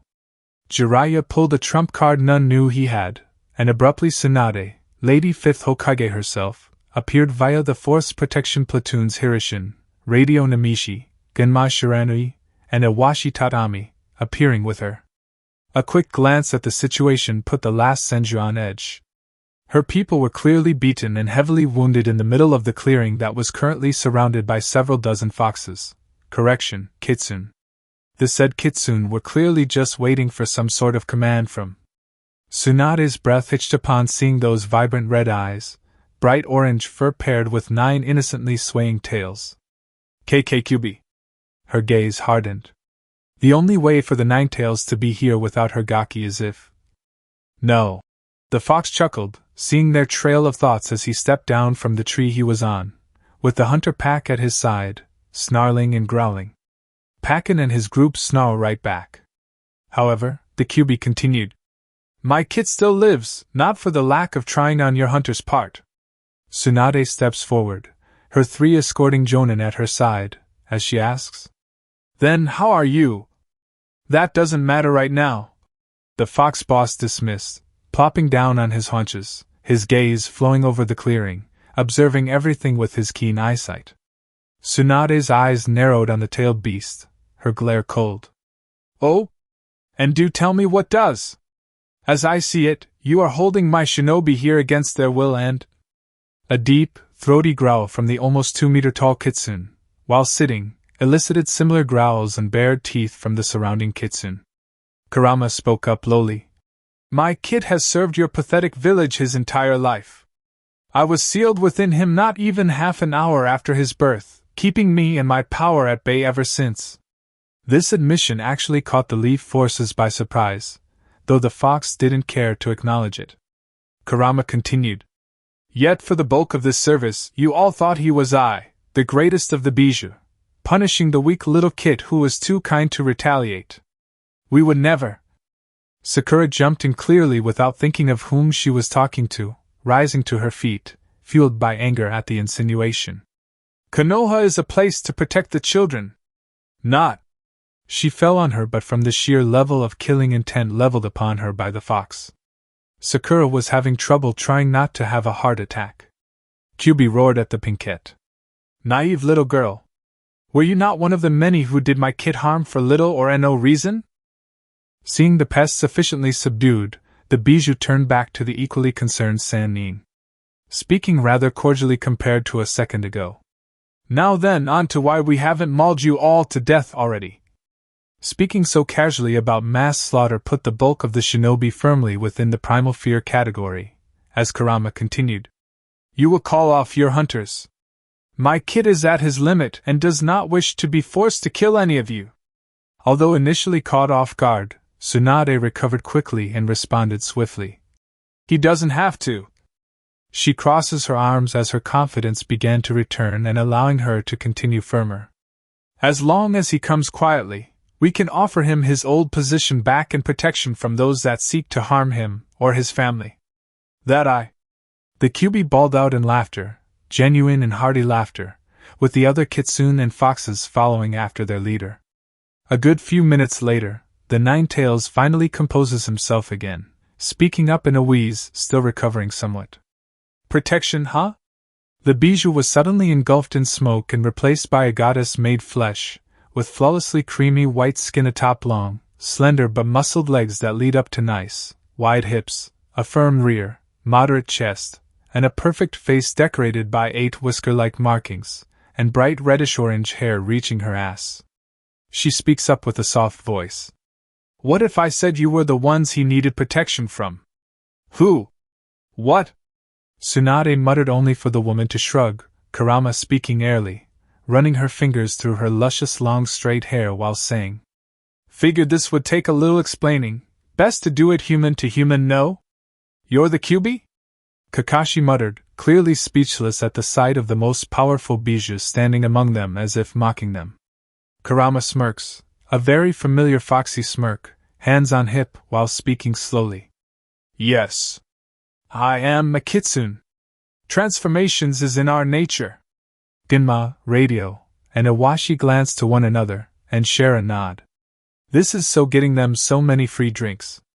Tsunade whispered to herself. You look like a mix of my grandmother and cousin. But naturally the whole clearing heard. Kurama then shrugged, stating casually. Well, Mito was my first host, and so I hold her in rather high esteem. She did subdue me alone after all. As for Kushina, she trailed off as if trying to find a diplomatic way to describe something but giving up halfway through with another shrug. Kurama gets back on subject. Anyway, I want you to leave my family alone. Tsunade snaps to and responds swiftly. Naruto belongs in the leaf with us, his precious people. I may not have known what. You aren't his precious people anymore. The Kyubi interrupted, raising her hand to silence them, causing everyone to lock onto her with hardened gazes. Tsunade growled lowly but threateningly. You what did you just? A very serious Kyubi matched her glare's intensity with a blank face, unfazed by their comparatively weak killing intent that even her kit would sleep through before explaining. The kit, Naruto, when he needed his precious people the most, none of you were there. I was. Kurama takes a very threatening step forward. None realized just how much malice could be put into a single step until that moment. She continued. The innumerable nightmares he suffered due to the abandonment of you all. I was there to rock him to sleep. Kurama takes another step forward, the weight of the world seemingly anchoring everyone else in place, horror etched upon their stone-like visages. she continued regardless. All the tears I wiped from his cheeks, all the self-deprecating thoughts and actions. She growls and snarls, to cover up her watering eyes and tightening throat. The attempts to die in battle. Tsunade had a dry throat, and wasn't alone as the others were wide-eyed, to think that their abandonment of their friend pushed him so far to the edge. Though it was their Kage who muttered. He didn't. It was close. The Kyuubi returning to pin the now horrified Hokage, Leaf Shinobi, and ninja hounds with one of the fiercest glares known to Bijou and humankind. The Leaf Shinobi were horrified, though the ninja dogs glared at them too. Abandoning one of the pack was unforgivable. Pakken speaking up. We're done here. And him and his pack erupt in smoke. The foxes all nearby wanted to rip these people apart. It was evident as their heckles were raised, and their snarling and growling was constant. Though Kyuubi continued. Damn close. Were it not for his mate's intervention, even with my infinite chakra, it would have only been a matter of time.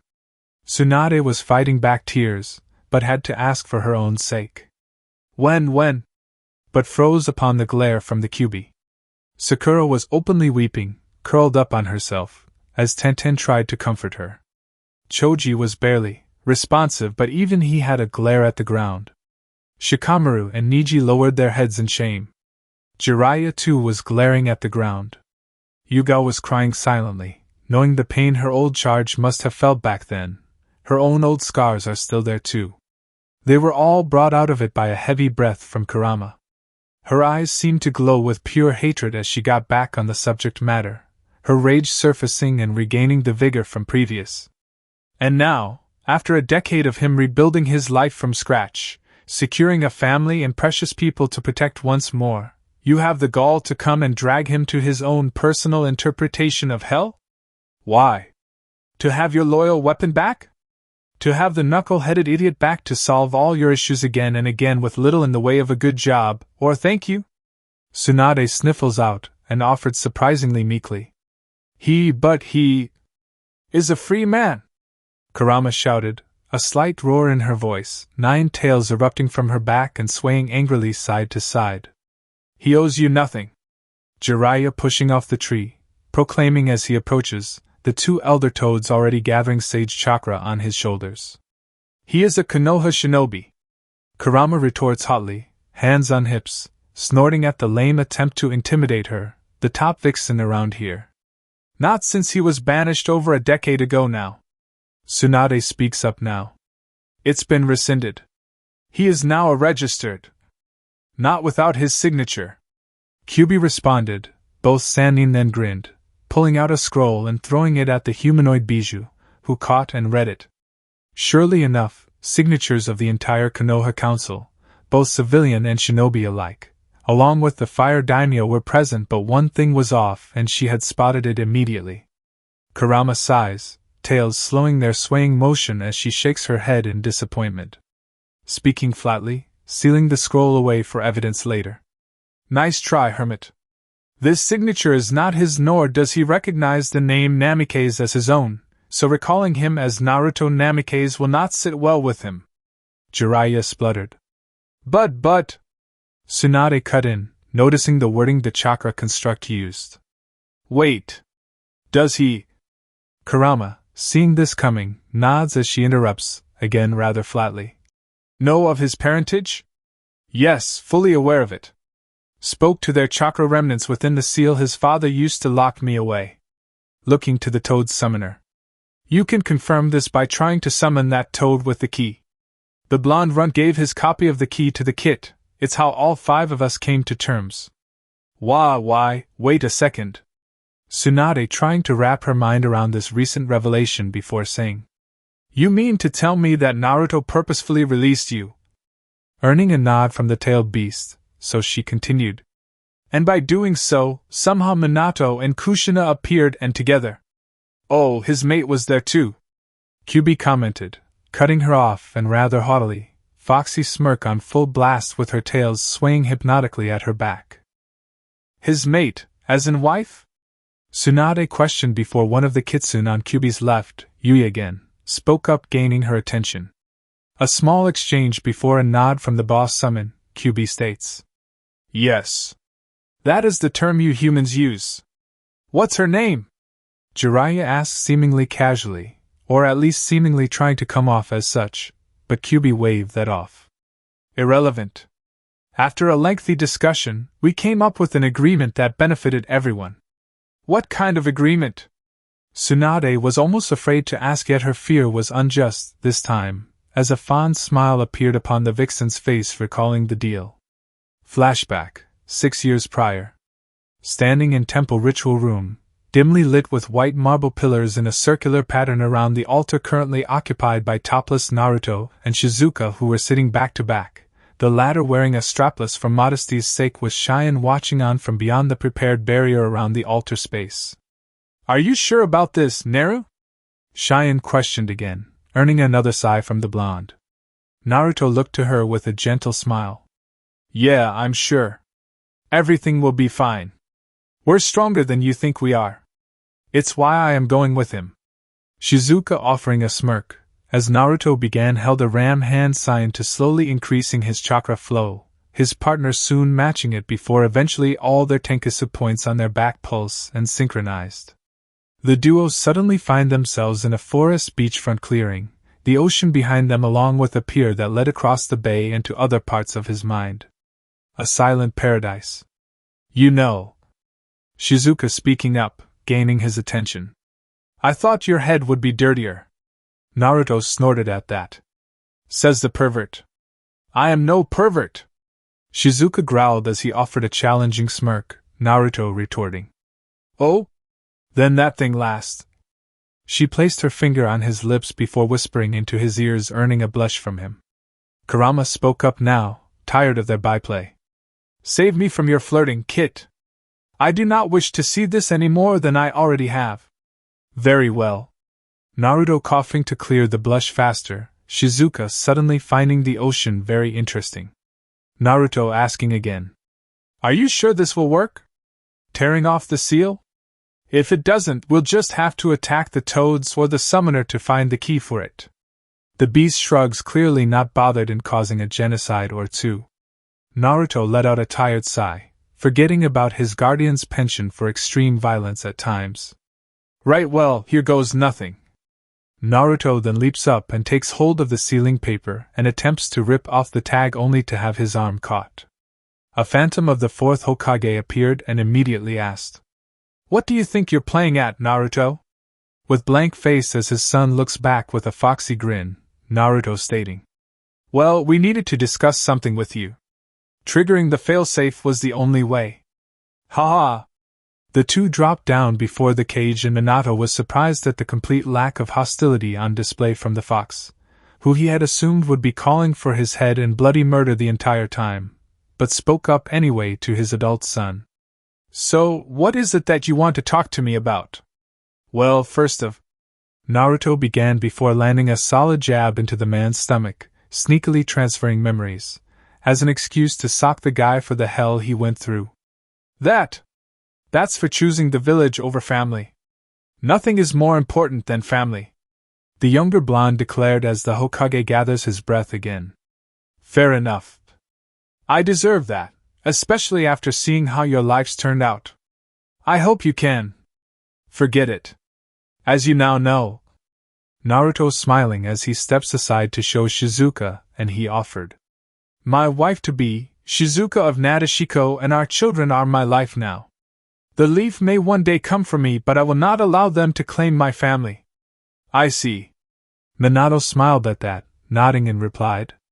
I am proud of you, Naruto. Ahem. We are on the clock, remember? Art right. Dad, can you unlock the cage, please? I need to speak to Mom as well. Naruto requested of his father, causing said man to eye the Kyuubi warily, Minato offering hesitantly. Normally I would have said no, without a damn good explanation, but seeing as you gave me your memories when you punched me. The hawk pulled up his sleeve, revealing the key upon his arm, all with a deadpan expression, and offered. Come here, Naruto. I believe you should have this. The two would clasp arms, the Kage performing one-handed seal to initiate the transfer, which didn't take too long anyway, but Minato was also unaware that by doing so, Naruto now knew his chakra signature perfectly. Once done, Minato talked him through the locking and unlocking process. And surely enough the seal was unlocked, and out came both Kurama and Kushina, who rushed forward and embraced her two lovable blondes in one go. The redhead declared, I missed you both. My Sochi is all grown up. Thank you, Mom, but surely you are aware of the deal I made with Fuzzy Butt over there. Naruto pointing with his head at the nine tails, who growled at the lack of respect but was too busy enjoying the cool water of the ocean. Yeah! I am totally down for this. Plus, my grandbabies. Kushina had stars in her eyes that locked on her soon-to-be daughter-in-law, and began to stomp over towards the nervous wreck that was Shizuka. Upon reaching her, she added, And you, Shizuka Uzumaki. The glare the redhead faded into a warm smile, brought into a hug, and soft whispered words were shared between them that they would never share again. 2 days later, Naruto stood at the altar with his father at his side, Kurama just beyond that, along with Killer Bee, Utakata, Gaara, Kankuro, and Chojuro. Opposite, as the maids of honor, were Meitorimi, Yujuto, Fu Tamari, Tokiwa, and Ren, with Koiki Kazuhana officiating the whole thing. The doors parted, and in stepped the brides that stole Naruto's breath, for standing side by side in their respective dresses were Shizuka, who wore a traditional white Uzumaki kimono, the yuzu spiral covered by the Nadeshiko star as a perfect blend of the two peoples, and Shion, donning an exquisite piece of shrine maiden attire purposely made for this day that the previous maiden had foretold. Kurobi whistled loudly at the sight of the two babes, and even the normally stoic Utakata had a nice shade of pink upon his cheek. Minato's smile was so bright that you'd think he was the one getting married. On the other side, Kushina was bawling her eyes out while trying to maintain her makeup. Yujuto and Norme were not jealous at all, while Tokiwa and Ren both being proud to see their friend/charge finally finding happiness. This would become one of the Nine Tails' fondest memories. As for the whole week, the world at large did not matter. Bijou and human alike came together, and throughout the week each and every Bijou made an appearance at the wedding. Isabu was the only absentee, which itself would lead to the destruction of a certain organization from a combined assault to rescue the pacifist turtle.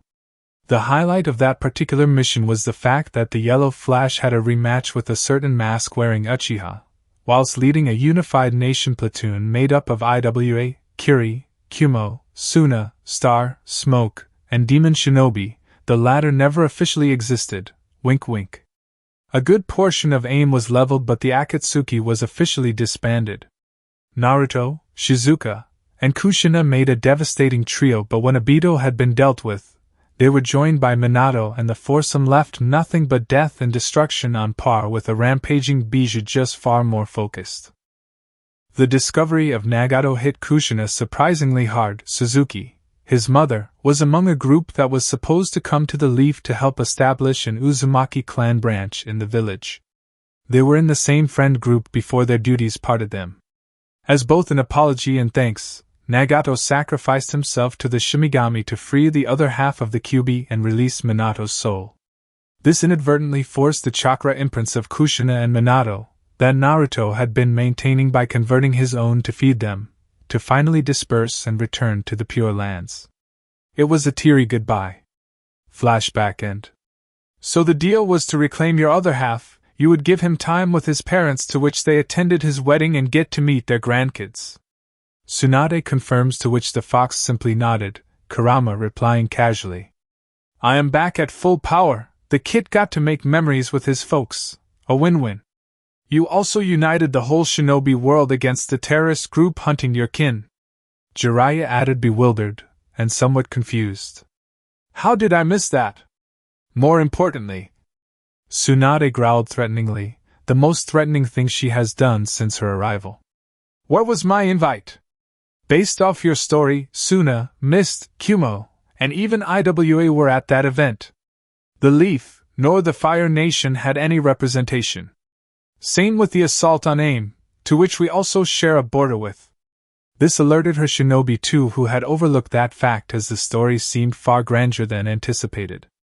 Kyuubi just shrugs her question off. So now you know whom you are dealing with. The kid has reached his limit. I will not allow him to break, especially not for any of you. Growling at the end, stepping forward whilst flexing her finger claws, a motion that was missed by no one.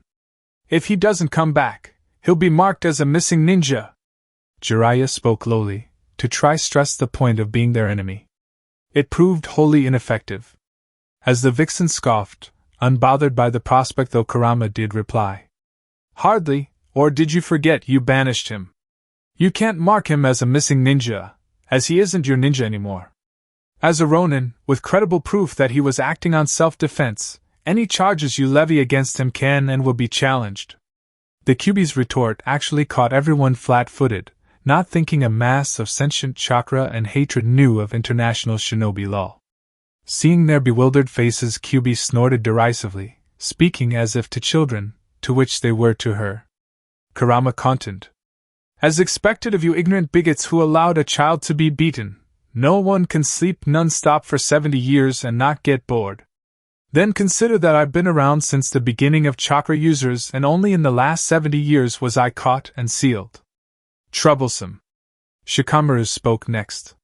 He plucks a cigarette from his pack, but his lighter refused to light.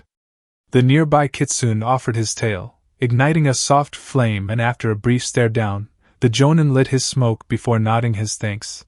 The kitsune nodded back before returning to his position.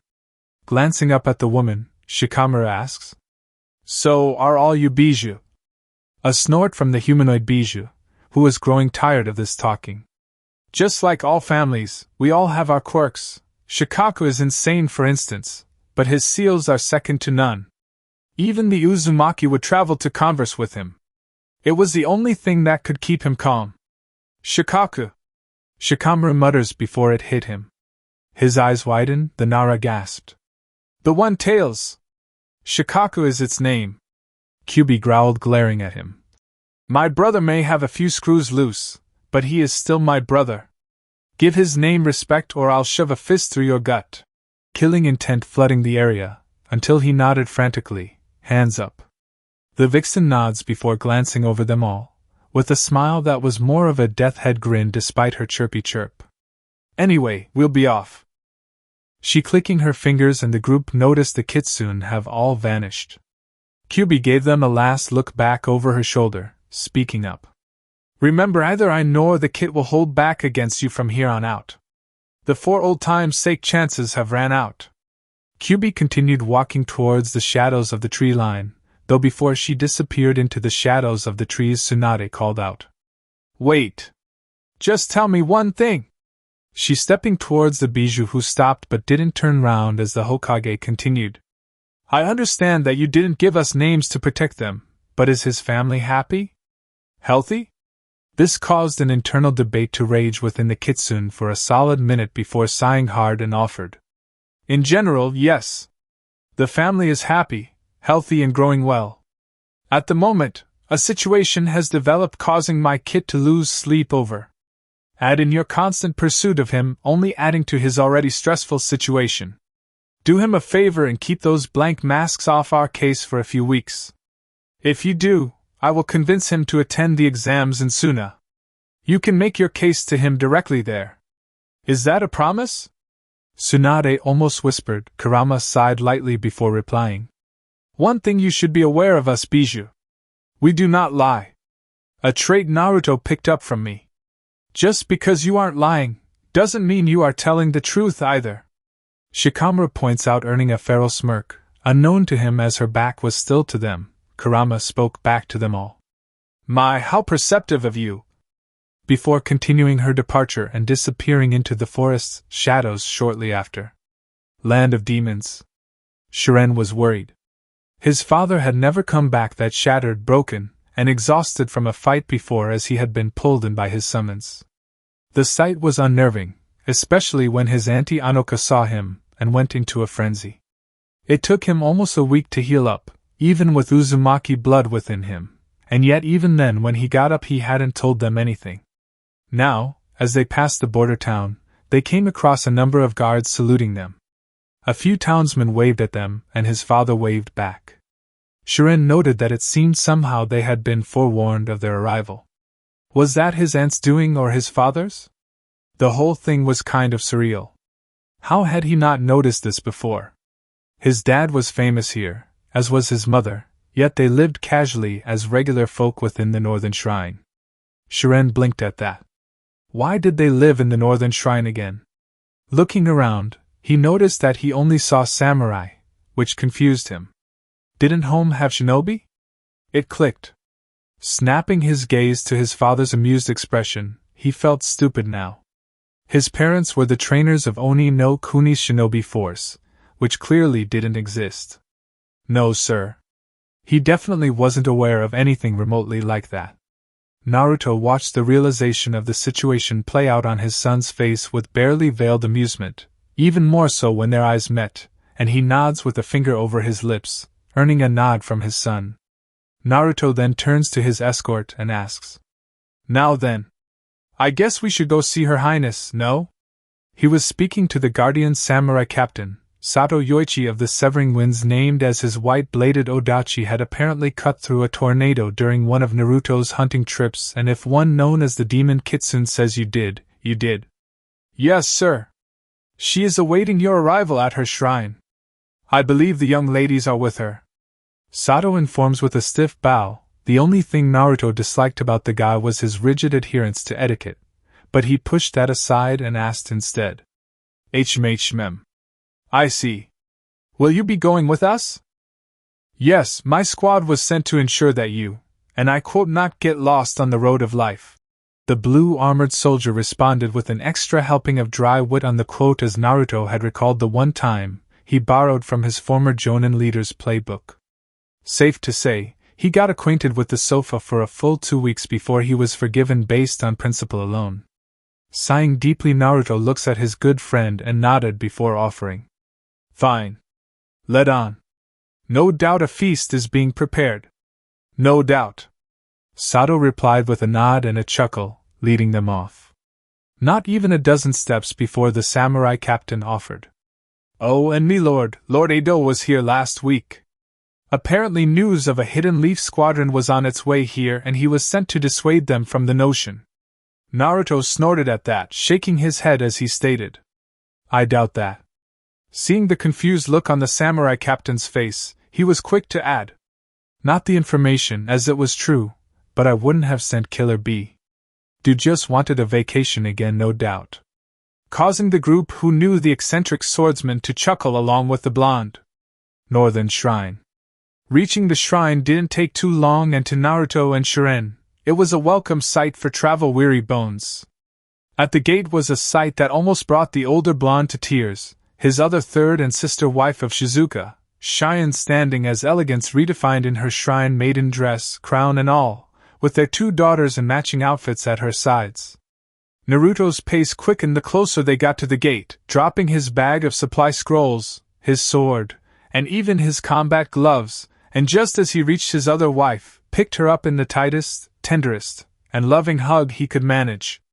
They would stay embraced for a good 2 minutes, sharing whispered words, and if the tightening of Shion Kachan had meant anything, Shiren would say things would be okay now.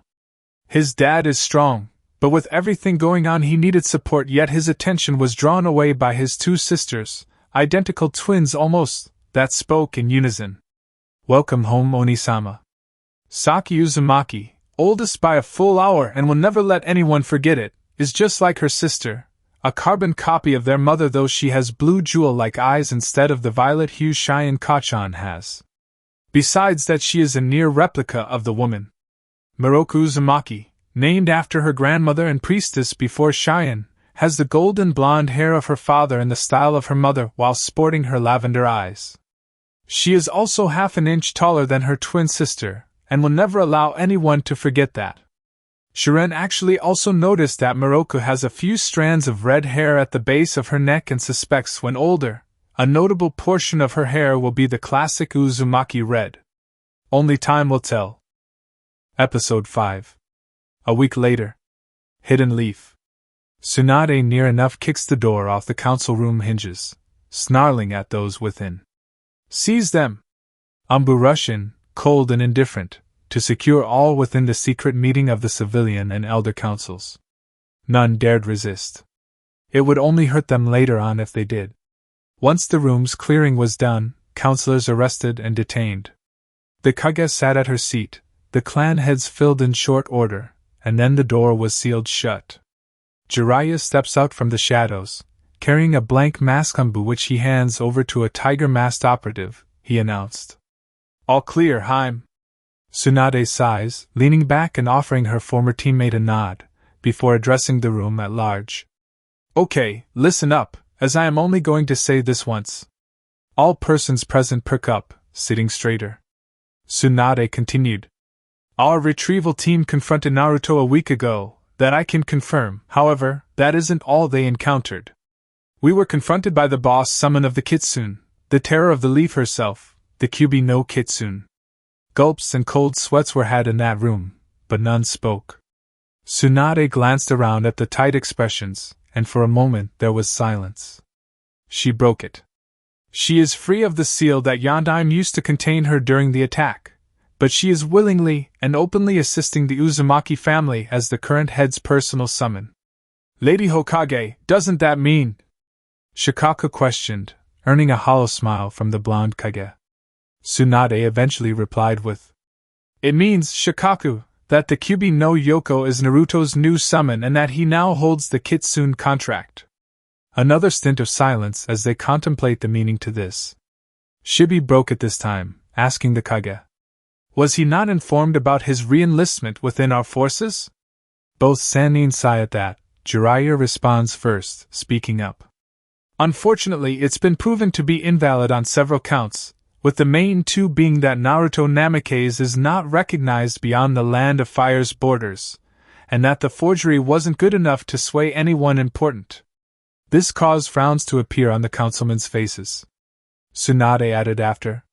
We also learned that Naruto is, in fact, married and has kids. So, the Uzumaki clan will make a comeback? Choza chuckles in good humor, many smiling at that with a nod from the last Senju. Tsunade too hopes for this outcome, but schools her features with her fingers interlocked on the table before her, as she continued. The Kyuubi did not give us names or numbers, but we know he has at least two, one of which is a son. Jiraiya informs further, speaking after his teammate.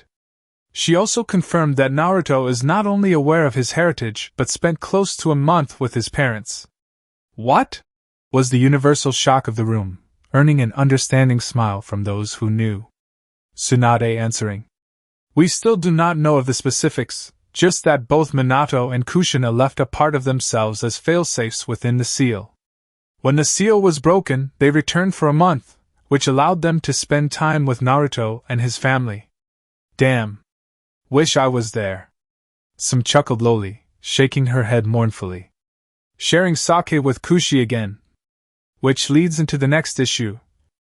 Tsunade started, gaining the room's attention again, so she continued briskly. During their time among the living, they learned about the Akatsuki and the threat they posed to all the Jinchuriki, which naturally included their son. Jiraiya steps forward here, pulling out his notebook and beginning to report. I can confirm that the criminal group known as Akatsuki has been destroyed by an allied force of Suna, Mist, Kumo, IWA Star, and Demon. The air itself seemed to forget how to breathe at that declaration. Troublesome. Shikaku's drawl broke the rising tension.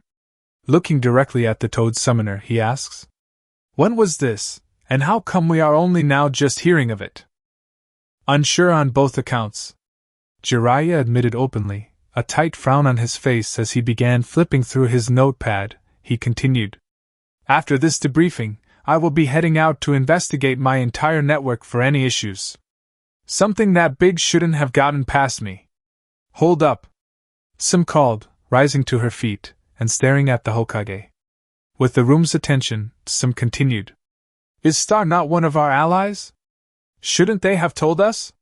Tsunade sighs, rubbing her temple, before informing them. No, they are not.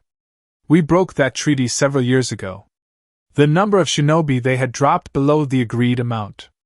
Hayashi spoke next. His question remained just as detached as he seemed. What about Demon Country? Since when did they have shinobi? This earned contemplative nods from the others. The Kage takes this one. Tsunade's smile lacked any warmth as she spoke. Short answer? We don't know. The long political one, Oni no Kuni does not have a hidden village in which to train shinobi of sufficient skill to be considered as such. The Inuzuka head snorted at that. Some chuckle followed as she breathed out. Well played. Shibi Abarim spoke next, his voice his usual drawl that prevented anyone from reading his own thoughts on the current topic of discussion. That statement means little. Why? They had joined the Allied forces, so they must have sufficient numbers and/or skill. Tsunade nodded to that, grinning as she responded. True, however, we believe that they only fielded 4 shinobi. Minato and Kushina refused to wear the hidden leaf headband after finding out everything. This got a collective flinch from the room. Tsunade continued. And Naruto with his wife. We can assume that all 4 wore demon shinobi headbands for the duration of the operation. Troublesome. Shikaku groans at that logic. This was getting truly troublesome as he drawled on. As they have been listed as KI for years, we can't call them, or Demon Country out on it. We'd look insane for trying. And with the pup, he was banished. Some added, clearly in thought on things. Shibi continued, his face and tone unreadable as usual. Unable to label nor claim him. Tsunade nodded to confirm her same thoughts she had. Exactly. Jiraiya continued rather flatly after his teammate, his arms crossed as he spoke. We have nothing on this wife of his, and with the alliance that had formed without us, we have no clue if it's still in effect or not. Our first course of action should be to verify this story. Inoichi comments, stress lines upon his face as he looked to his Hokage. Tsunade nodded to the toad hermit, who promptly leaves in a puff of smoke. Shikaku then added on to his former teammate's statement by saying calmly, we should also consider removing anyone associated with Naruto from our bingo book. The whole room nodded along to that. Tsunade responding swiftly. I already plan on rescinding the capture and retrieval order on Naruto. It's all we can do at current. Haishur speaks next. Lady Tsunade, is that wise? Surely. Tsunade's response was blander than anyone had heard in recent memory, a deadpan blanker than the Hyuga's legendary face of indifference. Continued pursuit of Naruto will eventually draw the attention of either the Kyuubi, the other Bijou, or the villages and countries that hold him in high regard. Not hearing his agreement, Tsunade presses on. Do you wish for us to anger the whole world, Hayashi? A long silence before the man nodded slowly, Hayashi giving in. Forgive me, Lady Hokage. I did not mean to come off as ignorant. I was just looking out for. Enough. Tsunade cutting him off firmly, it was clear as ever that she was on edge already. Land of Demon. Shiren was the last to reach the table in the main temple, yawning widely as his friends and family were already happily chatting. As he took his seat, he noticed his father with a genuine smile on his face, and the lack of tension in his body language was clear to anyone who knew what to look for. A soft smile appeared on his face as his father served the food. Originally, the main temple had a significant contingent of maids and servants, but as he and his sisters grew, many found work elsewhere, and his dad took over all those duties. As he and his siblings came of age, they also helped ensure their home was kept clean and tidy while maintaining both their educational level and shinobi training. This idle chatter at the table almost fully distracted Naruto from the entire situation he was deliberating. In the few days that his party has had to settle down, the entire country has been celebrating the return of the regent of Demon Country, and naturally, the world has taken notice. He hates titles and all that crap. He was just a father, an Uzumaki father, and proud at that, but now all the political crap was creeping out of the woodwork. Grabbing a slice of bacon from Saki beneath her notice, pinning it on his wife seamlessly and with a smirk to let said wife know the truth without alerting the transgressed, he continued to ponder why he was the one now dealing with it. Shizuka was still in Nadeshiko. Sighing internally again, his eyes lost focus as he pondered the problem further. Their whole culture revolves around being the strongest kunoichi, finding strong males to further strengthen their home in a loop cycle. As far as they are concerned, their princess has outdone herself in getting quite possibly the strongest shinobi as her husband. There were 3 camps in relation to that. The first was the traditionalists.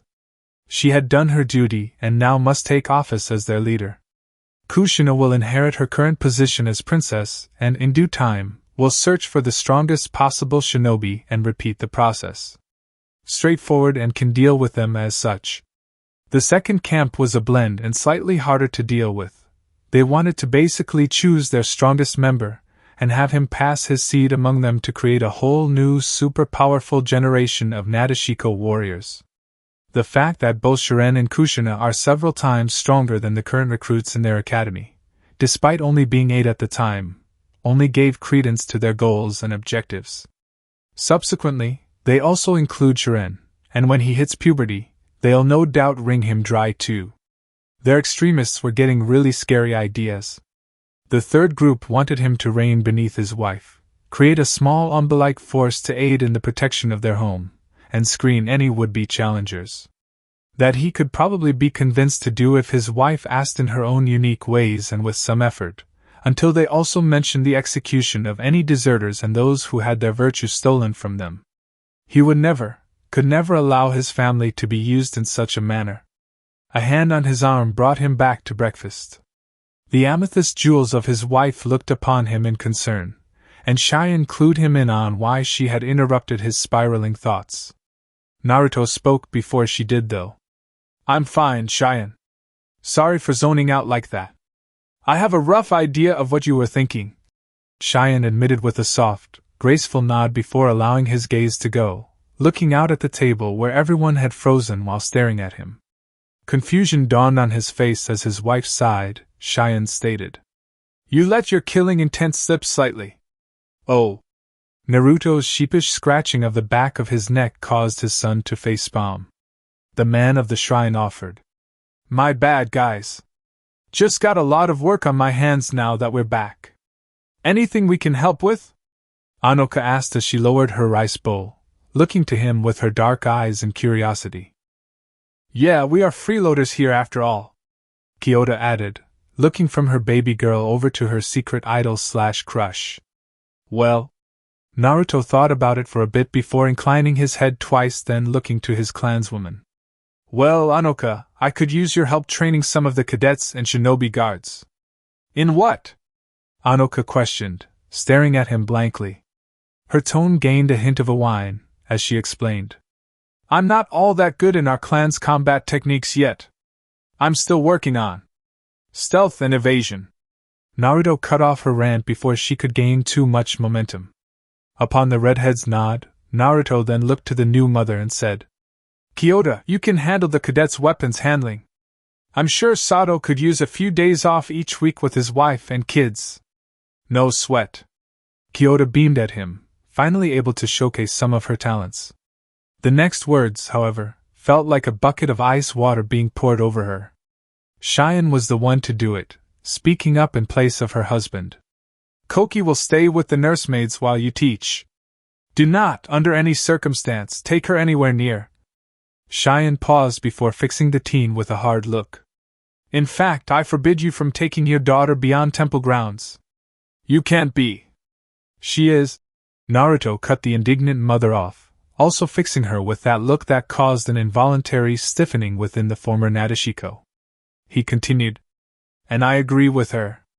You wish to work and pay your way, fine, but all matters involving family go through either Shion," Naruto pointing to said priestess, "or Shizuka. Those are the rules that even I will not go against." His eyes hardened, seemingly glowing faintly with smoky wisps lifting from them as he spoke with hardened granite in his tone. "Am I clear?" "Crystal," Kyoto responded, nodding frantically, and the firm visage of Naruto vanished as if it never happened. His cheery reply, "Great." Naruto then turned to his wife and he said, "Shion, can you handle things here today while I go deal with that? I'll cook dinner for tonight." The woman broke into a grin. Shion whispering, "Better you than me. It's been a pain since you've been gone." She waved him off before fixing him with a hard look and stated firmly, "But I'll hold you to dinner tonight. I want candlelit wine and dine. Your wish is my command, milady." Naruto smirks, his playful foxy smirk, as he kisses her in front of the kids. The kids mind belching, except for Shiren, who had been immune to such a sight. Anoka and Kyoto both felt a slight pang at the sight, each for different reasons. Naruto recalled something, and began to voice it. "Oh, I also received a request from..." Shion basically glared at her husband, interrupting him as she spoke over him. "If you say Killer Bee and Nada, you will become very acquainted with the couch again." It was amusing to see an S-rank shinobi rendered powerless by the look from a civilian. At least for those on the outside. After the initial shock wore off, Naruto smirked, the Uzumaki prankster smirk, which many had learned to fear, as there was even a passage in his black market bingo book entry to be wary of such an expression. He challenged with a simple, "Oh." A simple word asked in a question that even the precognitive priestess was now on full alert against. Shion sputtered out, "Oh, right." Naruto got up from his seat, glancing back as he informed. "I'd better get to work." "Wait, what about?" Shion began, but upon his raised brow, she backed down and nodded. His smirk returned, and the kids were clearly out of the loop or something. After Naruto left, Kazada looked at his friend. "So, Shiren? What are we doing today?" The dark blonde shrugged so fluidly that many considered it a talent. Shiren answered. "Join the cadets for training in the morning, come back for lessons with Shion Kachan in the afternoon, then back to the cadets for evening training." "Sounds sensible," Shion replied, who had overheard, and nodded her approval, gaining the room's attention. She added whilst looking to him. "Seeing as Naruto will no doubt be busy over the next month, especially with the festivities." She whispered the last part beneath her breath, only her daughters at her side catching part of it with snickers. Shion continued firmly. "I will have time to brush up your academic capabilities. I am sure you did not slack off in your absence, now did you?" Shion gave Shiren that look only mothers can replicate. One that compelled the young and foolish to behave. The one that brings forth the truth from guilty, hushes the loud, and cowls the fearless. This look was now aimed at the youngest Uzumaki and caused him to fidget relentlessly, suddenly finding his rice grains very interesting. Shion then sighs, head shaking as he face meets her palm. "You're such a daddy's boy that you're picking up his habits too." "I am not," Shiren whispered, but somehow Shion heard with he mother-grade hearing. Yes, you are. I worry sometimes about just how attached you are to him. I still remember you running around in his old t-shirts, proclaiming that becoming the Onikage was your goal." She giggled daintily at the ever-growing embarrassment of her shared son. The amusement from the other ladies at the table was palpable. Shiren just stood up and vanished via body flicker, but Shion swore she heard him whine, "Mum," as he left. Her smile was radiant. She had missed him greatly. They all had. Office. Naruto reaches the office. Lady Saiken's container Yudakata was beside the door waving him down, who says, "Yo!"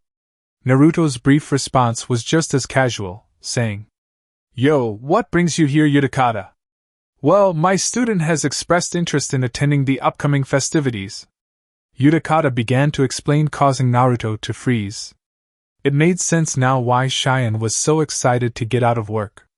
Sighing silently, mumbling about precognitive wives seeing things too well as he parts the door, all while Yudakata continued to explain his reasoning for bringing his student, Naruto cut his brother off. "I get it." "You do?"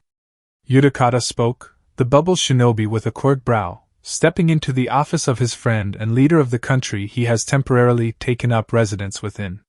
Naruto smiles softly. "I consider you a brother, Yudakata. Heck, you were at my wedding, no?" Upon the dark-haired shinobi's nod, Naruto continued. "If you want to come, then come. I will have need of you anyway, should Kurabi show up uninvited again." Yudakata smiles. His brother of circumstance has always been rather understanding and welcoming to his whims. Helping him out with their troubling siblings is a small price to pay. "Sure. That sounds like a fair trade." Naruto begins reading over the mass amount of information atop his and his wife's desk, while his brother-in-arms looks around the office space. As part of the outer shrine, It was stone-walled but with plenty of light throughout the room thanks to the frosted windows, but the one behind the desk, Naruto likes to look out when he gets a second to do so, helps center him or something, but the wooden ceiling and furniture gave it a warm feel. The chandelier was his wife's insistence. That discussion was rather lengthy as the Uzumaki wanted seals to light the office. But Shion gave him the look, thus the chandelier. Anything more plans whilst you here? Naruto asks, not looking up from the festive permits from a jeweler coming in at some point tomorrow, from the land of Earth signing off on their agreement, cross-referencing the request with the current list of attendees. Well, not really. Though I am low on monetary earnings right now. Yudakata comments, inspecting the family portrait on the wall opposite him.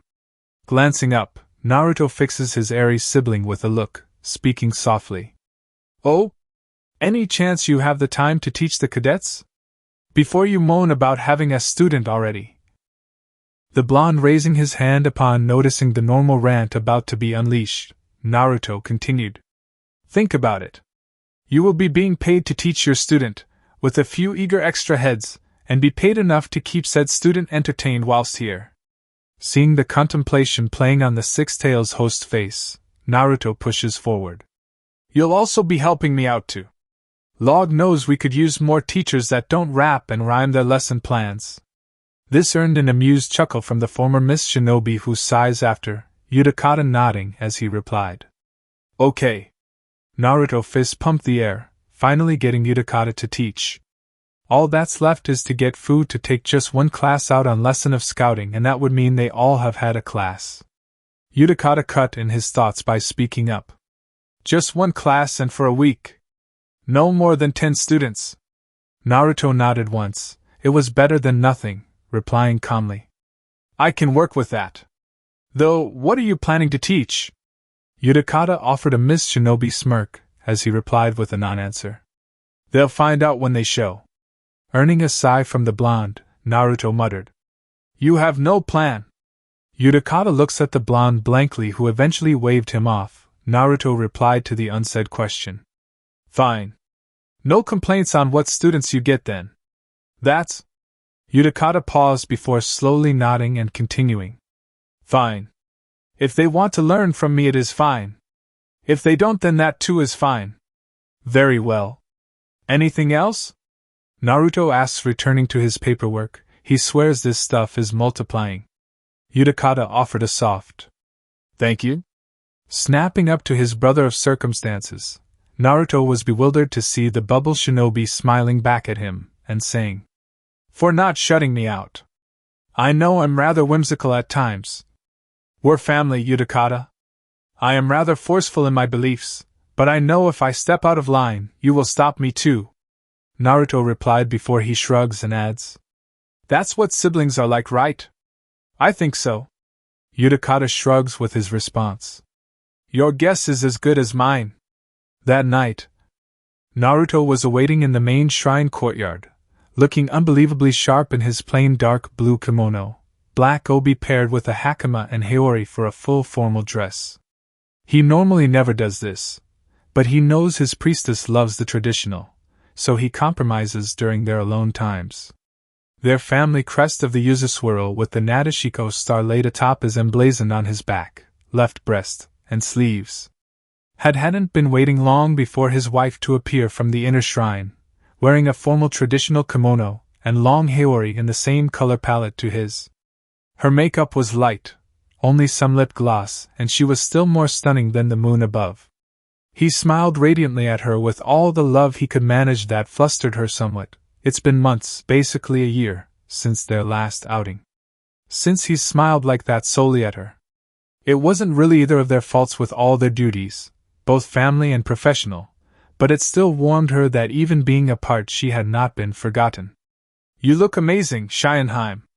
Naruto's voice was so tender and loving that caused her face to flush further as she took his offered arm. Smiling gently, Shion replied, Thank you, Naruto-koi. You two are looking dashingly handsome. You should wear formal attire far more often than you currently do. I will take that under advisement. Naruto commented back. His cheeky grin though told her that those words were lip service, and she knew it. He was a shinobi, and these clothes restricted his movements rather heavily.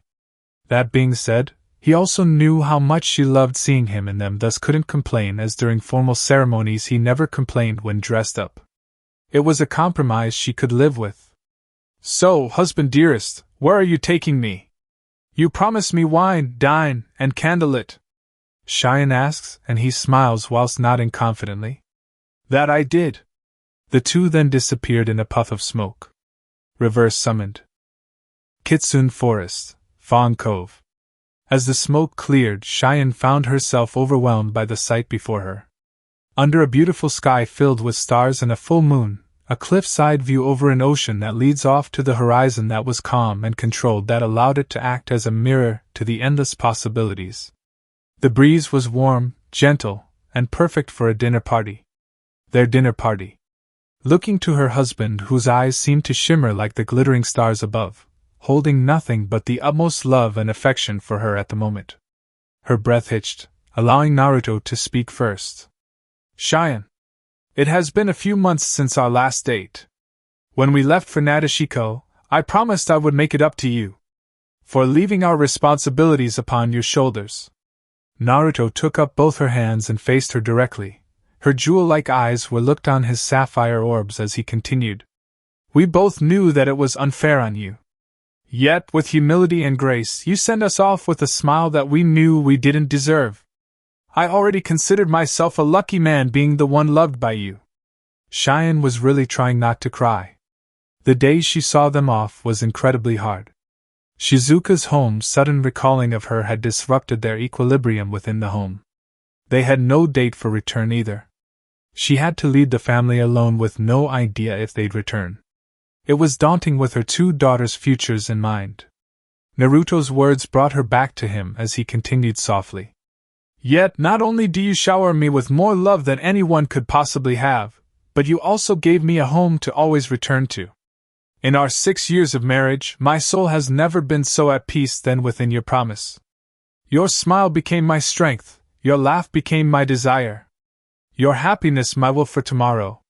He kisses her hands, upon the ring he gave her at their wedding. "I will always work to show you just how much you mean to me. To us." His large hand ran down his face before he added, "We wanted to bring him back. Sure, he was angry at us, but too." Taking a breath once, then twice, Choji breaths out before locking on to his friend's eyes with his own and continued firmly. "But I also understand why." "You do?" Ino asked softly, being careful to listen to every word, observing any and all body micro-expressions. Choji smiles genuinely this time. "Yeah. He kept saying that he was defending his precious people. We may not know them all, but his son was in that group, along with his clansmen. If I was in his shoes, I would fight back too. Wouldn't like it, but I would." Nodding firmly, Choji looks back at her. "I don't like it, but I can't blame him. I am angry, sure. But I can't hate him."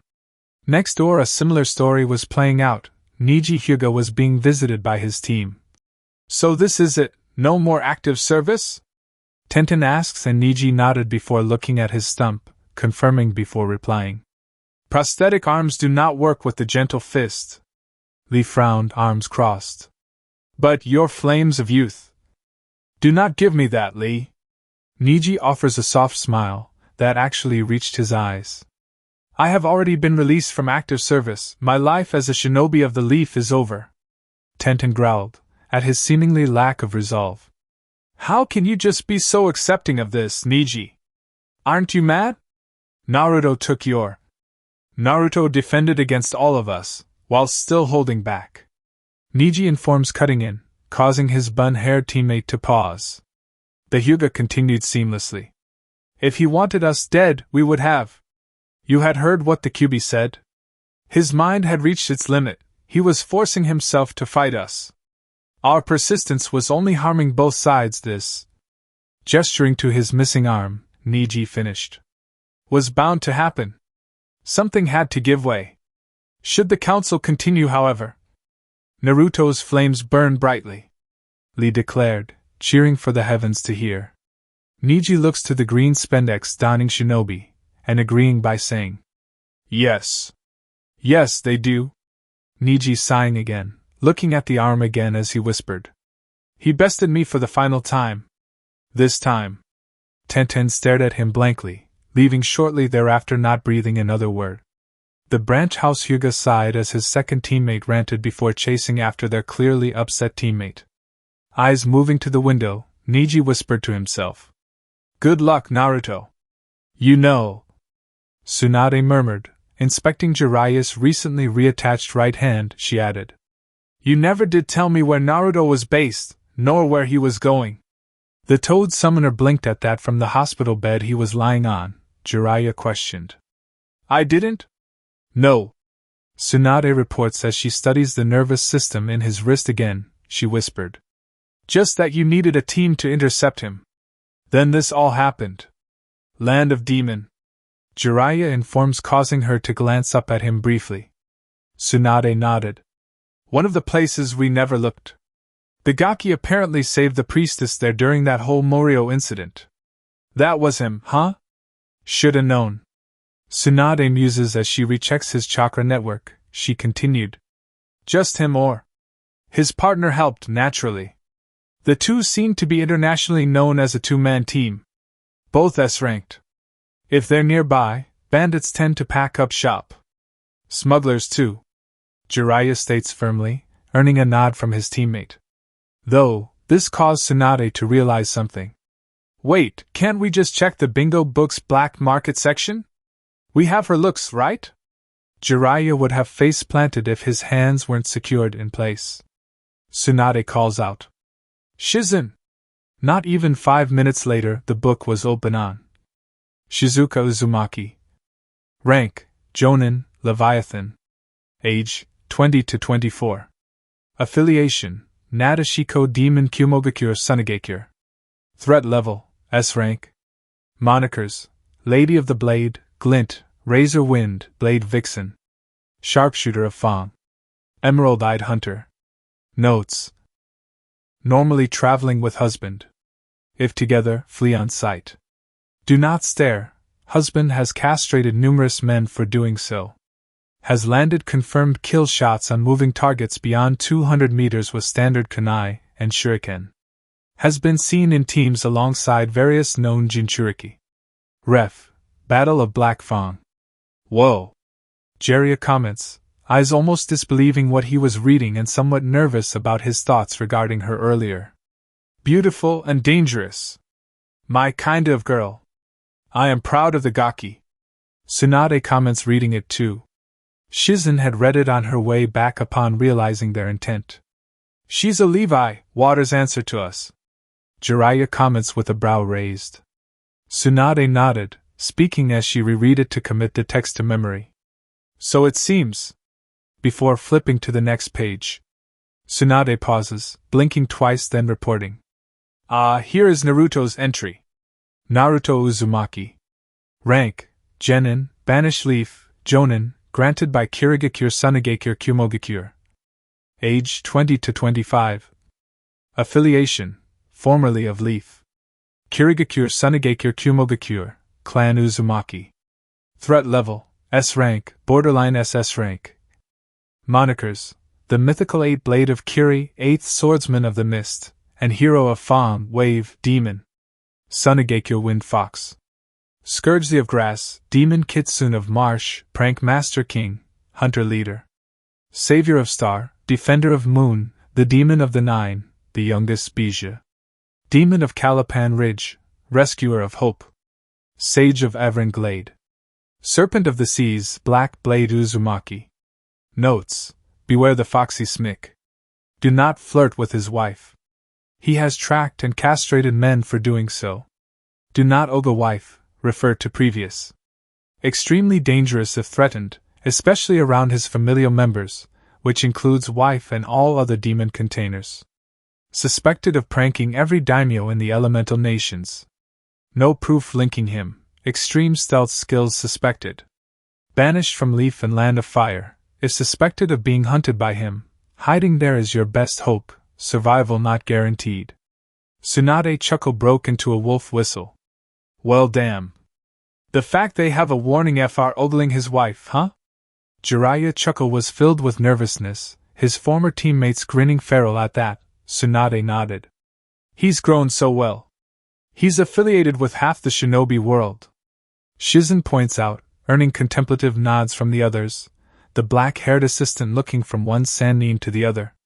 Isn't that an issue for us? Possibly. If they find out about our aggressive behavior towards him. Tsunade confirms with a sigh, this smells like trouble. It's a good thing most the civilian council is still in lockup right now. They'd probably order a hit on Naruto, his wife, or son and start the fourth shinobi war or something. Tsunade continued. Well, as soon as I'm done here, I'll officially retract the capture order on Naruto. What about our bingo book? Jiraiya asks and she sighs, Tsunade offering. As much as I want to, village rules prevent me from pulling it directly. I need a council vote. If it hadn't reached print, I wouldn't need them, but as citizens of the village have been brought to harm. This is most troubling, Lady Tsunade. Shizen mumbled, earning a nod from both Sannin. The medical genius then noticed something unusual, Tsunade murmured. Now that is something. Gaining the other two's attention to her flipping between the 2 pages, she added. Neither has a bounty. Shikamaru stabbed out his smoke, allowing his fellows to process the tale he had just given them of the fight they managed to survive by the grace of the Kitsune. He was under no illusion of that, and needed the others to grasp this firmly. Kiba began with his fist slamming down on the table, growling out.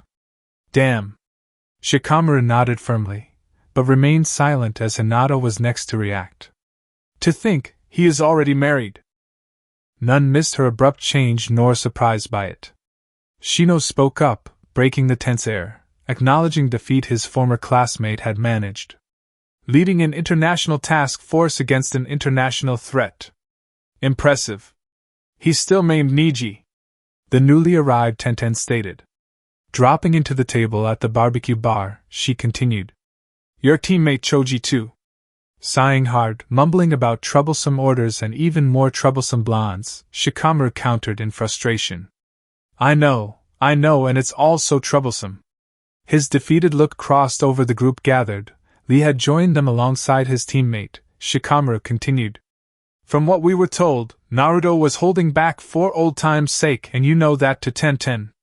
Said women didn't respond outwardly. The flicker of fear in her eyes though told the Nara what he needed to know. Shikamaru spoke up again, eyes flowing. With that in mind, the fact that we made it back at all isn't something to be overlooked so carelessly. With the gaze of the veteran he was, the Nara heir couldn't stress the next words enough but tried to anyway. Shikamaru states in force. If we confront him again in any manner lower than cordial, and threaten him, or his family, our former ties will not be enough to save us. He will kill us. Those words were heavy, final. Gulps were made, but none made an effort to counter the statement, until... slap. All eyes looked down at the book slapped down before them. A bingo book spread on a page before the picture causally drew their attention. Lady Tsunade and Lord Jiraiya figured out that we hadn't checked yet. Ino informed as she arrived with a hand on her hip, other holding the book open. This should be enlightening. Silence. Hidden cloud. He strolled into the office of his brother, the receptionist Mabui not even bothering trying to stop him. He flipped through the latest updated bingo book from the leaf, making notes on it as he walks. Yo brother! We need to... be... I roared out, grabbing the 8-tailed Jinchuriki in his iron claw grip. Why did you leave again without permission? Huh! Despite the cracking of his shades, B simply turned the book around and his brother scanned it briefly, and the claw was removed. I swipped the book, reading it over. A leaf bingo book, huh? Retrieve on site. Killed 4 Jonin, 6 Chunin. The Reikage growled upon reading the final note. Traveling with sun that must be retrieved. Seems the leaf is moving funny, things are no longer so sunny. B raps as his brother remains thoughtful as he rests a hand on his desk. It is clear by this entry. Raising the book up, glancing over it. Naruto has recently been attacked at least once by the leaf. If alone, he would have escaped their notice and the deaths would have not happened. I knew the boy's stealth skills could get him into the depths of the shinobi world and out without notice, so he must have been defending his son, who seems to be traveling with him. Where's his wife and daughter? Something must be up. He then growled. Go get Yujito. I have an assignment for her. No need, Reikage-sama, said woman walked in, Yujito-ni, freshly returned from another mission completion. Though I did just get back from... Her retort was halted by a flying bingo book, caught and flipping over to the page indicated. I'll resupply my stuff and head off. Just one question, I asks with his arms folding, stern face. Based on that, it is clear our Jonin is only traveling with his son. Where is his wife and daughter? Yujito paused a moment, recalling her last talk with Shizuka. Best guess. Nadeshiko. They did say there was a chance this could happen. They have plans in place though. Plans? Anything that included us that I should know? The Kaga with a raised brow. Yujito shook her head as she answered. No. You would have been told beforehand if that was the case. I nodded at that, grunting out before responding. Very well. Whenever you run into him, remind him that he is still one of our Jonin. If needed a hand with the leaf, I'll pass the word on. The two-tailed container smiled, before bowing and leaving. As she reached the door, her passenger spoke up. Hey kitten! If we leave soon, we can reach Demon in time for the festivities, right? That caused the kunoichi to pause as if someone had stopped time. Her eyes lit up, turning on the balls of her feet. Actually, do you mind if I take my squad? This earned a raised brow from I. It's a simple welfare check, Yujito. It doesn't require that level of firepower. The kunoichi nods, knowing that, but she had an idea and hoped it would sway the opinion without letting slip her true intention. True. However, as my target is likely back at his home, or soon to be, I suspect he will be teaching again. It would be a good time to persuade a new generation of sword users, no? I thought about it. True, the Demon Ninja program is far behind that of Kumo. Only known by the Bijou containers and the Kages, a few trusted Jonin, and a handful of Chunin, but they have proven reliable whenever called upon for help or a simple safe haven for wary shinobi. At a discounted price due to Naruto being registered as a Kumo Jonin, shared with Mist and Suna. The first of his kind. Couldn't hurt a good faith gesture like this. Very well. You can take the squirts. Show my speed rival that Kumo has not forgotten him. I grinned before declaring that he should hurry and visit. I haven't had a good workout since his last visit. Yujito was smiling like a cat that caught the canary, internally of course, which amused her partner greatly, but maintained her professional demeanor externally. I will let him know. I will be sure to get the reports of his engagements for our records too. Upon her Kage's nod, she continued her departure. She had to get her team together and party during the Demon's Festival of Founding. It was going to be so much fun. Hidden Leaf. The council has finally gathered. There were numerous delays, but now the full assembly had arrived, awaiting to find out the latest from the horse's mouth itself. There are numerous rumors floating about, as it is well known that the Hokage herself had deployed to a fight in person. That never happens. The door parts, and the whole chamber falls as silent as a crypt. Not a breath was hearted as Tsunade took her seat. Looking around at all the clans the Leaf had, everyone had representation during these full assemblies, and this was required for the mess they may have brought in on them. Taking a deep breath, Tsunade begins with, Now then, in recent times the deployment of a Kage to an engagement only happens in dire situations, so I understand why you are eager to find out why it is that I used the 4th Protection Platoon to do so. Seeing the few nods and the seriousness on the rest, Tsunade continued. During our last retrieval attempt of the banished genin, Naruto Uzumaki Namikaze, and a fight broke out. Many eyes widened at the name.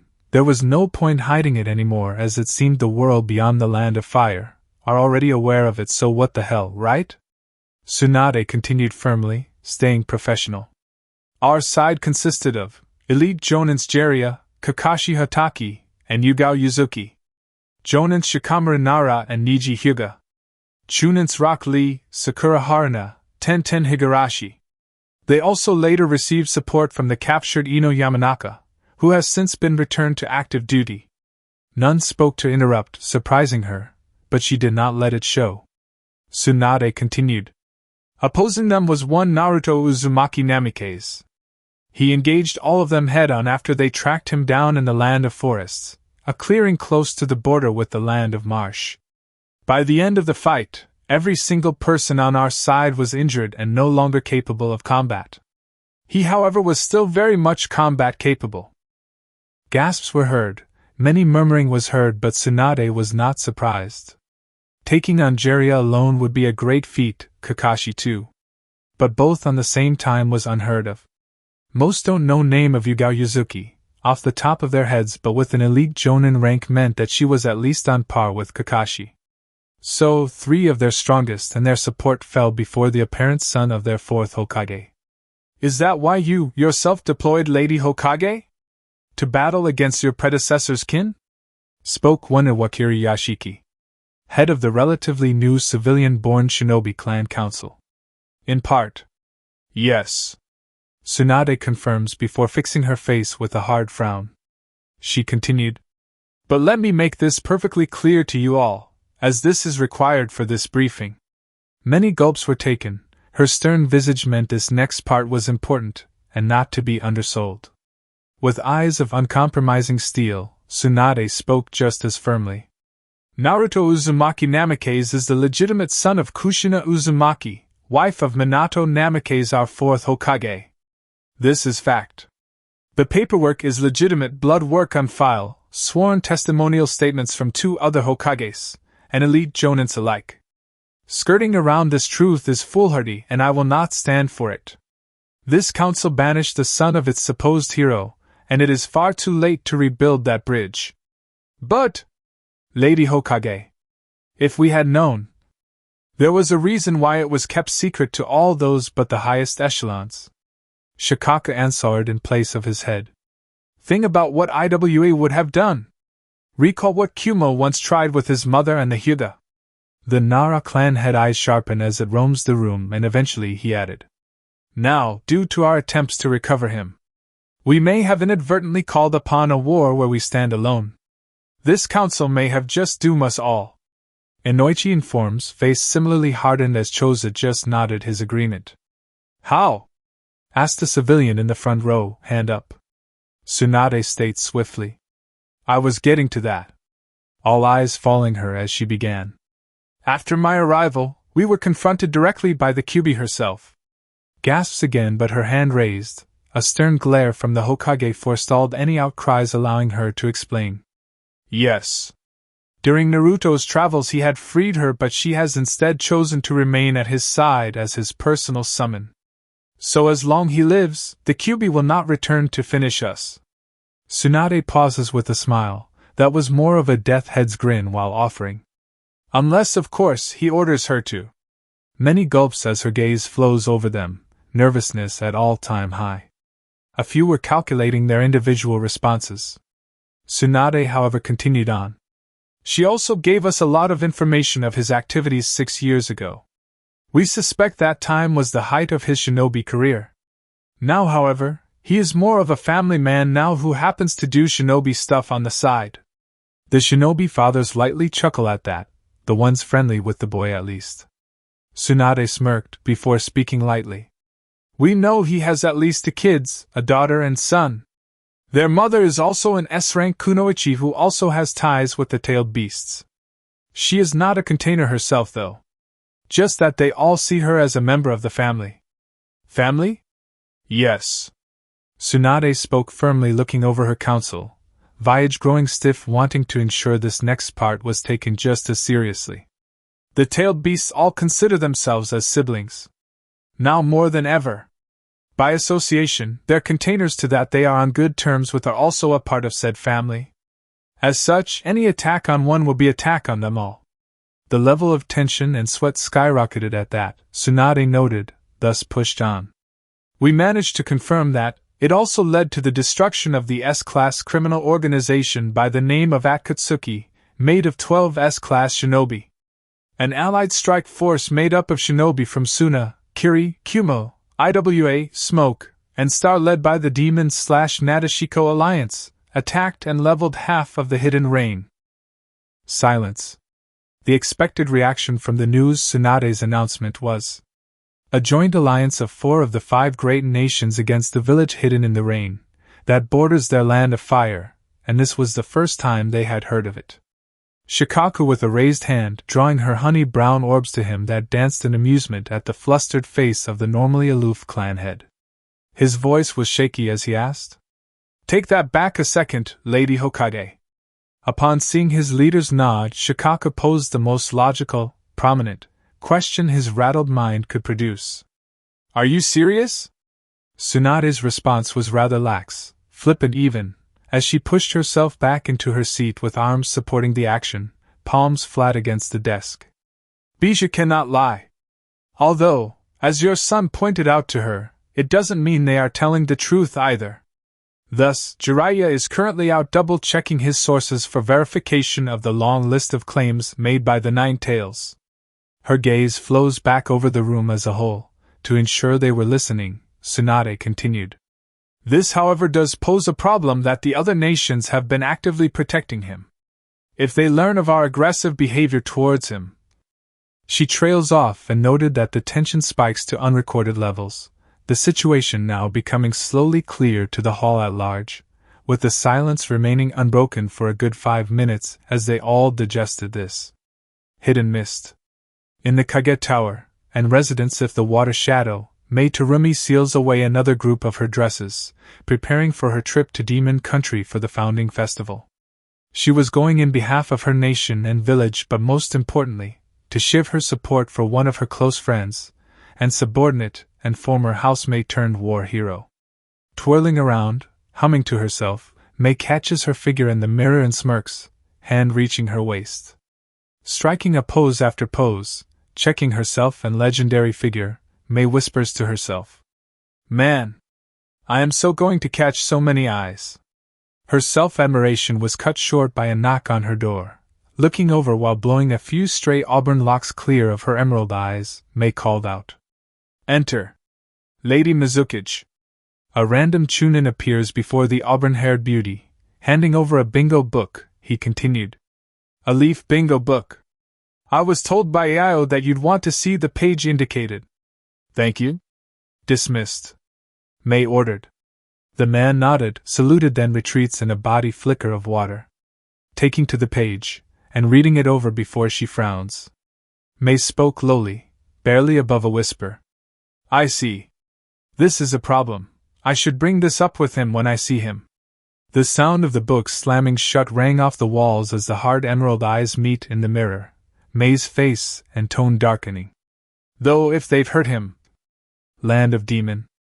Naruto looks up from his work to find his wife standing in the now open doorway. "Han!" he muttered with a questioning look upon his face as she smiles. Shion stepped in, saying, "Wanted to see how things were going. With the festive season coming up and everything. Well, things are things."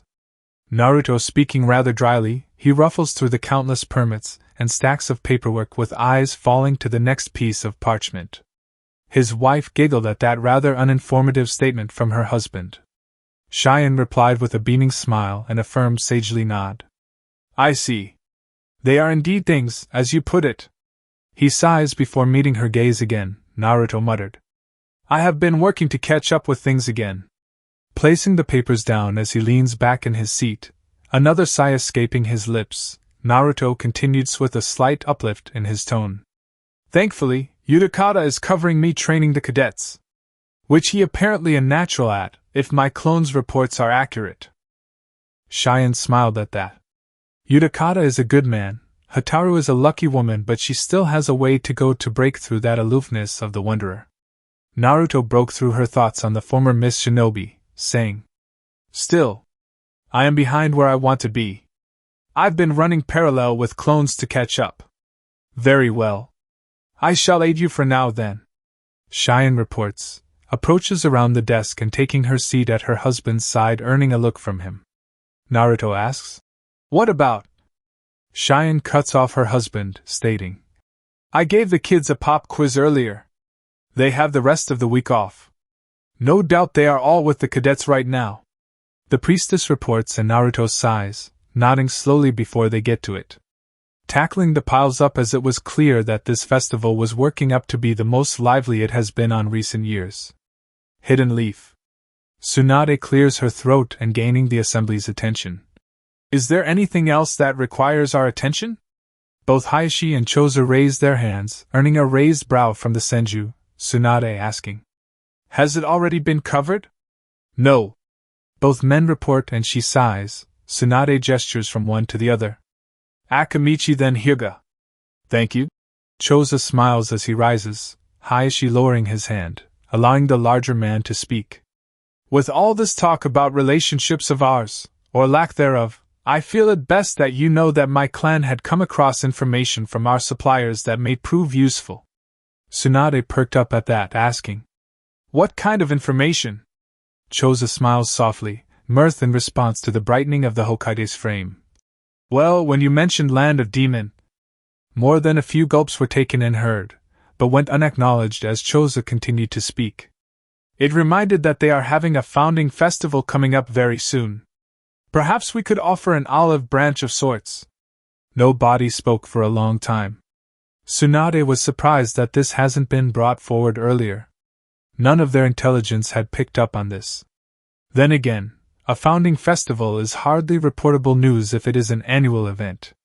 It is also in a minor nation. Choza is right. This is a perfect chance for an olive branch offering. No doubt the other nations are going to be there too, so they will be treading water here. Tsunade nodded, agreeing with the offer, responding, I agree. That is most useful and we will have to take action on it. Do you have any plans already? Choza nodded, taking up several papers from the desk and reading off them. A few within my clan were planning on setting up a stand. With no official ties to the nation, thus no treaties, we need to run it by this council first for clearance, and perhaps an issued mission for escort. Prepare your clan's stall. I will dispatch the request after the meeting. Tsunade orders firmly, mind contemplating her own response. Choza nodded as he retook his seat. She then looked to Hayashi next. Tsunade asks, Hayashi, what do you wish to bring forward? Standing promptly, Hayashi looks at the Hokage, voice formally bland. Yes. Well, it was in a similar manner that the Akamichi clan has covered. Our traders too had heard of the founding festival, and I had intended to allow several of my clansmen to head to join the festivities. Tsunade nodded in acknowledgement. Damn. What the hell is Jiraiya doing these days? Oh. Right. Busy trying to catch Naruto. She should tell him to focus on other things. Not demon though. They need to leave that nation alone until they get a grip on things with a clearer picture. Troublesome. Shikaku states, breaking Tsunade from her thoughts. The Nara clan head stands, commenting. Lady Hokage. It is clear that we have much to make up for. So, I propose an official apology and delegations to be sent to this festival. To cover all bases. This may be our one and only chance to prevent a war. We cannot mess this up. It took a full minute of further contemplation before Tsunade nodded, stating, Very well. Though, as they asked beforehand, I will permit both Akamichi and Hyuga clans separately. Both clan heads nodded their confirmation. Tsunade returned to the room at large, saying, As for everyone else, no more than 20 places for our official delegation. We will convene back in a week. Hopefully, a response to our missive will be returned by then. Hyuga compound. A knock alerted Hayashi to his expected guest's arrival, he informed. Come in. As gracefully as ever, his two daughters stepped in and sat before him, allowing Hayashi to speak. Daughters. As you are no doubt aware of recent events, I will skip them for expedience. Upon their nods he continued. This new alliance of nations seemed centered around the land of Demon. A smaller nation, previously of little consequence. Father, where is this land of Demon? I have not covered it in my studies yet, it seems. Hanabi commented with all the formality of the princess she is portrayed as. Hayashi nodded, informing. It is on the second continent. Roughly only a quarter the size of Fire Country in size. Considered a minor nation ruled by a priestess in place of a daimyo. That is rather. Hanabi, the youngest Hyuga in the room, trailed off with a complex expression. Hayashi met his daughter's gaze firmly with a blank face himself, saying, Yes. Well, if rumors are to be believed, the shrine maidens in question are rumored to hold precognitive abilities and have been tasked with the sealing of a certain entity. Though, the last time was over 7 years ago now. This land of demon, father? Hinata speaking up for the first time, earning the man's attention, she continued. What is the clan's desire for it? I assumed you called us here for more than pleasantries. If Hayashi was surprised by his eldest's boldness, he did not show it as he responded promptly. The Hokage is planning a diplomatic overture from the Leaf in an attempt to dissuade the possibility of war. As we, the Hyuga, and the Akimichi had asked to do so independently before the general notion was passed, we have been granted an independent delegation to attend the founding festival they're hosting. I want you both to prepare your best dress. We must sway the leadership of this land to our advantage. Yes, father. The both respond and he nods, noticing the impeccable posture, tone, and stern expression of his eldest. Where this came from, he did not know. Hopefully though she will maintain this outlook during their clan mission. Hayashi nodded once. Dismissed. And that concludes part 1 of this story. Thank you for spending your time here at Ichiraku Ramen and listening all the way to the end. Your support helps keep these stories alive and allows the shinobi world to continue through new adventures and alternate timelines. If you enjoyed the story of the Lost Fox, don't forget to like the video, subscribe to the channel, and turn on notifications so you don't miss future stories. Once again, full credit goes to Havoc-Teir, the original writer of this story. If you would like to read the original version, you can find the link to the story in the description below. Let me know in the comments what story you would like to hear next. Until the next time, stay safe, and I'll see you again at Ichiraku Ramen.